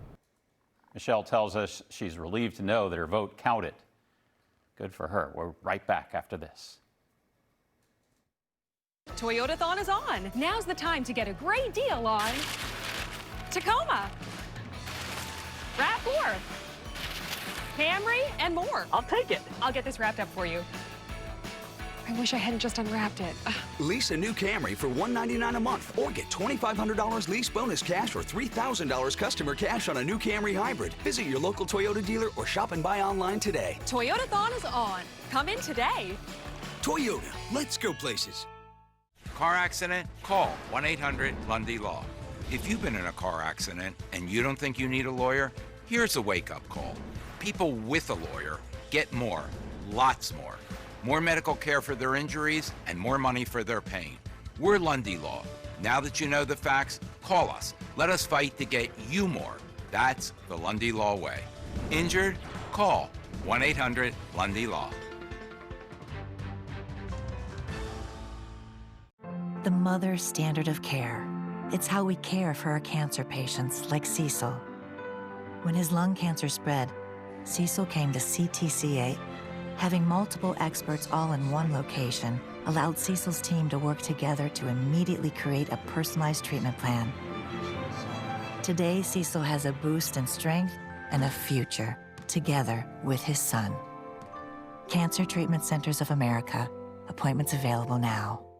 You deserve a great night's rest, so turn to Raymore & Flanigan and Tempur-Pedic. Tempur-Pedic's cutting-edge technology adapts in response to your body to relieve pressure. And with Raymore & Flanigan's convenient shopping experience, you'll get the great sleep you deserve. Plus, for a limited time, receive a $300 Raymore & Flanigan gift card with your purchase of any Tempur-Pedic mattress. Sleep better tomorrow night with free next-day mattress delivery. Get your best sleep all night, every night from Raymore & Flanigan.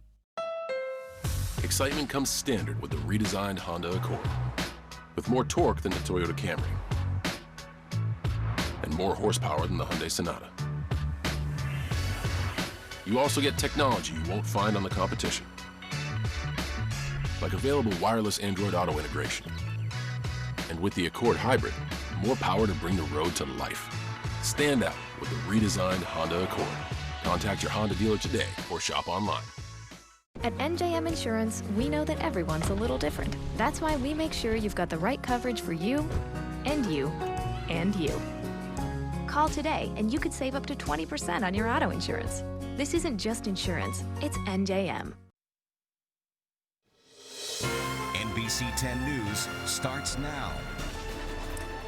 It is an absolute fight to the finish. On this historic night, we are waiting to learn who will be the next president of the United States. And the battleground state that just might hold the key, Pennsylvania. Taking a live look at the Pennsylvania Convention Center in Center City, it is a non-stop effort to count ballots, a task that could take days.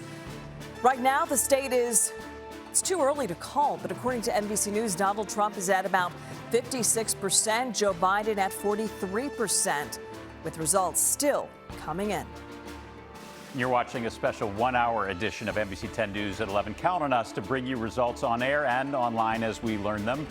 Right now, we'll look at the electoral map as it currently stands, showing where we are in the race for 270, with Joe Biden at 192 to Donald Trump's 114. As you see on both coasts, they're blue. In the center of the country, red, as the count continues tonight. Jackie. Jim, as we await for Pennsylvania to officially call the race, Joe Biden has claimed victory in 2 of our other states. NBC projects Biden as the winner of New Jersey with 14 electoral votes. Biden also won his home state of Delaware along with its 3 electoral votes. And as results start to roll in for Pennsylvania, we're getting a clearer picture of how our counties voted. NBC 10's Lauren Make has the latest numbers for us. She's joining us live from our NBC 10 newsroom. Lauren?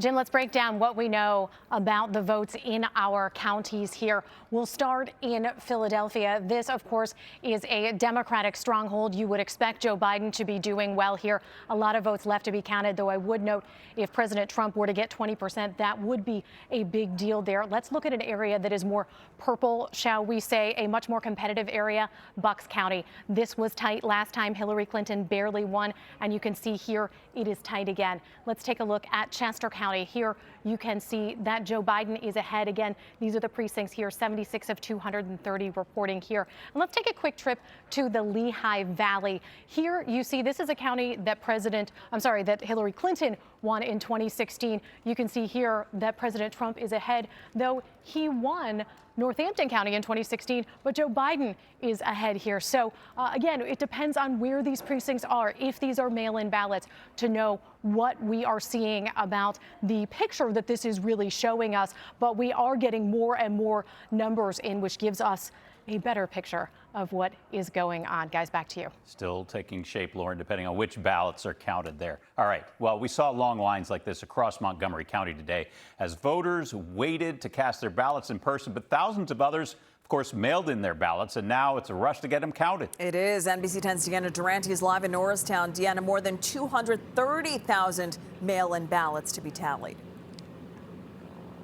And many of them being counted inside this building here and will be counted all night long into the next several days. It's estimated it can take about 40 hours to count those mail-in ballots. And in the surrounding counties, we've been told that almost half of registered voters applied for mail-in ballots. This is a fairly new thing in Pennsylvania brought on by COVID-19 and the pandemic. And so all of those ballots have to be hand sorted and counted. We were inside the area in Westchester today to see some of those ballots being counted. We were also there as voters were dropping off mail-in ballots, some of them also going to the polls to vote in person, many of them telling us that they understand that it's going to be a long night and a long couple of days before they know some of the winners in the races here in Pennsylvania. You know, the anticipation, just leading up to this, so it's just more anxiety. You know, the COVID we had, it's the year. And I am so sick and tired of these ads. I can't wait till that's over. I mean, good. I'm glad I got here in time. I think it's super important. So someone came in to work to let me go early so I could be here. So thank you. Now, Jessica there was one of the last people to drop her mail-in ballot into the drop box on Erie Street in Norristown. We were there as sheriff's deputies picked up 2 full boxes of those mail-in ballots. Now, of that 239,000 plus number of ballots that they have here in Montgomery County alone, that does not include the ones that came in the mail today or the ones in those boxes that have been collected from more than a dozen locations. Those 2 still need to be processed and counted. Reporting live in Norristown, Deanna Durante, NBC 10 News. Now let's take a look at more of the local races as the ballots continue to be counted. In the race for the U.S. House of Representatives in Pennsylvania's 2nd District, Democrat Brendan Boyle trying to hold on to his seat that he's had since 2015 against a challenge from Republican David Torres, a retired small business owner. Right now, with 41% reporting Boyle in the lead there with 68% to Torres' 32%. Let's check on the race for U.S. House of Representatives in Pennsylvania's 3rd District. Democrat Dwight Evans battling the Republican challenger Michael Harvey. At this point, Dwight Evans with a commanding lead there tonight. In Pennsylvania's House of Representatives 7th District, Democrat Susan Wild is running for a 2nd term. Her challenger is Republican Lisa Scheller. Right now, with 43% of the votes in, Lisa Scheller with 52% to Susan Wild's 48%. And in the race for the U.S. House of Representatives in Pennsylvania's 4th District, encompassing part of Montgomery and Berks County, Democratic incumbent Madeline Dean is facing off against Republican Kathy Barnett. With 29% of the votes in, Madeline Dean was 71% to Kathy Barnett's 29%. Now, we know the polls have closed, but some campaigns are still seeking to block some votes. NBC 10 investigative reporter Claudia Vargas has been monitoring election-related lawsuits filed in local, state, and federal courts. She has the details now. Claudia. Yes, Philadelphia Election Court was still ongoing as of minutes ago. And so far, one of the most significant decisions in Philly has been involving the curing of votes, which is a practice of allowing voters with defective mail-in or absentee ballots to fix their ballots. Now, the Republicans all over the state are trying to fight this issue. And earlier today, a Philadelphia judge ruled that the city's Board of Elections was allowed to release the names of voters whose ballots had been canceled either because they lacked a signature or were missing a secrecy envelope. City lawyers tells us that 200 votes on that list would have been able to cast a vote in person before the polls closed at 8 p.m. To the west of Philadelphia, Republican Congressman from Pittsburgh, Mike Kelly, and Republican candidate for the State House, Joseph Ham, sued Secretary of State Kathy Boockvar. They say the Secretary of State illegally allowed counties to contact voters to cure their votes if the mail-in or absentee ballots were defective. In an earlier news conference, ended the curing process. That was an opportunity for the parties, both parties, all candidates, to choose to contact the voters to let them know that they had a deficiency and that they could vote by provisional ballot. That's completely valid. A similar lawsuit was filed in federal court on behalf of Republican congressional candidate Kathy Barnett out of Montgomery County. Barnett argues that Montgomery County broke the law when officials there contacted voters with deficient ballots and allowed them to correct those votes. We spoke with the lawyer in that case, Thomas Berth. He says there is no provision in the election code that allows for mail-in or absentee ballots to be corrected. Suzanne Almeida, executive director of Common Cause PA, a nonpartisan election advocacy group, disagrees with Berth's position. Fundamentally, this lawsuit is baseless. We know that counties have broad discretion in how they administer elections everywhere, but particularly in Pennsylvania, and that's been upheld by federal and state courts on the issue. Now, a hearing for the Montgomery case will be heard at 9 a.m. tomorrow. The case against the Secretary of State will be heard at 1:30 p.m. For the investigators, I'm Claudia Vargas, NBC 10 News. All right, Claudia, thanks. Meantime, Philadelphia is part of a federal court battle pitting the U.S. Postal Service against a judge's order. Today, a judge told the Postal Service, inspect your facilities by 3 in the afternoon to make sure no ballots were left behind. But Postal Service said it could not comply with that and already had inspections scheduled to happen later. The judge's order applied to mail delivery in Philadelphia and about a dozen states. There will be a court hearing on that matter tomorrow as well. Well, the last vote has been cast in Camden County, and New Jersey had a head start counting votes there. That's because of a law signed for just this election. Those results, they began pouring in across the Garden State just after 9 tonight. NBC 10 South Jersey Bureau reporter Sydney Long is live inside the Board of Elections in Blackwood. Sydney, which ballots did New Jersey get a head start on? Well, Jackie, we're talking about mail-in ballot votes that were prepped and counted right up until about 11 o'clock tonight. So we actually moved from inside the County Board of Elections to out here just a few minutes ago, 11 o'clock. The county election officials packed up for the night. They're getting ready to lock their doors.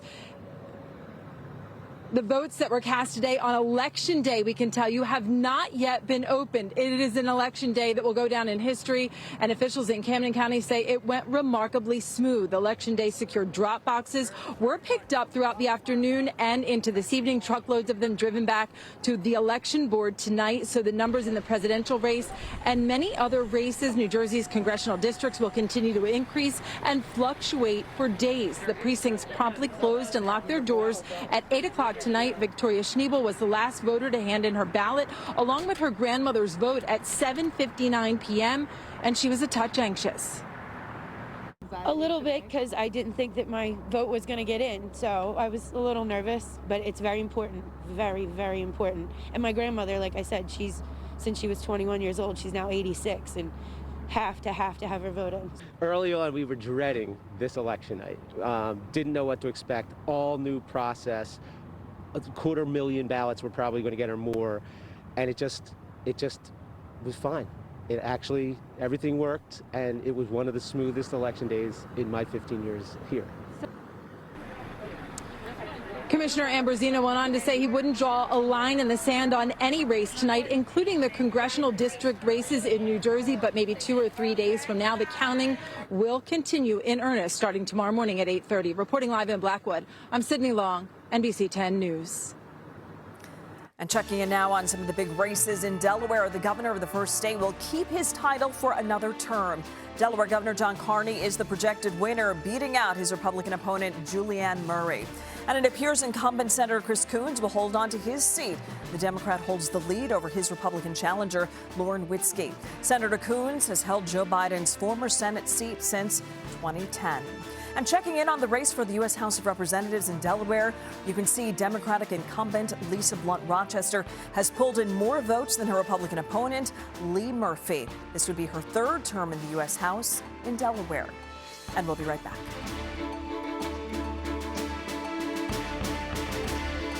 When you go to work, you want to feel appreciated. That's why you'll find everything you're looking for in a career at Raymore & Flanigan.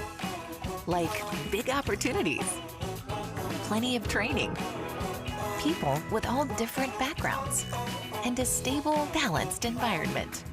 At Raymore & Flanigan, you'll find people who love what they do. You'll feel welcome. Get everything you want in a career and more. Raymore & Flanigan.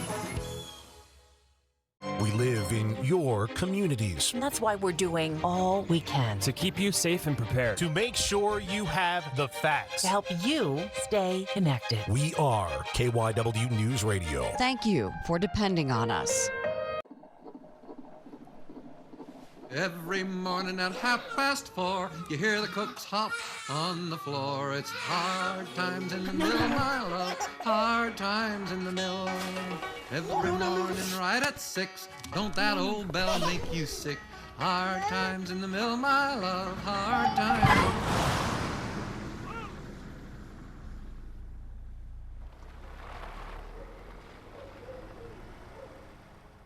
We love our new home. There's so much space. We have a guest room now. But we have ants.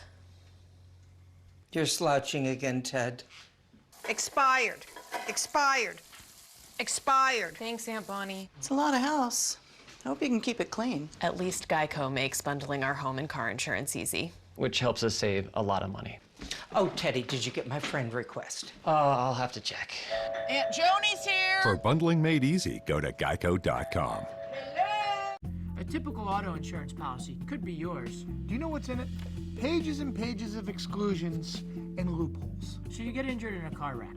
The insurance company's not going to tell you everything they should pay. They're trying to save money. We're the heavy hitters. From the bold print to the fine print, we know everything they must pay. We read these insurance policies every day. Ask us what the insurance company's not telling you about. We're attorneys Gilman and Bedigian.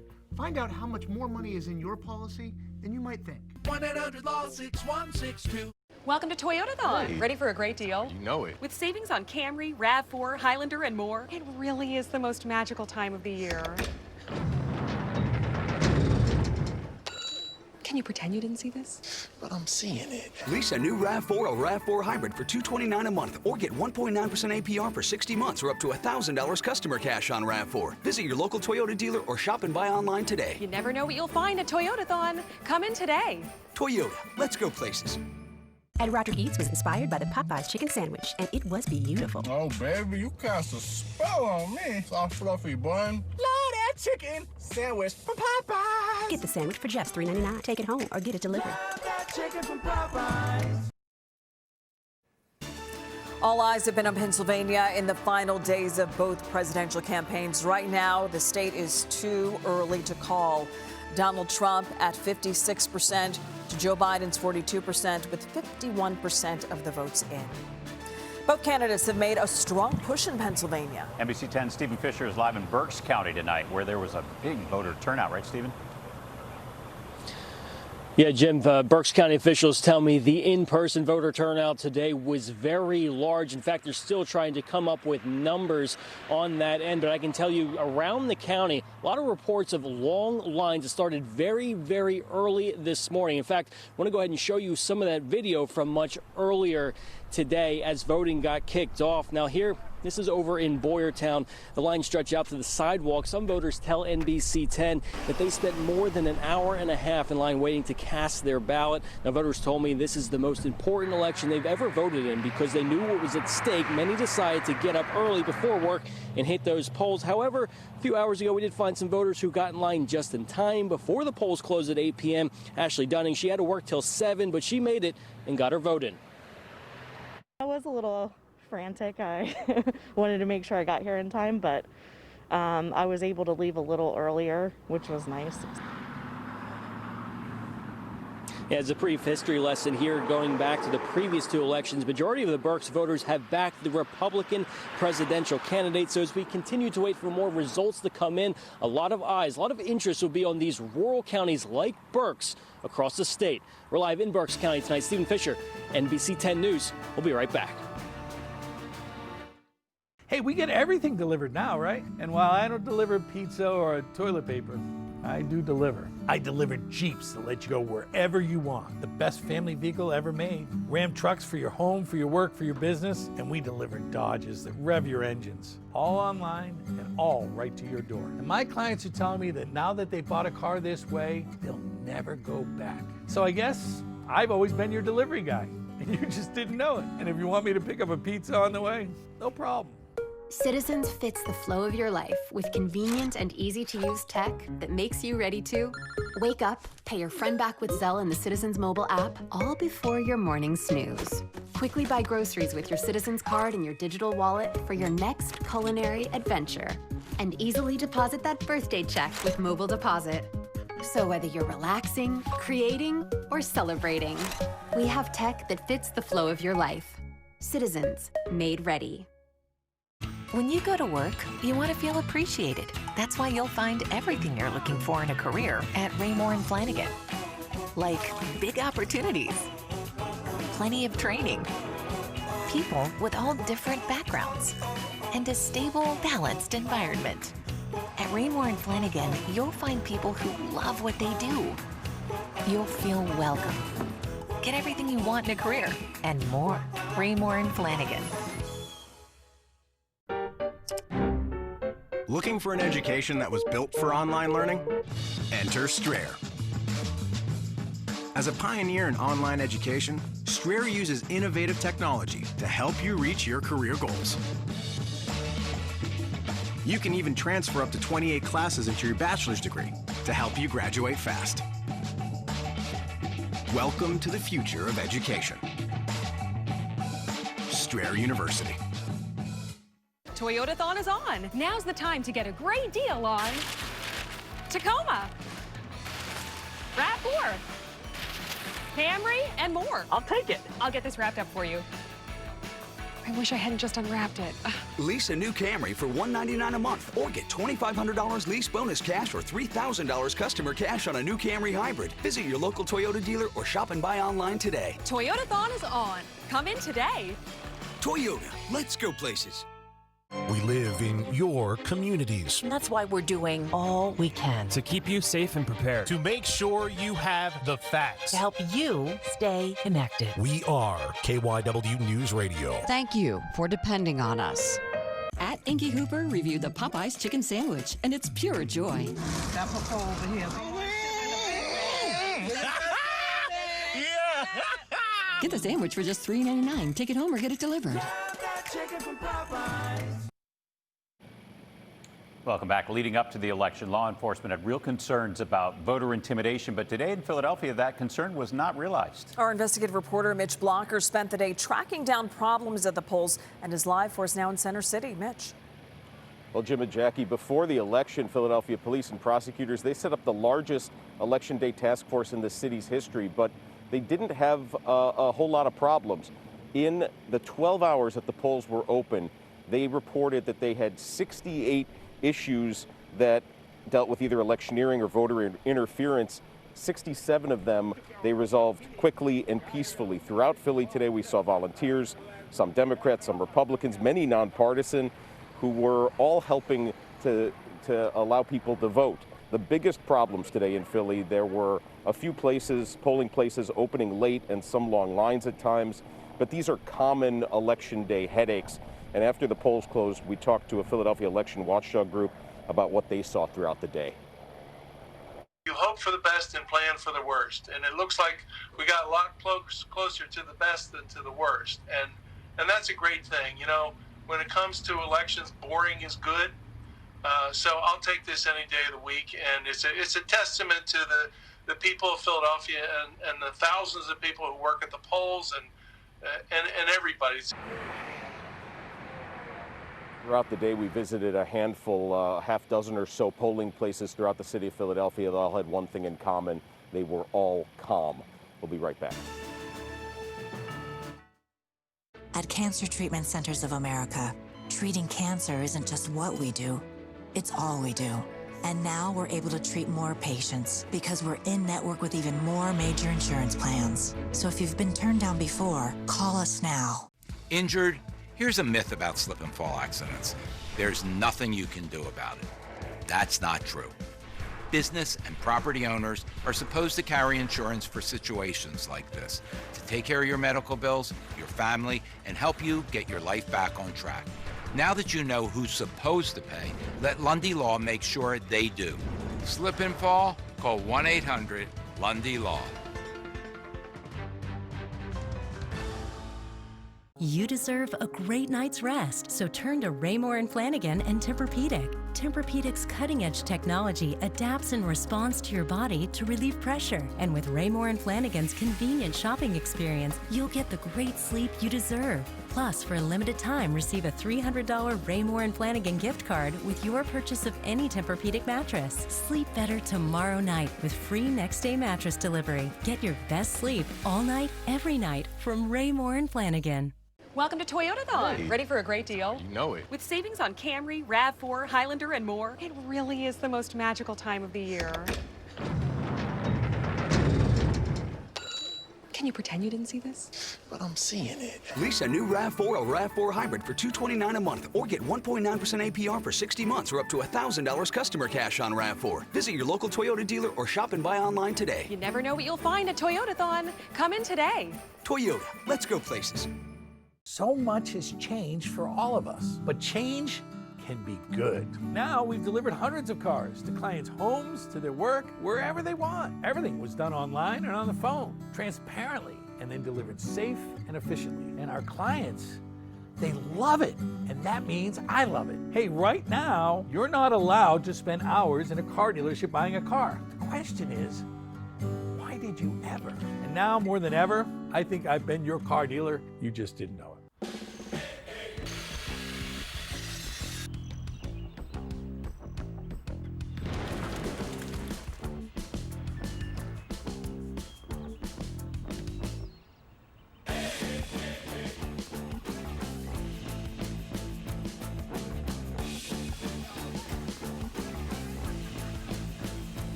And Roger Eats was inspired by the Popeyes chicken sandwich, and it was beautiful. Oh, baby, you cast a spell on me. Soft, fluffy bun. Love that chicken sandwich from Popeyes. Get the sandwich for just $3.99. Take it home or get it delivered. Love that chicken from Popeyes.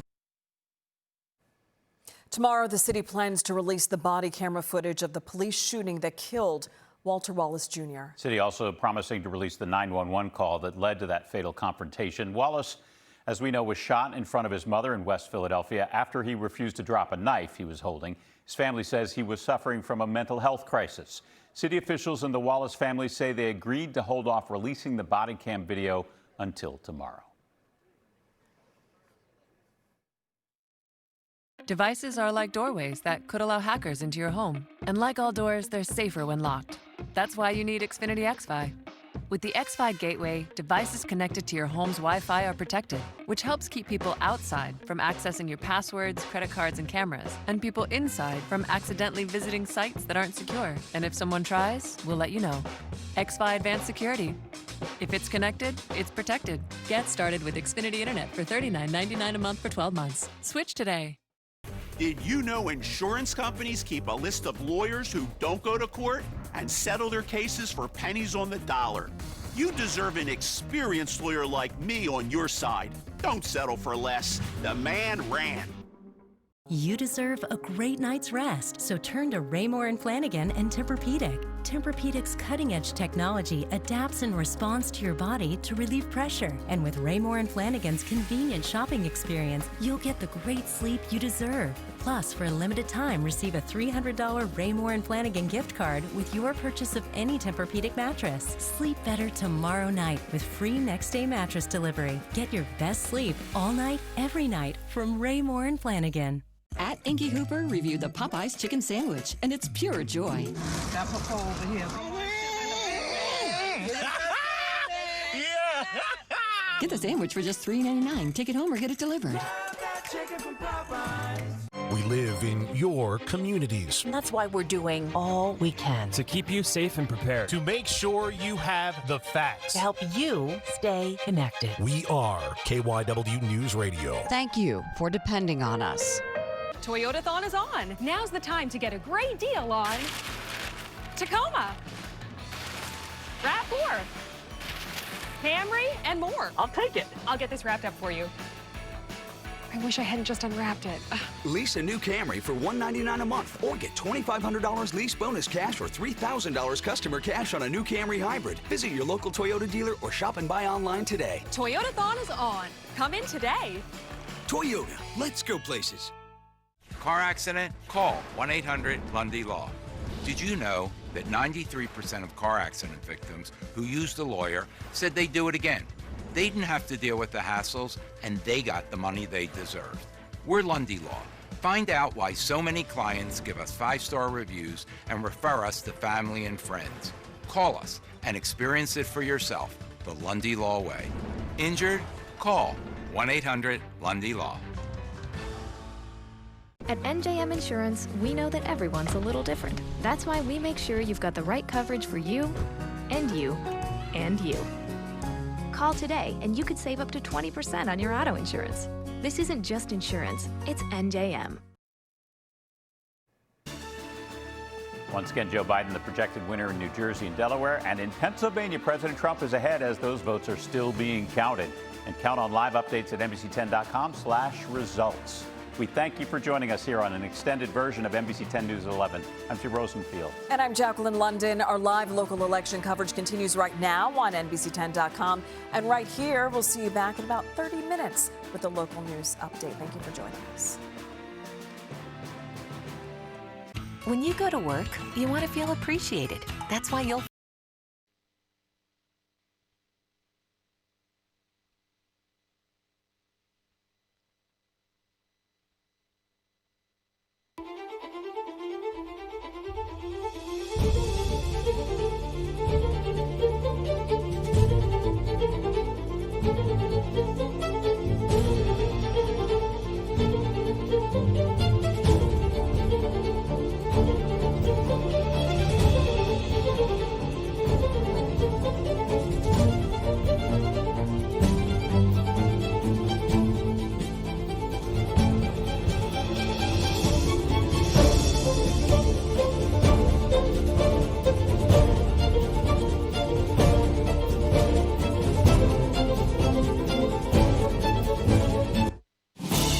special election night coverage will return in a moment.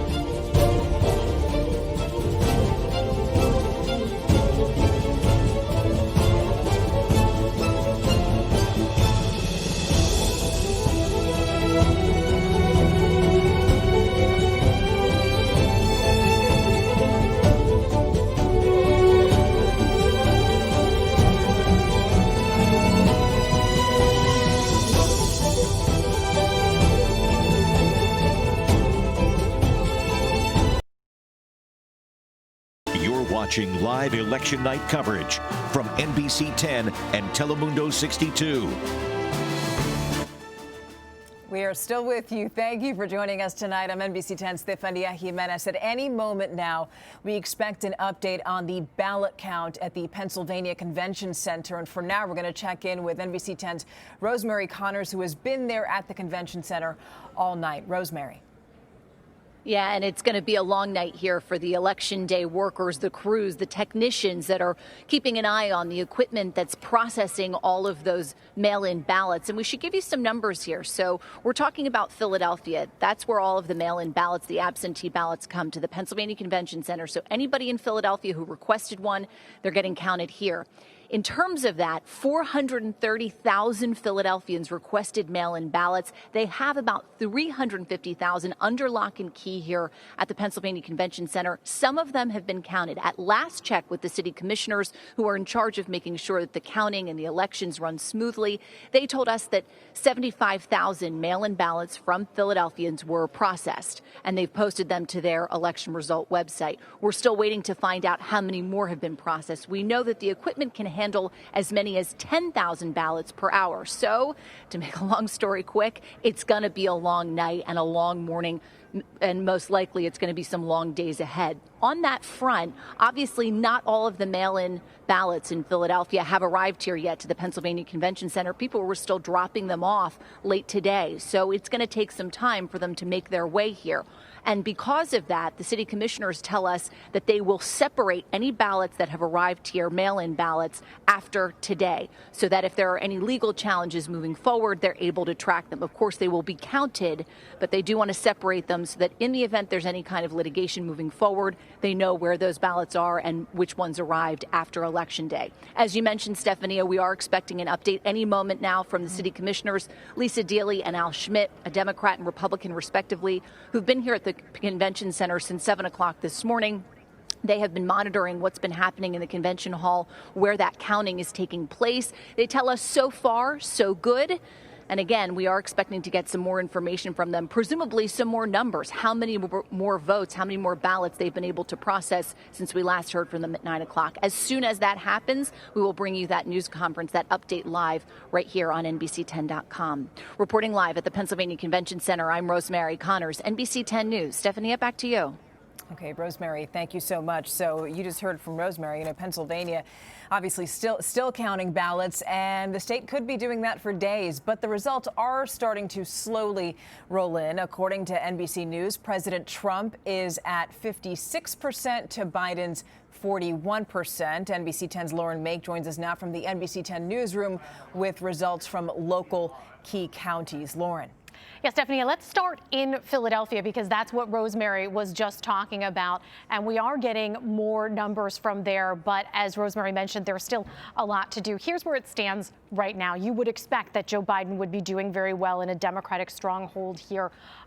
If President Trump were to get 23%, that would be a very big deal in Philadelphia. But as Rosemary mentioned, there are still a lot of mail-in ballots to be counted. And we know from looking at the data and from talking to supporters of President Trump that a lot of them were voting today, and then Democrats were really pushing people to vote by mail. So let's look at some of these other counties here, in particular ones where President Trump did really well in 2016. Now, here is a place where, again, about half of the precincts reporting here where the margin is much bigger at this moment than it was in 2016. This was a 10-point race between Hillary Clinton and President Trump in 2016. Here it's a 30-point race with President Trump ahead. So we'll see whether he is able to hold that lead. Again, half the precincts reporting there.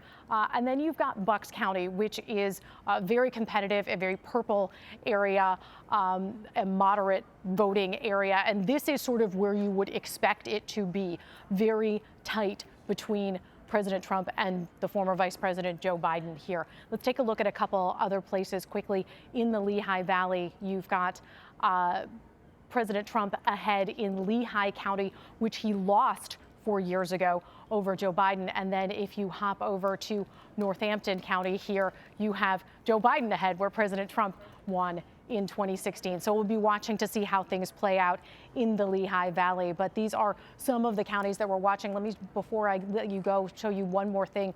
Luzerne County here. This is a key county, a very important county that we're watching because it flipped. It had voted Democratic in years past, but President Trump won it in 2016 and won it handily by 19 points. So you can see he is again doing very well here, and they are really making progress. 139 out of 186 precincts reporting here. So they're making progress through a lot of the votes that they have to count. But again, we are watching as these votes are coming in, but still a lot of them left to count before we really get a full picture of where things stand in Pennsylvania. Stephanie, back to you. All right, Lauren, thank you for that county by county breakdown. We appreciate it. We're also tracking now what's happening at Joe Biden's campaign headquarters in Wilmington. NBC 10's Tim Furlong joins us there live. So, Tim, tell us what's happening out there. Well, it's kind of more of the same, really, if we're going to be honest with you. There's a lot of people here. You can see all the cars there. Those are invited guests. They're here waiting for Joe Biden to come here to speak. I am getting an indication that at some point soon, he might be ready to leave his house in Greenville, Delaware, which is where we believe he is, and he would come down here to say something to all these people that have come out here to wait to hear from him. At this point, though, it's a close race. It doesn't sound like we're going to get an answer anytime real soon as to the winner and loser of the election. And so it's a bit of a waiting game. And I think all these people are happy to stay here until Joe Biden comes out here to tell them one way or the other. I appreciate you being here. Thank you for your support. And we just have to wait. So we're going to keep you posted on this. We're here, as I've been saying all night, we're here. We're not going anywhere. So we'll keep you posted on digital and on NBC 10. So stay with us. It's just a roller coaster, and we're here riding it out with everybody else. Back to you. That's what we're doing. That's what we said. We'd be with you throughout the night. All right, Tim, thank you. And now, we're still talking about Pennsylvania. Obviously, we talked about this was the state to watch, the state that we're in right now, because it could be counting ballots for days, maybe even a week. But the results we know are slowly starting to trickle in. And now we want to send things on over back to Lauren Make for the latest updates on that. Lauren? Yeah, Stephanie, you're talking about these mail-in ballots that we are waiting for, and we know that they take a while to be able to count. You've got to get them out of the envelopes. You've got to flatten them out. You got to feed them through the machine. In some counties, they have ways of doing that. They have letter openers or envelope openers to make that go faster, and some don't. In some cases, it was just a matter of money to see what they could afford, and that will determine how quickly they're able to count things. But, we've also been talking about the differences in the mail-in ballots and election day results that we may see. And we're seeing some of the data coming through from Pennsylvania's Department of State now. I don't have this on the board, but I'll just read it to you as I'm reading it right off the screen right here. At this point, they are tracking mail-in ballots, 608,200 mail-in ballots for Joe Biden, and then 307 a little over 307 thousand mail-in ballots for President Trump. So basically twice the amount for Joe Biden over President Trump, even though President Trump has more votes in the state right now. So that gives you an idea that we are seeing a difference as these votes are coming in how people chose to cast their ballots. But let's give you an idea in a couple more counties that we're tracking of where things stand. We haven't checked in on Montgomery County for a while, and take a look at where they are. Joe Biden way out ahead of President Trump here. Now, again, they've got a lot of votes left to count, 125 precincts reporting here of 426. But this is one of the places that we have been wondering what is going to happen in the suburbs, especially for President Trump, and whether he would be able to hold on to some support there. We know some of the suburban areas, including Delaware County, has really shifted their votes in recent years. We saw the Delaware County Commission go towards the Democrats since 2016. So we are seeing some of those changes happening, and we're watching to see how that's going to play out with the presidential race. So you can see where things stand there, although I will point out they have many, many, many votes left to count here. This is just a snapshot in time here of where things stand.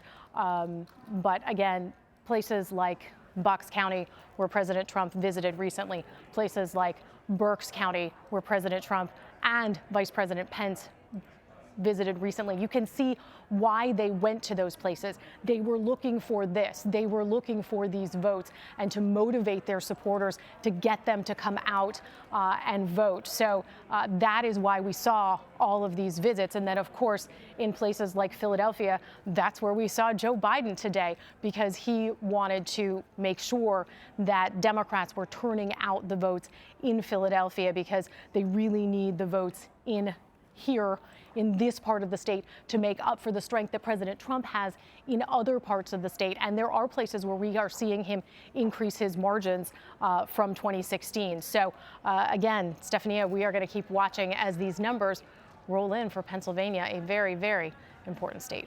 A very important state indeed. And this is pretty much where we expect it to be. Right, Lauren? Oh, sorry. Okay, we're not going to go back to Lauren, but we'll go back to, okay.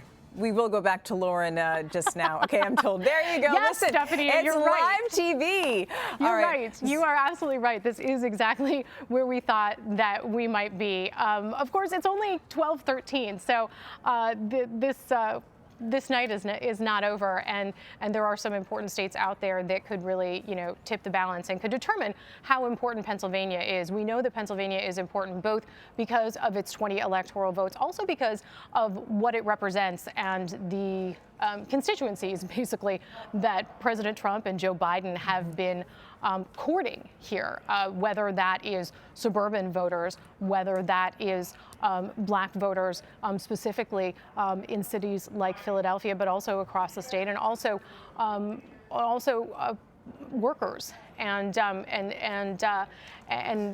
especially in the energy industry in other parts of the state, that has been a big issue. So Pennsylvania is important for multiple reasons, but we'll see how important it is in terms of that electoral college tally when we see sort of where some of these other states are going to fall. And of course, we just heard NBC News call Ohio.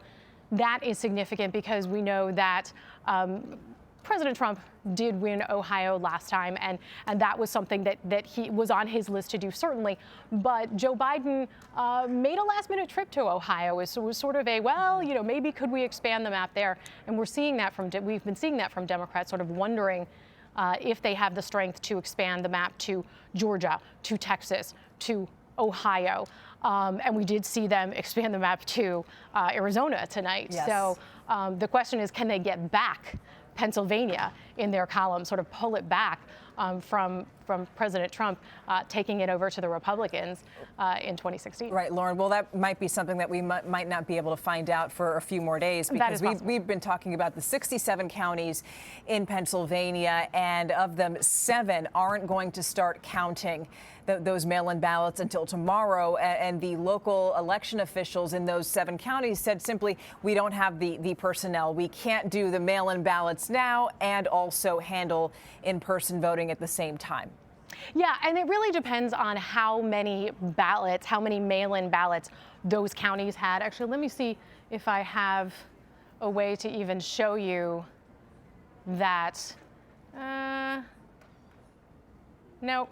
I thought I did. Sorry, Stephanie. I was trying. I thought that I might be able to show you that. But basically, it depends on whether those counties are ones that had a lot of mail-in ballots, and it doesn't look like they are. They're not like Philadelphia or Allegheny. Those are the ones that had the most, and really, the counties in our area are the ones that had the most. Outside of Allegheny County, we are the sort of hotbed of the mail-in ballots. So these are the counties where it's going to take the longest.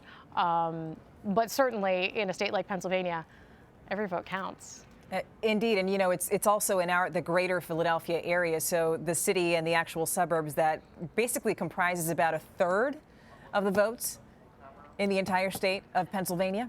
And this area has also, as I said, been very important for Democrats. You want to sort of, as it's been explained to me from folks in politics, you want to run up the score if you're a Democrat in the southeastern part of the state so that you have enough to make it through in the other one. And President Trump sort of overperformed what some folks expected him to do in 2016 and ran up the margins in some counties. And Democrats did turn out in Philadelphia. They turned out at maybe 2012 levels, not at 2008 levels. And so the question is, this time, were they able to get those numbers back up? Were Joe Biden and Kamala Harris able to run those numbers back up so that they have enough to offset President Trump's popularity in other parts of the state? And we'll see whether they were successful in that.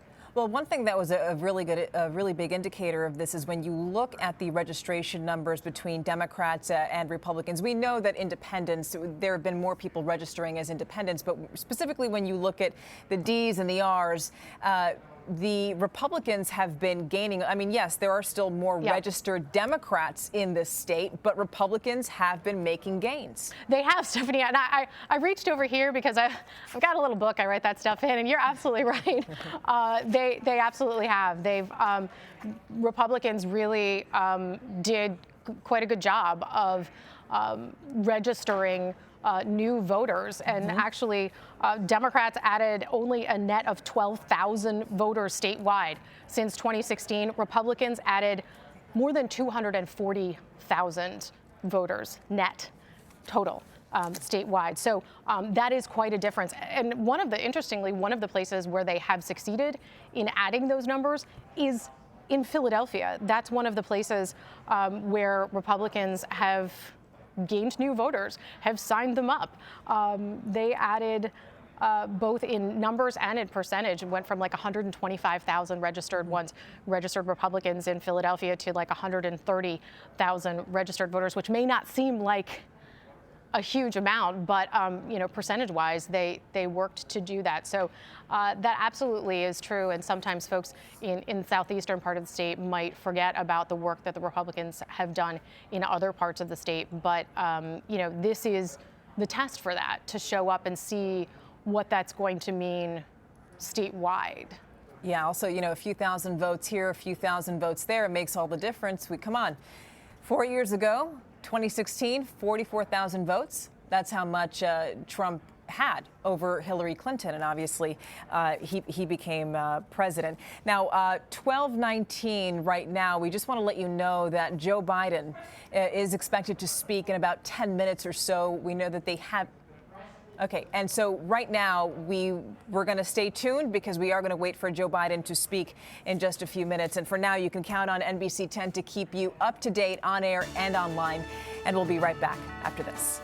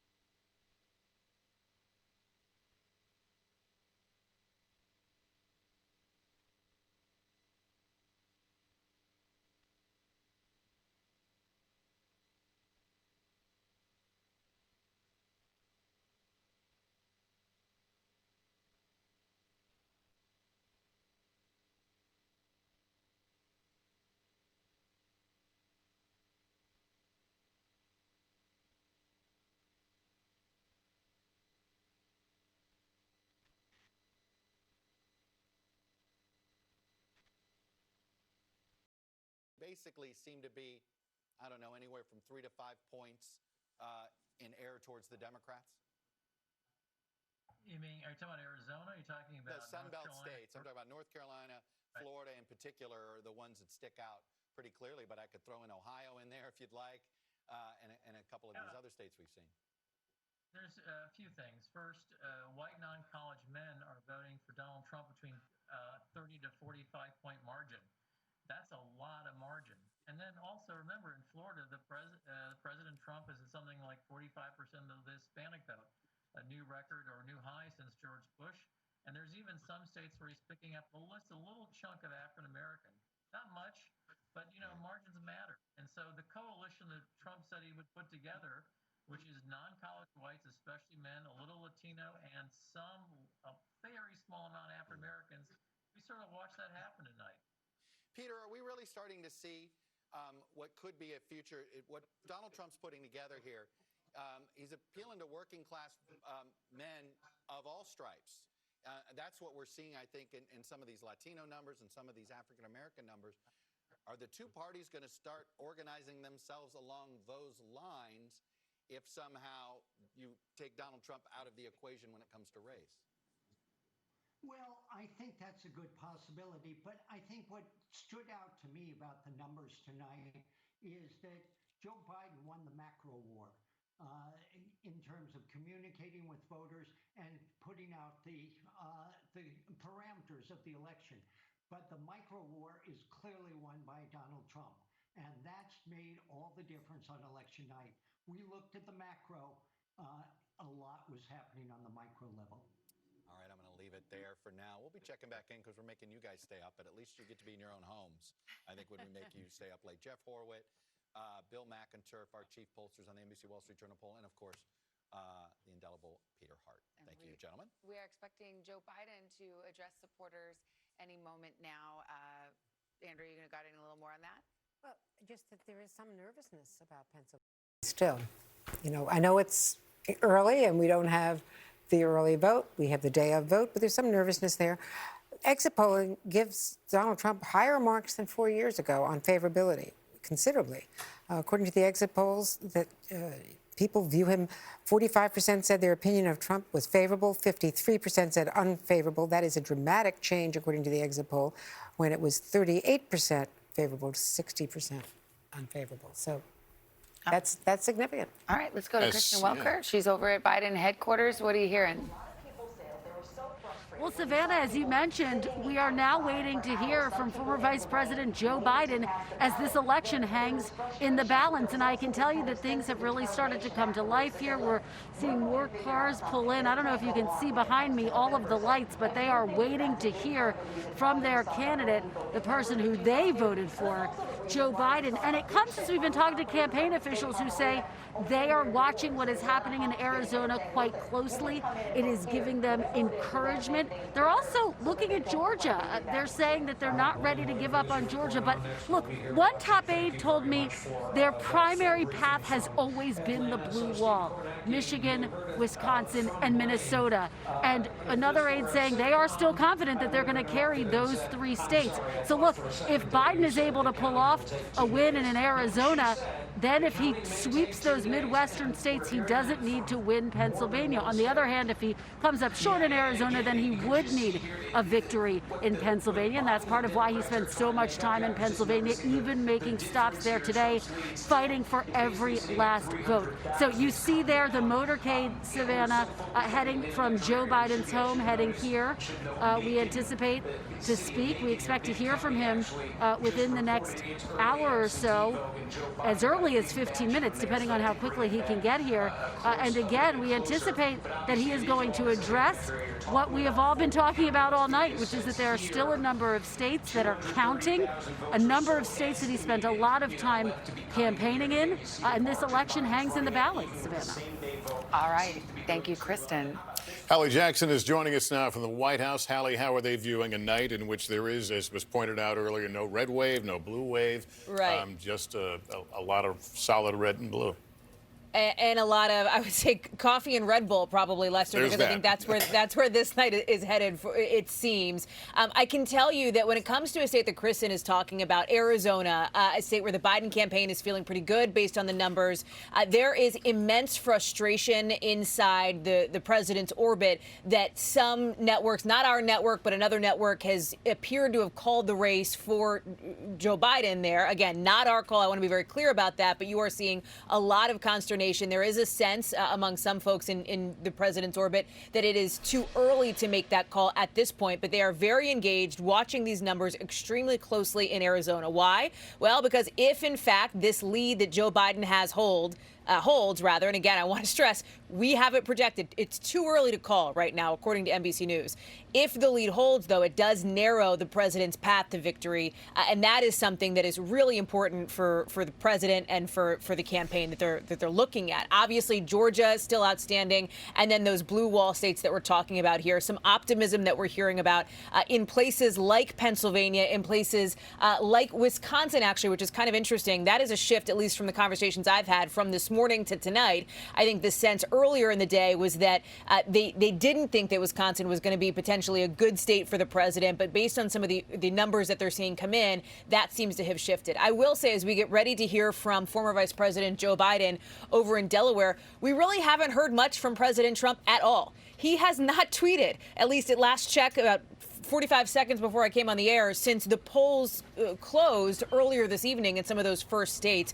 It is possible that we could hear from him here at the White House. He has a number of supporters here, family members, cabinet officials who are in the White House behind me. But other than, some indications that he may speak, we don't have anything definitive of when we might hear from President Trump. I think that Corey Lewandowski referenced that the decision had not been made yet. And I can tell you that when I asked one person close to the president earlier, just a couple of hours ago, if he would speak, the answer was, well, if he wants to, he will, and if he doesn't, he won't. It's always up to the president, as we often see in these instances, guys.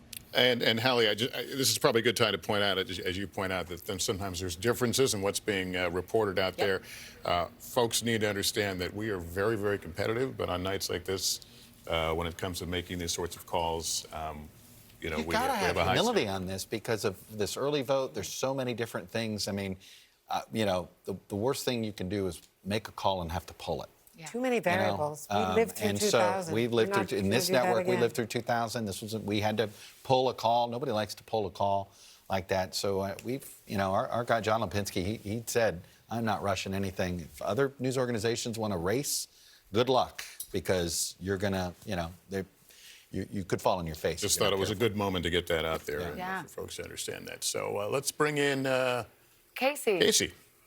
You know, to chime in on the call question, I mean, I think that's part of why the campaigns are so focused on these narratives, right? Hallie was reporting that the president's team is frustrated that this call would be out there in the ether, and that's because we are entering, and we're going to hear from Joe Biden as well now, we're entering the phase of the fight over the narrative here. We are heading into, you know, my sources on both sides acknowledge a likely prolonged battle over counting votes. And we will see if this comes down to a single state or place, or if once we start to see the counting of the absentee and early votes in these states that aren't used to doing it on election night, it becomes more clear, comes into focus, potentially Joe Biden holds that blue wall and the conversation changes. But the president has been pretty straightforward about raising questions about counting the votes, you know, the way that he has framed how he is going to pursue potentially trying to stop vote counting, et cetera, in some of these places. I mean, he has not held back from that. And the Biden campaign knows that this is very important. I mean, they have been talking to reporters for months about what a quote unquote, they often refer to it as a red mirage, what it might look like if it seems as though President Trump is ahead here, but what really needs to happen to put Biden in the lead is the steady and probably slow counting of all of these ballots. And that's potentially what makes what he says tonight so important in terms of framing this race for his supporters, but also for a potential legal battle that could ensue. And again, you know, part of the framing of this, and I think part of what Democrats were really hoping for going into tonight, is that what we would see across the map would be a clear rebuke from voters to President Trump. Something that would give the court system, judges considering any potential cases here, messages, you know, from members of Congress, that this would be something where the president was clearly rejected and everyone was going to be on the same page about that reality. That is simply not the case here. I mean, we are shaping up to potentially have exactly the same control of the Senate. We're going to have a few wild card races out there, but you know, right now, if we look at Colorado and likely Arizona as two losses for Republicans, we're looking on the flip side at Doug Jones in Alabama. I'm still watching Michigan, although we've got a ways to go there. But if Democrats were to lose that race, the Senate race in Michigan, which some of my sources are saying is a possibility, that's 2 for 2. We're still left with the same situation that we have if everything else holds. And that's really what we're seeing. We're seeing things hold more steady than we perhaps anticipated based on some of this polling. So this, again, not the scenario that Democrats wanted to try and head into this potentially protracted battle over votes with this kind of standing, Savannah. Casey, thanks. Yeah, a divided country votes in a divided fashion. What are you looking at, Chuck? Well, you've been asking for these individual electoral votes, and you know what? I finally got some numbers for you. And so overall in Nebraska, 74% of the vote is in. We got quite a bit of the vote in Nebraska too. That's what's blue there. I mean, it's not. I'll show you the results. And Biden's got a 10-point lead. I can tell you this: the congressional race in that, which is a swing congressional race, is neck and neck. So Biden is way overperforming the Democrat. Trump is underperforming the Republican nominee. Early vote or day of? At this point, because of the way our system works on the district, that I can't tell you from here, but I can just tell you. Oh, I went back one too many here. As you can see, it's mostly today's vote. So already that's a strong indication there that one electoral vote, which we thought was going to lean Biden, it does. Let me give you a little update here in Maine so you can see that electoral vote. We got half the vote in. Look, you can see there's still a lot of vote that needs to come in. But let me show you where things stand in Maine 2 here a minute. This big red blob is Maine 2. And again, we got a good half of the vote here, but you can see, I believe, there we go. In the 2nd district, Trump is ahead by 13,000 votes. This is a very rural congressional district.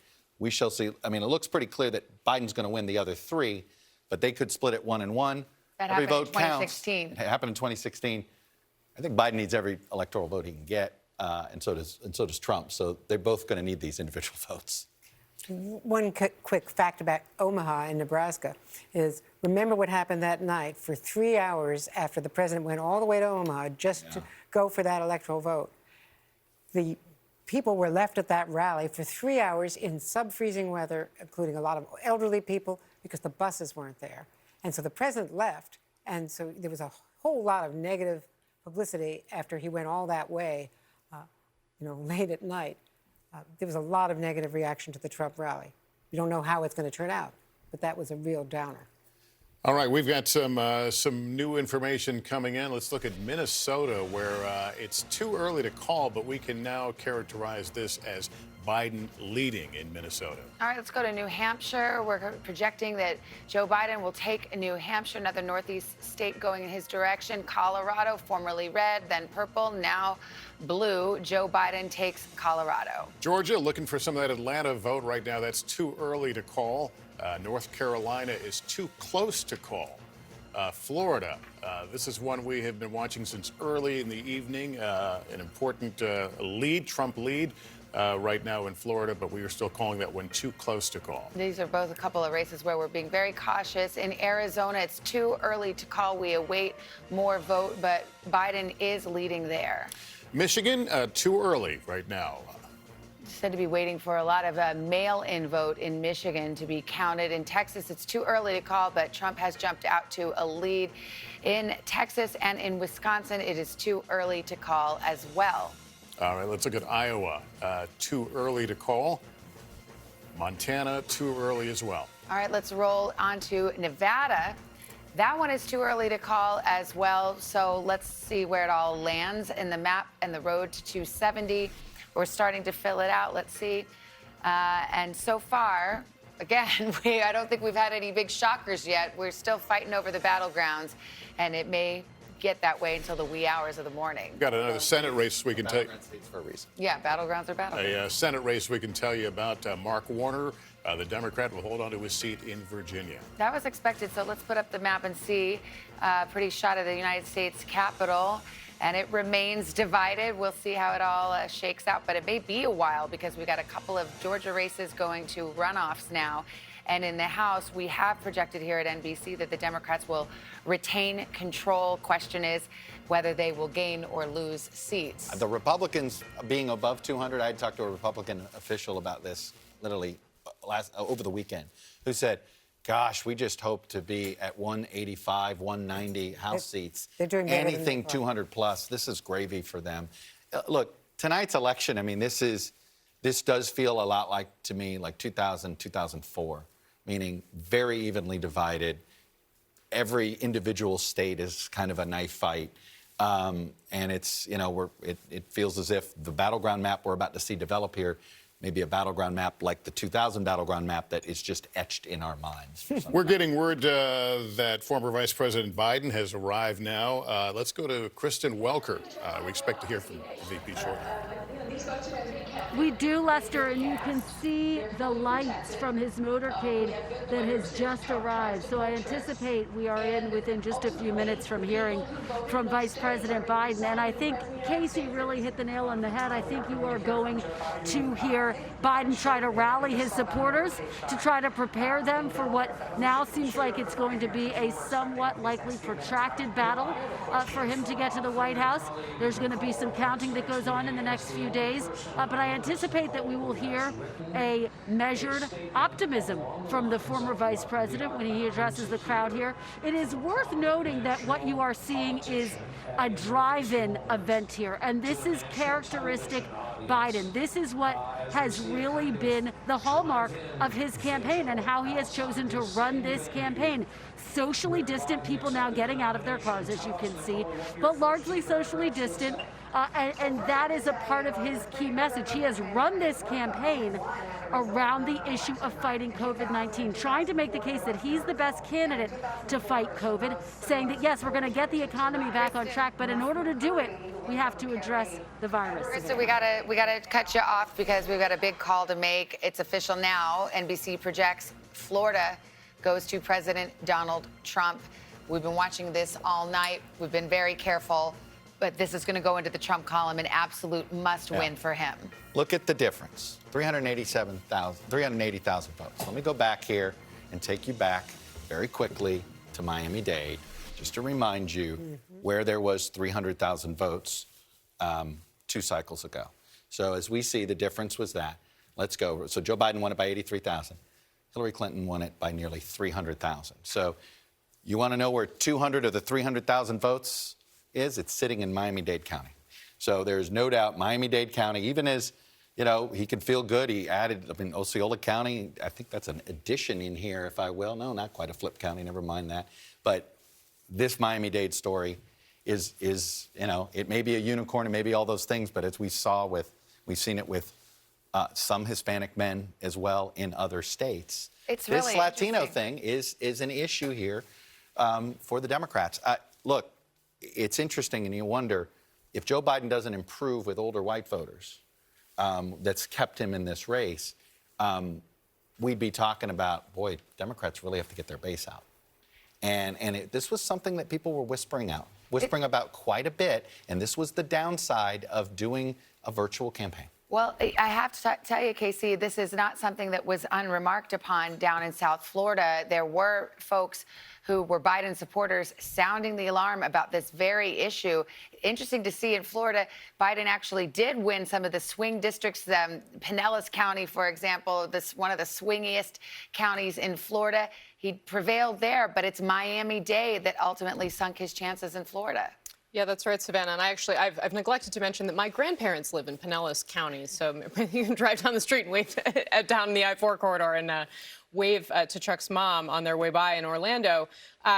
The issue with Latinos that it's playing out, particularly in Florida, it's particularly acute there for all the reasons that we have talked about. And there's a couple House races down there, too, that Democrats might lose because of this problem. It is huge, and it was clearly something where they neglected to really pay attention and engage. And my sources are saying they would have had to do this potentially years ago. This is something that the Trump campaign has been working on for a long time.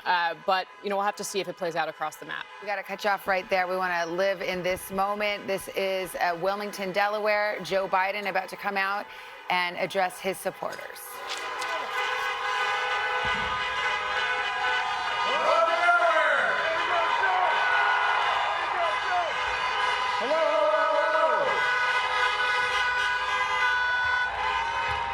Good evening. Your patience is commendable. We knew this was going to go long, but who knew we're going to go into maybe tomorrow morning, maybe even longer. But look, we feel good about where we are. We really do. I'm here to tell you tonight, we believe we're on track to win this election.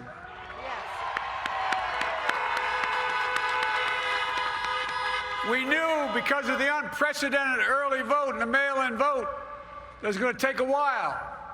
We're going to have to be patient until the hard work of tallying the votes is finished. And it ain't over till every vote is counted, every ballot is counted.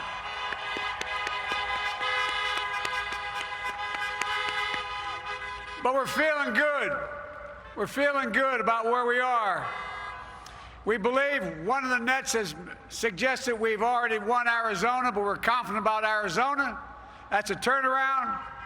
We also just called it for Minnesota, and we're still in the game in Georgia, although that's not one we expected. And we're feeling real good about Wisconsin and Michigan. And by the way, it's going to take time to count the votes. We're going to win Pennsylvania. Yes. I've been talking to folks in Philly, Allegheny County, Scranton, and they're really encouraged by the turnout and what they see. Look, you know, we could know the results as early as tomorrow morning, but it may take a little longer. As I've said all along, It's not my place or Donald Trump's place to declare who's won this election. That's the decision of the American people. But I'm optimistic about this outcome. And I want to thank every one of you who came out and voted in this election. And by the way, Chris Coons and the Democrats, congratulations here in Delaware. Pardon? Hey, John, the Gov, yeah, the whole team, man. You've done a great job. I'm grateful to the poll workers, to our volunteers, our canvassers, everyone who participated in this democratic process. And I'm grateful to all of my supporters here in Delaware and all across the nation. Thank you, thank you, thank you. And folks, you heard me say it before. Every time I walk out of my grandpa's house up in Scranton, he'd yell, "Joey, keep the faith." And my grandma, when she was alive, yelled, "No, Joey, spread it. Keep the faith, guys. We're going to win this." Thank you, thank you, thank you. Your patience is great.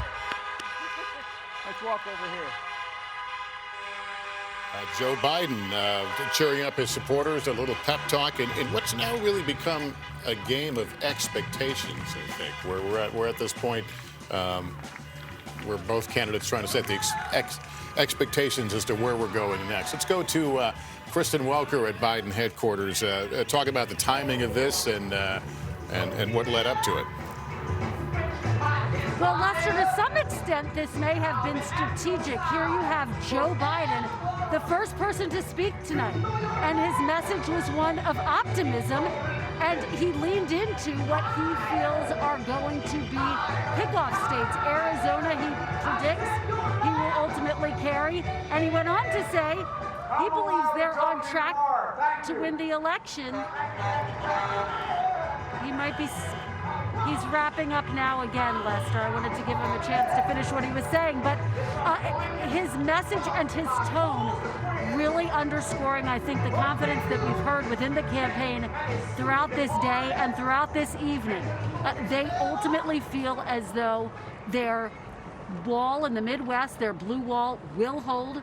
And of course, if they can pick off Arizona, that would be a big prize for them. That would be an upset for President Trump. And so you heard that type of confidence reflected. What he also did was to prepare his supporters for the fact that there is going to be a path ahead, that some of these votes are still being counted. He said we might not know the results until tomorrow, and of course, it could be even after that. And so this was a way for the vice president to get out in front on the messaging. And remember, it does come against the backdrop of these reports, which the president did deny, but that he was thinking about potentially declaring victory tonight, no matter what the results showed. So this was potentially a way of preempting that, to strike a note of confidence and to send that message to his supporters. They're still in this fight, Lester. And Chuck, Mr. Biden also noted what he hopes is going to be a success in Arizona. He also mentioned Georgia.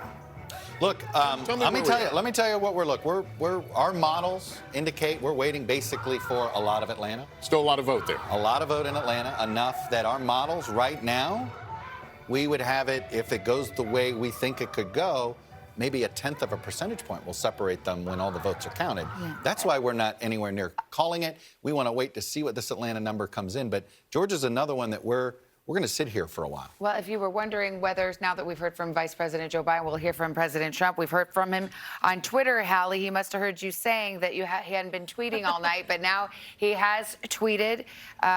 He says, "We are up big, but they are trying to steal the election. We will never let them do it. Votes cannot be cast after the polls are closed." Of course, there is absolutely no evidence that any votes were cast after the polls were closed. Here we go. So, Savannah, here's what we know. The president is going to be making a statement at some point tonight. I got to tell you, I am not surprised at all to see it. This is a president who we know is extremely engaged in what he's seeing on television. And for him to see Joe Biden come out and make remarks in front of that crowd in Delaware, I would have been shocked if the president didn't come out and talk in front of his supporters. Go ahead, Savannah. I've just been curious because it's interesting that he says they're trying to steal the election. Does that suggest he doesn't think they're winning? So I think that what we're going to hear from President Trump is something similar to what I think some folks had been concerned about might happen, and something that the president has been alluding to now for a while, which is a question. He has been saying repeatedly now that he wants to see results sort of finalized on November 3rd, or I guess in the morning hours of November 4th right now. We need to be really clear here, right? Full election results are not certified on election night ever, right? There has to be a process that goes through. We use this phrasing here on NBC News, all the networks do, that is very careful. We call them projected winners, right? Because that is what we are projecting. Nothing is sort of set in stone for usually, days after the election. Anyway, not in 2020, not just in 2016, but in any election, really. And this is something that I think Chuck and our team can speak more to. But the president has been very clear that he is concerned about what happens if, in fact, as the case is that we are in right now, the vote count stretches past tonight. Now, it is not surprising that the vote count is stretching past tonight. In fact, we have been talking about it for weeks. Why? Because of the coronavirus pandemic and because there is so much early vote that came in, so many ballots that were mailed in. That just takes a while to count. It takes longer to count. And there are rules in different states, different rules in different states about when you can start processing and counting those ballots. This is where I think a lot of folks expected us to be here at 12:50 in the morning, on election night or the morning of November 4th, I guess. I do think that it is going to be critical to put into context whatever we might hear from the president, and this tweet alludes to it, right? Putting out claims that are not backed up, claims that are not verified. This is something we have seen from the president on Twitter before, to the point where the social media company has actually put warnings on some of the things that the president was saying because it was essentially misinformation and had the potential to be disinformation there. So I do think that there is going to be some sort of care and context that we're going to put in place around whatever the president says. I will say, and as we talked about it a little bit ago, there is real concern and I think anger inside the president's orbit about certain calls that have been made, not by our network, by other networks. There is a sense that perhaps some calls are being made too early. I'm specifically talking about, for example, Arizona. I would not be surprised to hear the president mention that when he does come out and address his supporters in the East Room. I think that the campaign is feeling better than they thought they were going to feel about states like Pennsylvania. You heard Joe Biden very definitively say that they thought they could win there. But I think the Trump campaign takes exception to that. Let me go to Andrea. Trump.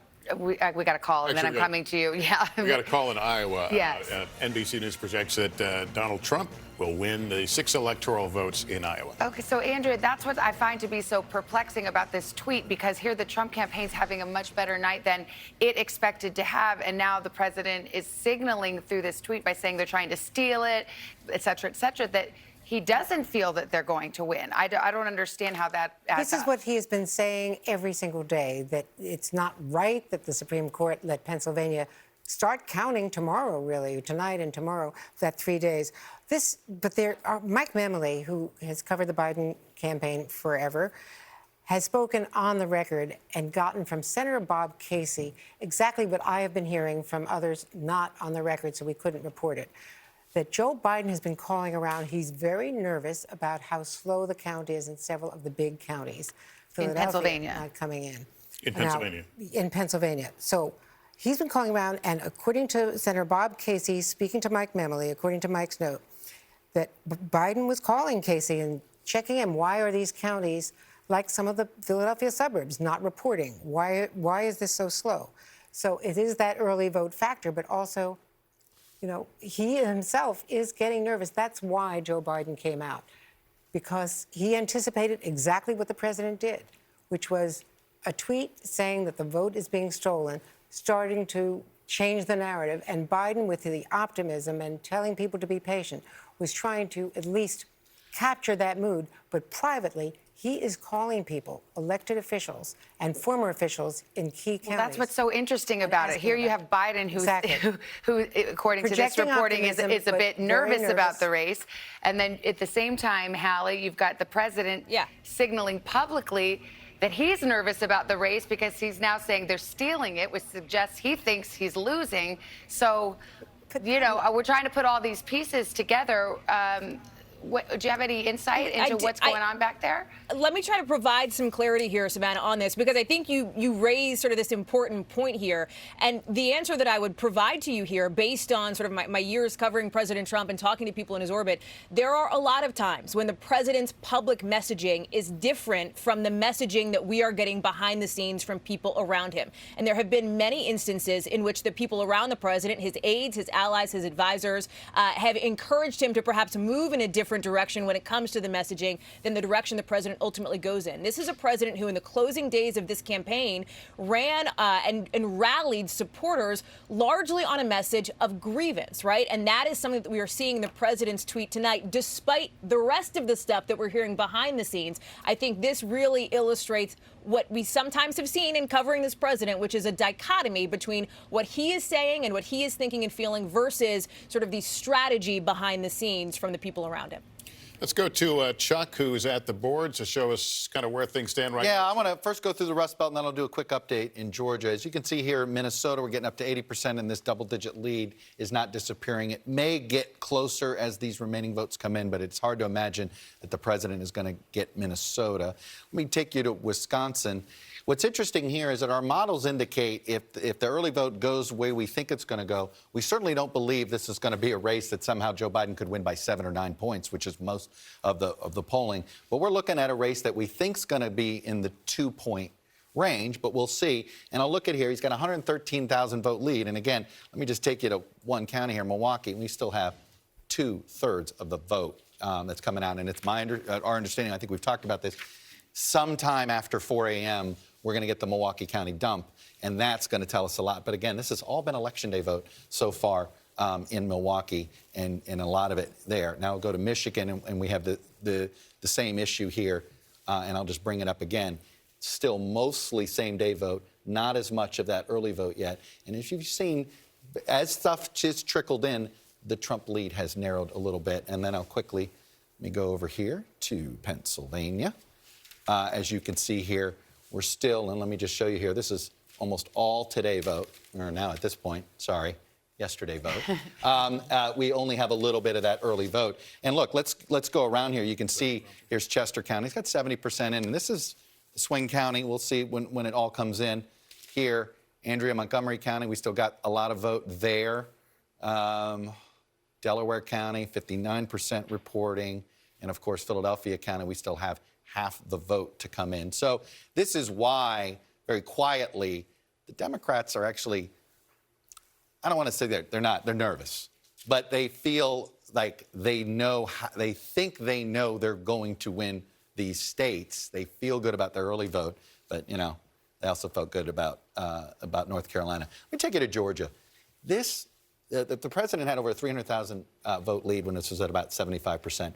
And it's been just trickling in, and it's all coming from here. I told you before, our models indicate that when it's all comes in, and the last vote to come in is going to be, it looks like Atlanta, the Atlanta area, that we expect it to be less than a percentage point. In fact, one of our models has it 0.1% around. But let me just take you around what we got here. There's still got more than a quarter of the vote out in Fulton County. That is Atlanta. Here's DeKalb. You still got 2/3 of the vote out there. We expect Joe Biden to really run up the score here in these counties. Here's Gwinnett. There's still about a quarter of the vote, a little less than that. Where are we here? I just gave you to Fulton. There's Cobb. We still got 20% of the vote here. So this is why we haven't called Georgia, and this is why you don't hear people ready to spike the football on the Republican side either. Everybody knows Atlanta's coming in, and the question is, it's sort of, is it gonna shrink and just make it really close, or could we be looking at recount territory? I can tell you this: we're looking up the recount rules. What is? I was about to ask you. I'm in the middle of it. My team was on it. What's the threshold? They're all over this. Okay. In fact, maybe by the time I get back here, I'll find out. So there. Because if a race is in any given state is within a certain threshold, you have to recount. Not automatic. Here, I can tell you, our initial folks here, it's not automatic. So this would be something that somebody would have to request. Okay. All right, let's bring in a couple of our guests. I think we've got Robert Gibbs, NBC News political analyst and former White House press secretary under President Obama, and Rich Lowry, an NBC News political analyst, editor of the National Review.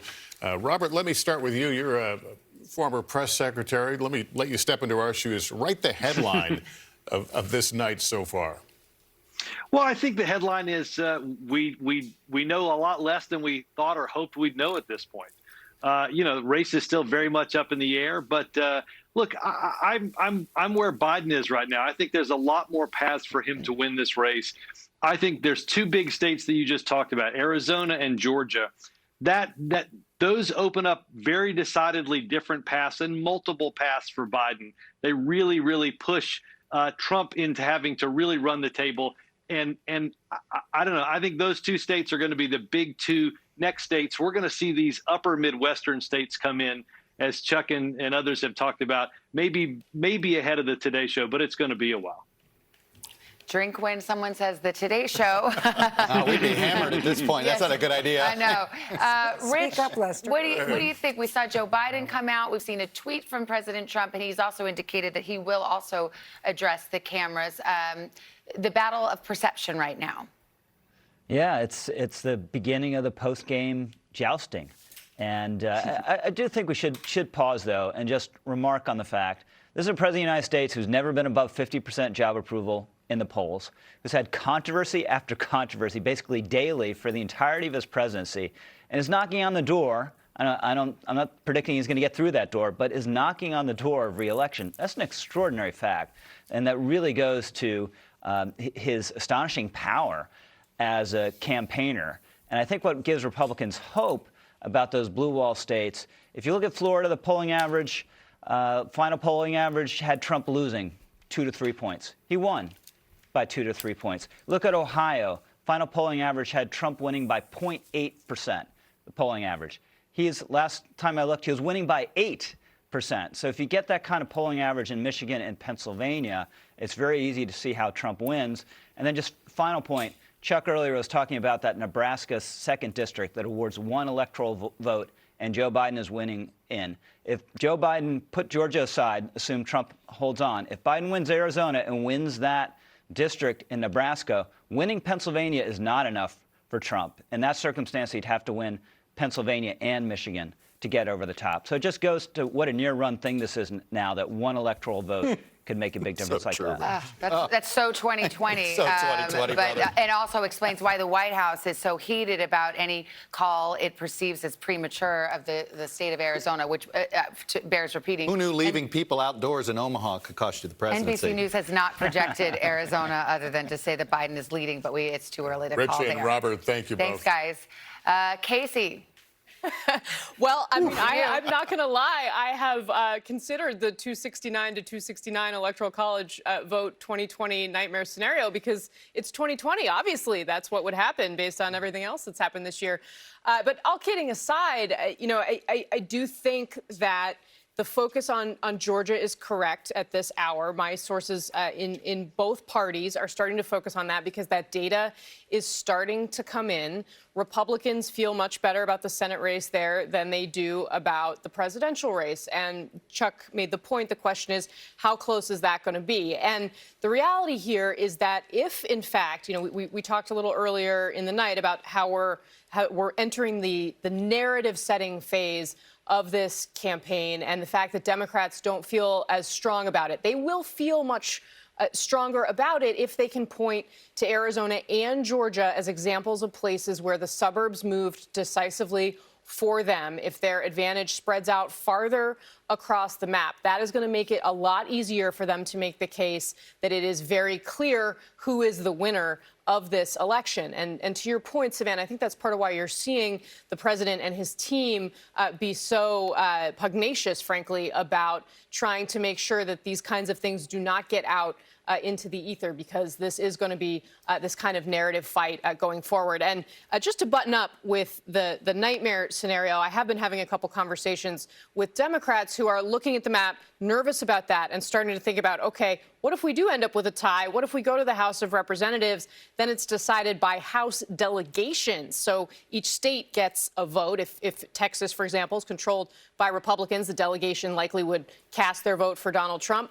Does that put us in a scenario where Democrats not focusing enough on the House of Representatives heading into this, perhaps being overconfident on that map, come back to bite them. I honestly, I'm not ready for any of this, at least not until we have some more drinks ahead of the Today Show. Let me go to Andrea, who's been watching the president's latest. Well, on the president's latest tweet saying that the election is being stolen, Twitter has flagged it, saying some or all of the content shared in this tweet is disputed and might be misleading about an election or other civic process.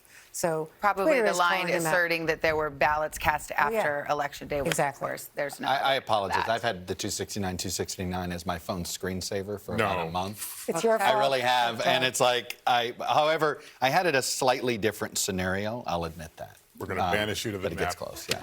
All right, we're going to take I guess a it's break. nerd hour here as we get into the wee hours. Are you trying to Yes. compliment me, right? I take it as a compliment. He's still not in shirt sleeves yet, so our No decision, more snacks for Chuck. Decision 2020 election night coverage, a little punchy, but we'll continue after this short break.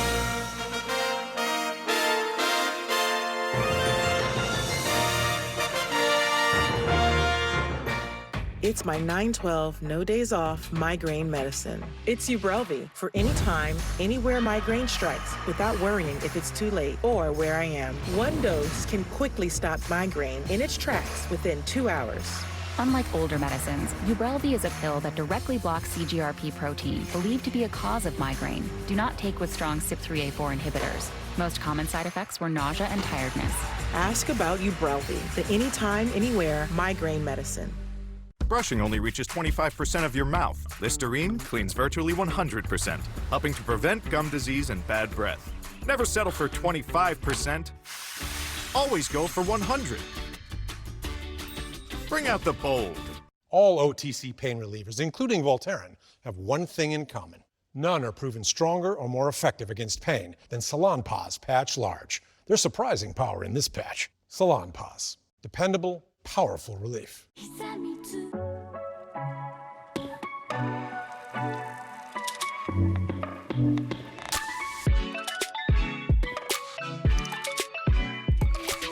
Ocean Spray works with nature every day to keep you healthy. This is why we no longer have to worry flushing too much toilet paper will back up our system. But Dad, Red X contains billions of enzymes proven to break down even paper to help keep your whole septic system healthy. For paper, grease, or waste breakdown, use Red X. It's an epic ending to an unforgettable season. I'm gonna win it. She looks unstoppable. Our first Power Tower champion. My heart can't take it. Your new American Ninja Warrior. FanDuel Sportsbook makes it easy to bet live during the game. But to make it even easier, we got Hall of Famer Orlando Pace to place Kyle's bet for him. And it's good. FanDuel Sportsbook. Get a risk-free first bet. Toyotathon is on. Now's the time to get a great deal on Tacoma, RAV4, Camry, and more. I'll take it. I'll get this wrapped up for you. I wish I hadn't just unwrapped it. Lease a new Camry for $199 a month or get $2,500 lease bonus cash or $3,000 customer cash on a new Camry hybrid. Visit your local Toyota dealer or shop and buy online today. Toyotathon is on. Come in today. Toyota, let's go places. See what everyone's saying about Keith and Aaron. You're watching NBC10 News Today. We first told you about this yesterday. Well, now they say... No, it's amazing. You already have, and I'm Aaron Coleman. New team, same commitment. Count on NBC10 News Today. Weekdays from 4 to 7 a.m. This is Peacock. We've got besties. Mama needs an update. Bros.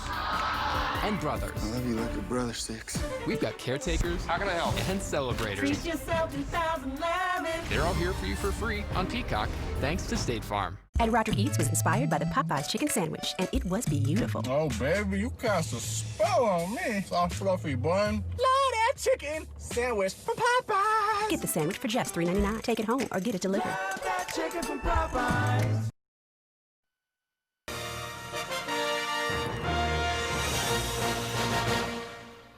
Welcome back on this Wednesday here on the East Coast in our continuing coverage of the 2020 election results. We're going to show you where things stand right now. Here's what in the Florida presidential vote, NBC News projects that Donald Trump will win Florida's electoral votes. If we're starting to get some of the battlegrounds in Ohio, the president took Ohio 18 electoral votes into his column. And let's look at Iowa. Trump, projected winner in Iowa, 6 electoral votes. Texas, too early to call. Trump leads, however. Whoop, I'm just sorry. In my ear, as those words came out of my mouth, Trump now is the projected winner in Texas. Again, Trump now the projected winner in the state of Texas. All right, in Minnesota, it is too early to call, but we can say that Joe Biden is leading in that state. In Arizona, it is too early to call, but again, it appears that Joe Biden has taken a lead there. Georgia is the curious one that we're watching right now, as Chuck keeps pointing out, waiting for those numbers, those votes to come out of the Atlanta area. But right now, we characterize it as too early. North Carolina is too close to call. Let's go to Pennsylvania. It is too early to call. We await mail-in ballots there, which can arrive up to 3 days after Election Day if they are postmarked Election Day. Here's the presidential race in Montana. It's too early to call, waiting for votes there, but the president has a lead. Maine is too early. Michigan, also too early. That's part of what Democrats hope will be that blue wall. Michigan, yeah, we talked about that. Wisconsin's the other one, too early to call. We're awaiting votes in Milwaukee County, which is a big one for Joe Biden if he hopes to pull that one out. And in Nevada, too early to call. And Alaska is too early to call. So where does this lead us? Let's show you the electoral map at this hour. The road to 270, and it's got Donald Trump now out front with 209 electoral votes to 205 for Biden. I'm gonna start off by apologizing. It's after 1 o'clock in the morning, and I might be attempting to ask people to do some math on their own.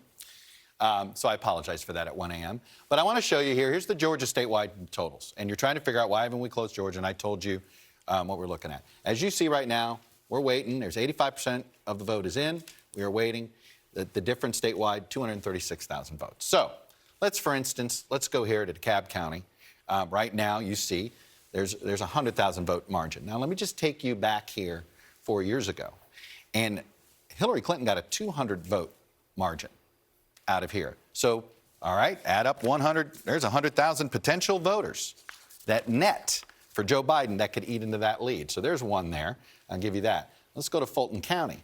He's got here 181,000. Let's see what Hillary Clinton did here. In this case, he's likely to get a bigger number out of there. So I don't know if there's new vote to be gained here, but turnout is above, so we'll see. Maybe there's a little bit there. Let's go into Cobb. This was another one that Hillary Clinton carried, but you see Joe Biden is carrying it by a bigger margin.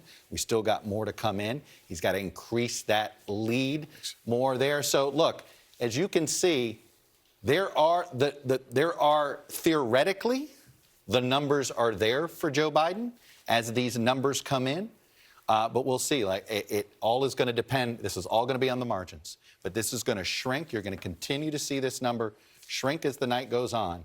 And it's just all about, is there enough? Is there 240,000 votes somehow more so that he can make up here?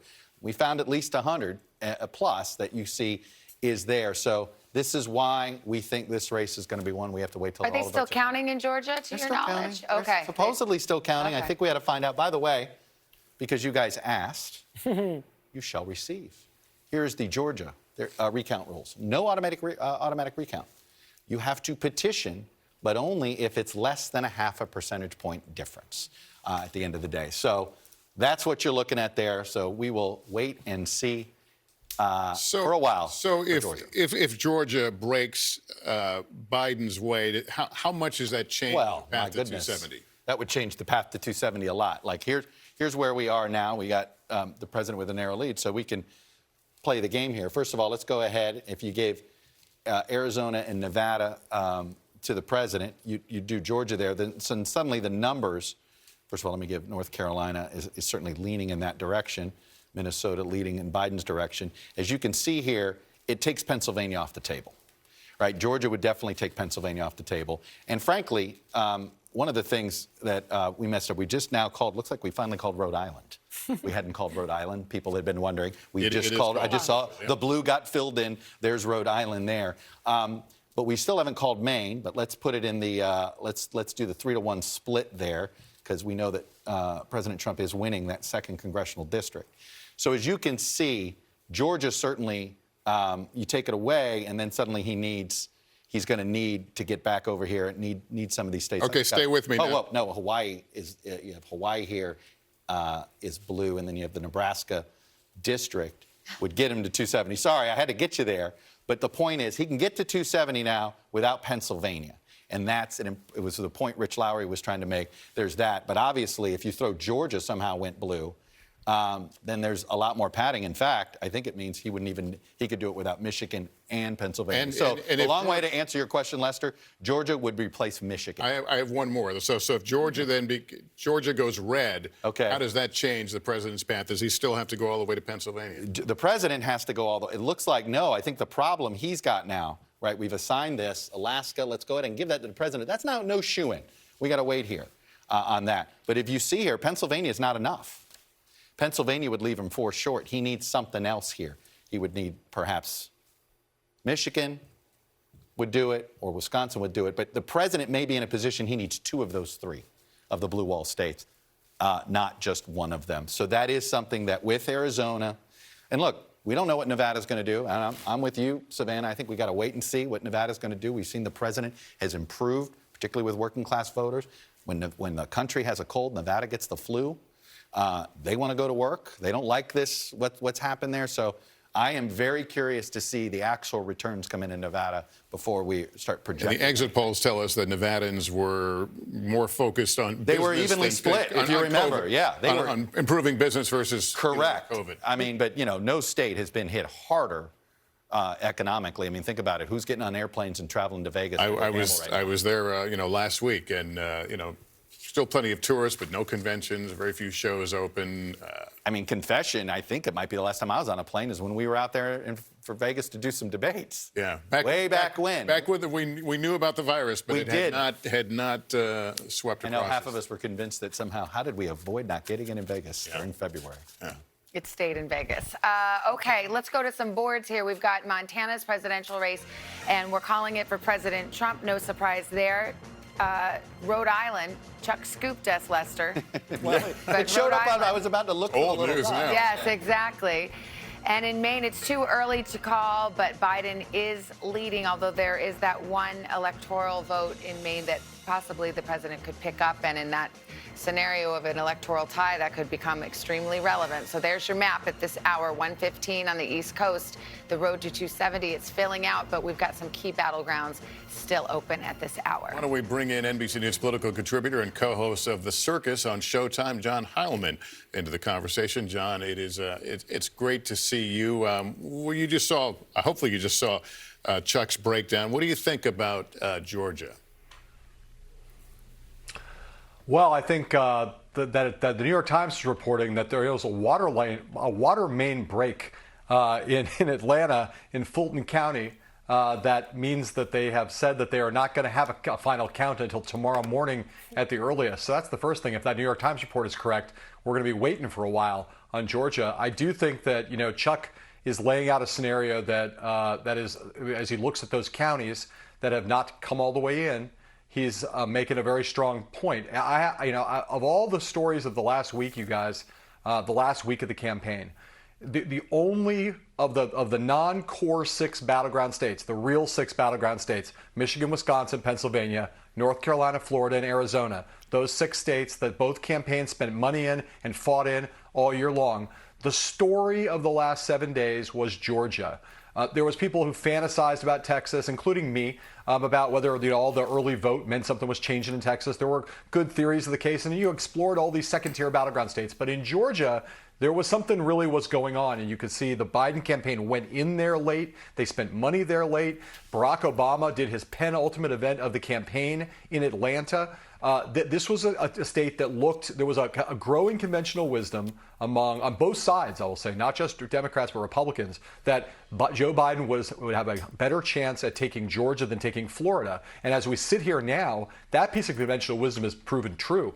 Donald Trump was stronger in Florida in 2020 than he was in 2016. And it is still the case that Joe Biden could win Georgia. And NBC News has been smart to not do what some others did earlier this evening and looked at some of that early return and said, Georgia's going to go to Donald Trump. We're seeing that the longer this night goes on, the better that state looks for Joe Biden. And that's not to say he's going to win it, but he's still in it. And we might not know about that one, just like we're not going to know possibly about Wisconsin, Michigan, and Pennsylvania for at least another 24 hours, maybe longer. Speaking of, we've also held our fire on Arizona because we're awaiting vote there. And Doug Ducey, who is the governor of Arizona, tweeted a little earlier this evening, it's far too early to call the election in Arizona. Election day votes are not fully reported, and we haven't even started to count early ballots that were dropped off at the polls. In Arizona, we protected Election Day. Let's count the votes, all the votes, before making declarations. So interesting to see. It looks like it's going to be a pause in Arizona, potentially no call tonight. But the governor there indicating not only are they counting Election Day votes, but when people brought their early ballots straight to the polls, that they still need to count those as well. John, thanks very much. Good to talk to you. We're going to take a break. Be back with more of Decision 2020 election night coverage after this short break.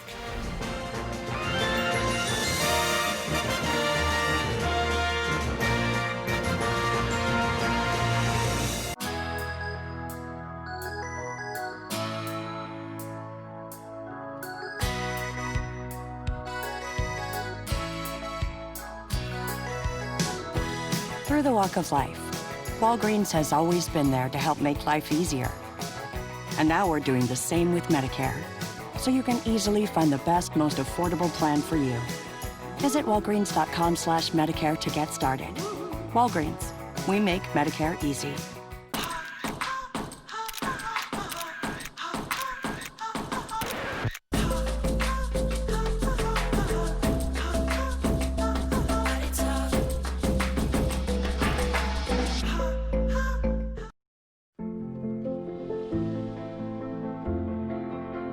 Irresistibly smooth chocolate. Made to melt you. Lindor, by the Lindt Master Chocolatier. America. America. America. This election season, there are a lot of issues worth debating. But please. Don't drink and debate politics. Don't drink and debate who won the debates. Don't drink and debate how we're going to vote this year. But please do vote. Don't drink and bring up gerrymandering. Jerry? Who's Jerry? And if there's anything Smirnoff knows for sure. Don't ever drink and bring up Russia. Just drink water instead. Smirnoff. Drink responsibly, debate responsibly. In an election like no other, turn to NBC News for in-depth coverage. Can you pledge transparency about your health? Would you like to see Roe versus Wade overturned? For the election of a lifetime, turn to NBC News. To make FanDuel Sportsbook's risk-free first bet even less risky, we got All-Pro Vince Wilfork to be Aaron's food safety inspector while he bets. Do you think I could have a bite yet? Or... It's okay. FanDuel Sportsbook. Get your first bet risk-free. Network inspection. Okay. Connected to Wi-Fi, protected from threats. Thermostat, connected, protected. Speaker, connected, protected. Connected, protected. With Xfinity X5, if it's connected, it's protected. Get started with Xfinity Internet and TV for $54.99 a month for 12 months. You'll get advanced security free when you get the X5 Gateway. That's a $72 value. Plus, ask how to get a free upgrade to gig speed for a year. Click, call, or visit a store today to learn more. At Inky Hooper reviewed the Popeyes chicken sandwich, and it's pure joy. Got Popo over here. Get the sandwich for just $3.99. Take it home or get it delivered. Chicken from Popeyes.